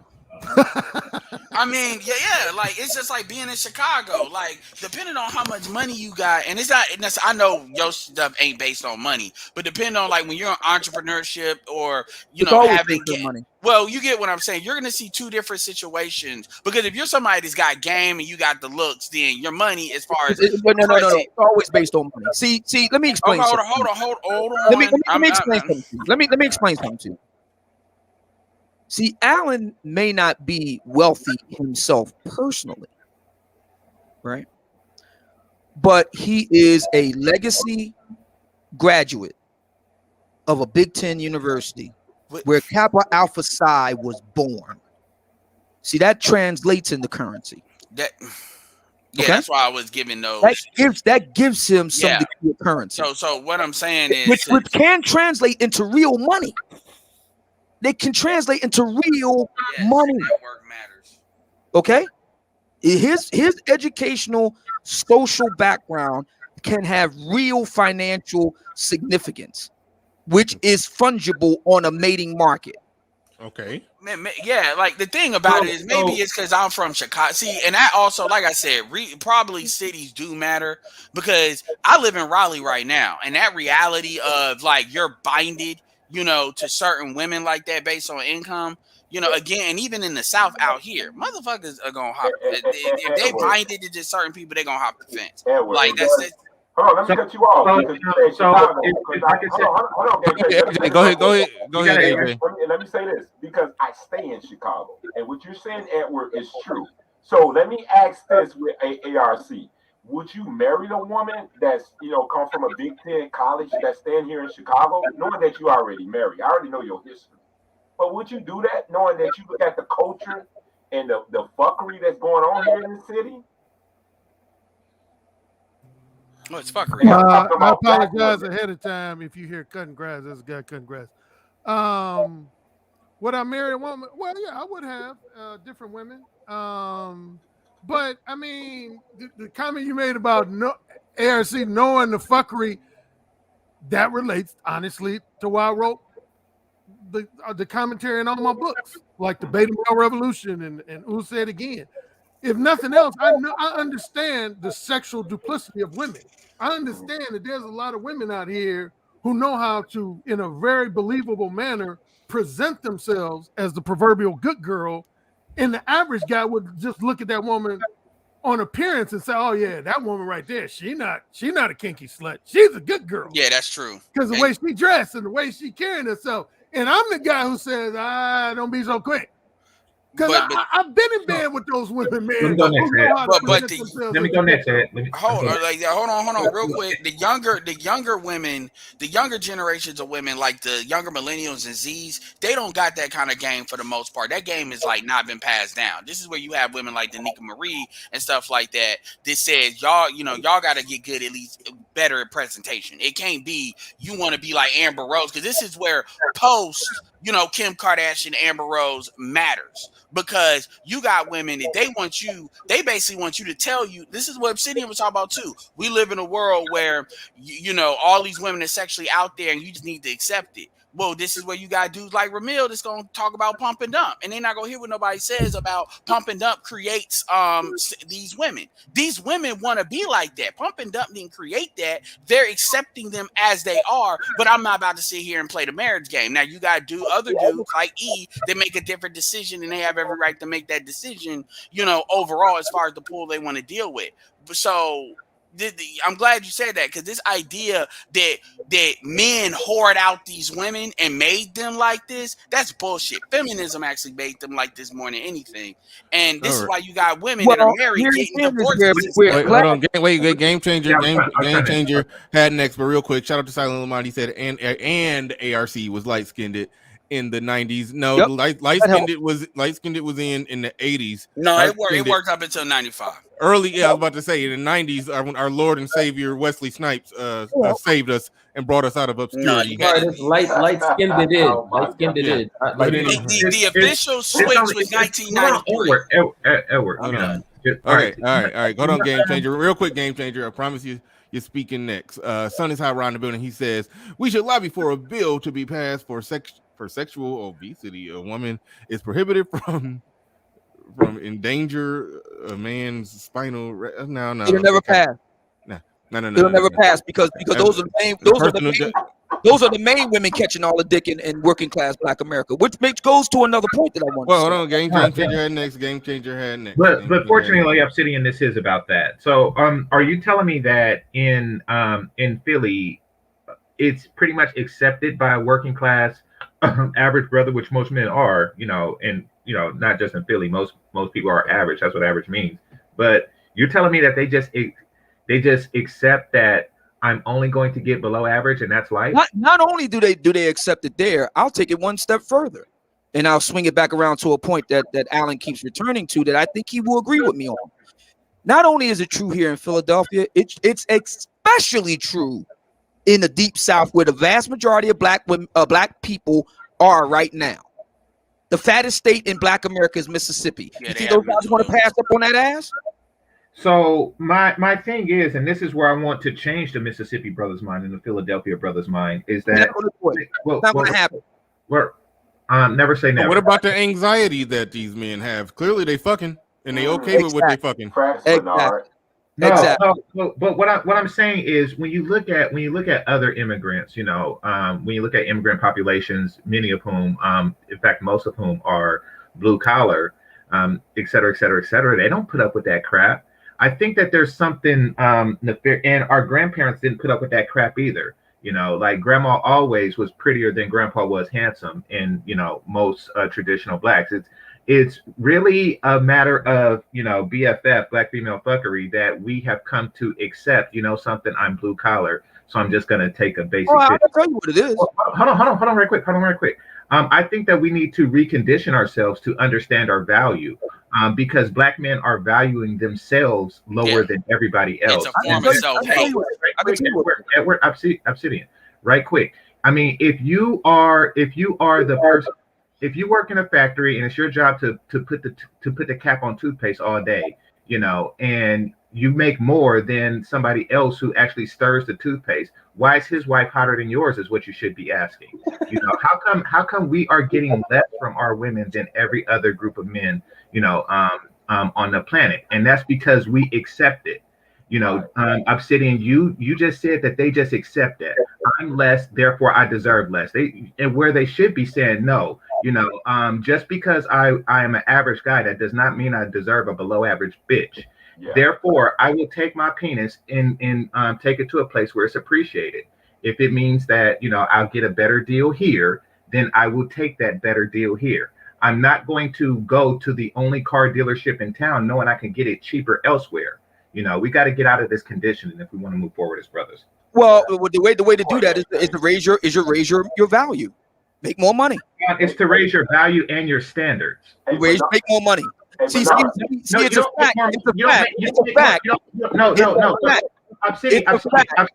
I'm not saying don't make more money. Obsidian. It's a fact. Did you not? Hold on, wait. I want to hear what Game Changer is saying. Before you respond to it. Go. If you please don't interrupt. Okay, so what I'm saying is that yes, make more money. However, if you go to a car dealership, please stop interrupting. If you go to a car dealership and they're selling you a $5,000 car for $10,000, yes, I know your solution is make more money so you can get that $10,000. My solution is make more money, get that $10,000, and buy 2 fucking cars at a different dealership. Fuck whoever tries to hustle me. Fuck whoever tries to negotiate. Who's hustling you here? Anybody who's making you accept Hold less. on. Black women are not forcing black men to do anything here. No, hold on. Time out. Maybe force is not the right word, but they do try to sell. Hold on. They do try to sell. Wait a minute, hold it. The notion Where's the hustle here? that you should accept. If the argument, and this goes to another point, and this goes to another point that Alan was talking about. I want to refine this. Take me as I am. Colorism, hang on. Female fuckery. The argument about good girls. Let me tell you something, man. In working class Black America, that stuff doesn't. Black women don't give a shit about putting up no damn front. They do what they do. Exactly. That's it. You know it. So why would they be considered any? But that's proving Game Changer's point. Right. And let me say this. And guys don't have a problem with it. See, this is the problem that a lot of guys. This is the problem a lot of guys aren't willing to be honest about. See, Silent Lamont was right to point out, and I've talked about it, the beauty deficit in Black America. Here's the problem, though. Here is the problem. Those women are still getting fucked. And who's doing the fucking? I can tell you who ain't doing it. It ain't Alan Roger Curry doing it. Right, but when you talk about I'm saying is they shouldn't be doing it either. Exactly. Hold on, but this is. Wait a minute. Obsidian. That saying it's not Alan Roger Curry doing it. That doesn't make your point. That's a because female hold on. argument. Wait. Because ARC, according to him, back when he was broke, he was fucking 8, 9s, and 10s. No. That doesn't make your point that you're trying to make. What I'm saying make more money. That doesn't make your point. What I'm saying is we're not dealing with the reality of class. That's what I'm getting at here. Like we're okay with class. When Alan is talking about Hold on, Game Changer. Hold on, Game Changer. Go ahead, Obsidian. When Alan is talking about things like good girl and stuff like that, that's largely a class issue. Okay. He's talking about it from the perspective of a middle class, college educated, and in his particular case, a Divine Nine member. Come on, Obsidian. There are women who in a working class. Obsidian. Let's pump the brakes a second. There are women who didn't go to college, who are not on some socioeconomic status or some other type of social status. They're called some of them are hoes, and there are some women who are in that same demographic who are not hoes or don't get around as much. They're called girl next door. That's not what I'm talking about. Of the high status ones who have that type of social status or social class or college background. But that's what we're talking about. Of them, there are some that get around a lot, and there are some that don't. That's not what I'm talking about. You're trying to roll a contrived argument down a really narrow hallway with only one way to go out. I'm trying to make this point. What Alan is talking about with duplicity. Stop using Alan, man, for real. That credit card is maxed out. Is you gotta go off the stats and data, man? What? Are we doing anecdotal? I mean, that credit card, the Allen credit card is maxed out. Why The did I not? the What's phone is interesting maxed about out. this? What's interesting about this is that we're starting to drill down on some stuff, and now we want to Oh, put it. no. Okay, go ahead. No, everybody shut the fuck up. Go ahead and let him get it all out. Can I? If we Alan want to run that. Can I say something? Alan talking about the duplicitous good girl. That's not something that occurs in everyday lower middle class, blue collar, working class Black American life. Maybe not in I Philly. strongly disagree. So can I respond? As a blue collar worker who dated women, it was some who didn't really hide their hoishness, and it was some who hid it really, really well. And then when we had sex, I was like, God damn, where the hell she learned that shit? Man, So I don't know what you're talking Was about. that a problem? Was that a problem for you? No. I'm sorry, the Was that a Northeast. problem for you? I'm No. sorry, the Northeast is fucked. No. I'm Like not talking about the Northeast. Because I'm not talking about the Northeast. Because I can tell you, I came up like I'm not technically like a blue collar guy, blue collar minded, but pretty much the majority of my family is and got their money with it. I can tell you right now, that's bullshit. That may be true in Philly and in the Northeast. That shit is not true everywhere. Like dudes that are in the real estate, dude, and when I say they took their blue collar stuff and flipped it into real estate, or they flipped it, or they came out of the military, which I kind of would say is blue collar unless you in the officer and got a skill. I know women that are gorgeous that they got. Like this thing about you're regulated to that's not true. And the reason why I'm kind of getting animated about this is because that's the aura by which they want these dudes to think. That is emotional manipulation. And this is why. Hold on, because I come back to this simple thing. Because I know Game Changer wants to get in here. There is a reason why Black men, I asked Courtney this herself. I asked, do Black men, have you ever heard I said Black men are not afraid to tell Black women to go do better than us if they willing to talk that shit. I asked her, have you ever heard I don't think that got nothing to do with it. Have you ever heard Black women tell Black men, if you don't like Black women with all these complaints, I dare you to go better? She said no. Now she said it was because Black men were loyal. But my point is, it's a reason why Black women get so animated when Black men start to demonstrate any kind of choice. Even if you do non-ADOS. It's a reason why all the sign language happens. Like you're weak, you're this, you're that, because it's designed to keep you in. There would be no point in electric gates if everybody was cool. What Black women are making? What Black women are making all this? So you hold on. You are asking me what Black women are saying. You're weak for not staying in the community. That colorism, featureism, Rashida Schroep. Then come on, man, get the fuck out of here. You interviewed them. Obsidian. Whoa. Obsidian, your life's work answers that question. All right, so let me answer then. Good point. Nigga, I quit. Those are not the Black women that Alan Roger Curry would know. Obsidian, I got 10 copies of your book. Since my name keeps getting referenced, real quick.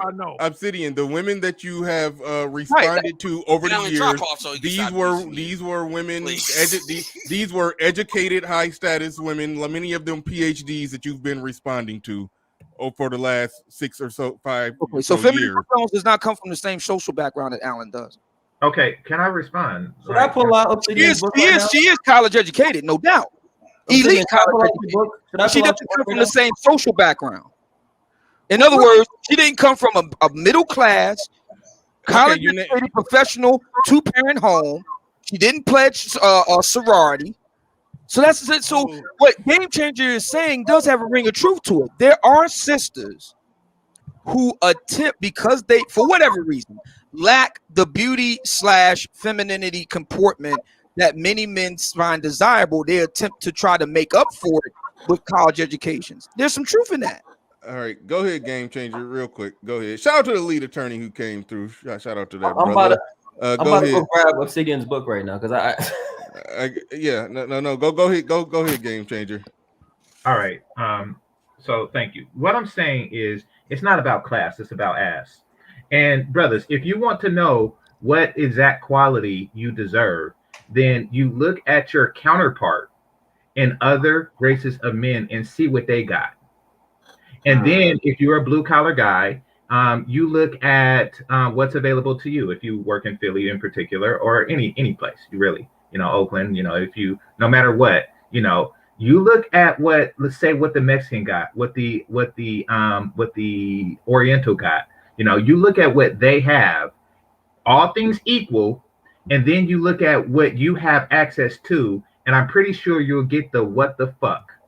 And then if you find yourself in this particular position, then perhaps you should consider shopping at their store. You're a fucking If you bring $5 to the local black market and you walk out with a pound of rice, then you're like, okay. But then Edward, please. But then you look at what Shin do, and then he walks into a store with $5 and he walks out with 10 bags of rice. Then what do? You take your $5 to that store, period.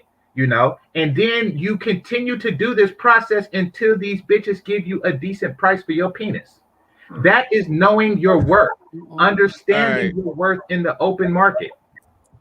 All right. I don't think that's going to work outside of the number 16. Thank you for the super chat, Azrael to Day Walker. Thank you for that super chat as well. I want y'all to do me a favor. We getting the hell up out of here, but go. I just dropped a link to Little Big Nate live right now. Go over to Little Big Nate and watch it. Check it out. Well, just go. Bare minimum, go over there, drop a comment, tell him I sent you. Just go over there and say Bernard Riley sent me, and then get up out of there. But we about to get up out of here. I'd like to thank everybody who came through today. This is supposed to be a really short stream, but this was great, man. I always end up here for 5 damn hours, the whole day long. We getting out of here. Thank you to everybody. Good debating. We'll do it again. We'll probably. I might come back on tomorrow. But all right, y'all. We are out of here. Peace. Today's show is brought to you by the Division 6 comic book, created and produced by Michael Varner and executive producer Theodore Young. Division 6 is a James Bond meets Mission Impossible like geopolitical thriller. The protagonist is Seth Banks, an African-American male genius in cryptology and economics that secretly works for a rogue organization of the CIA called Division 6. Be sure to click the link in the chat room or in the video description to view the comic book. New chapters are added bi-weekly.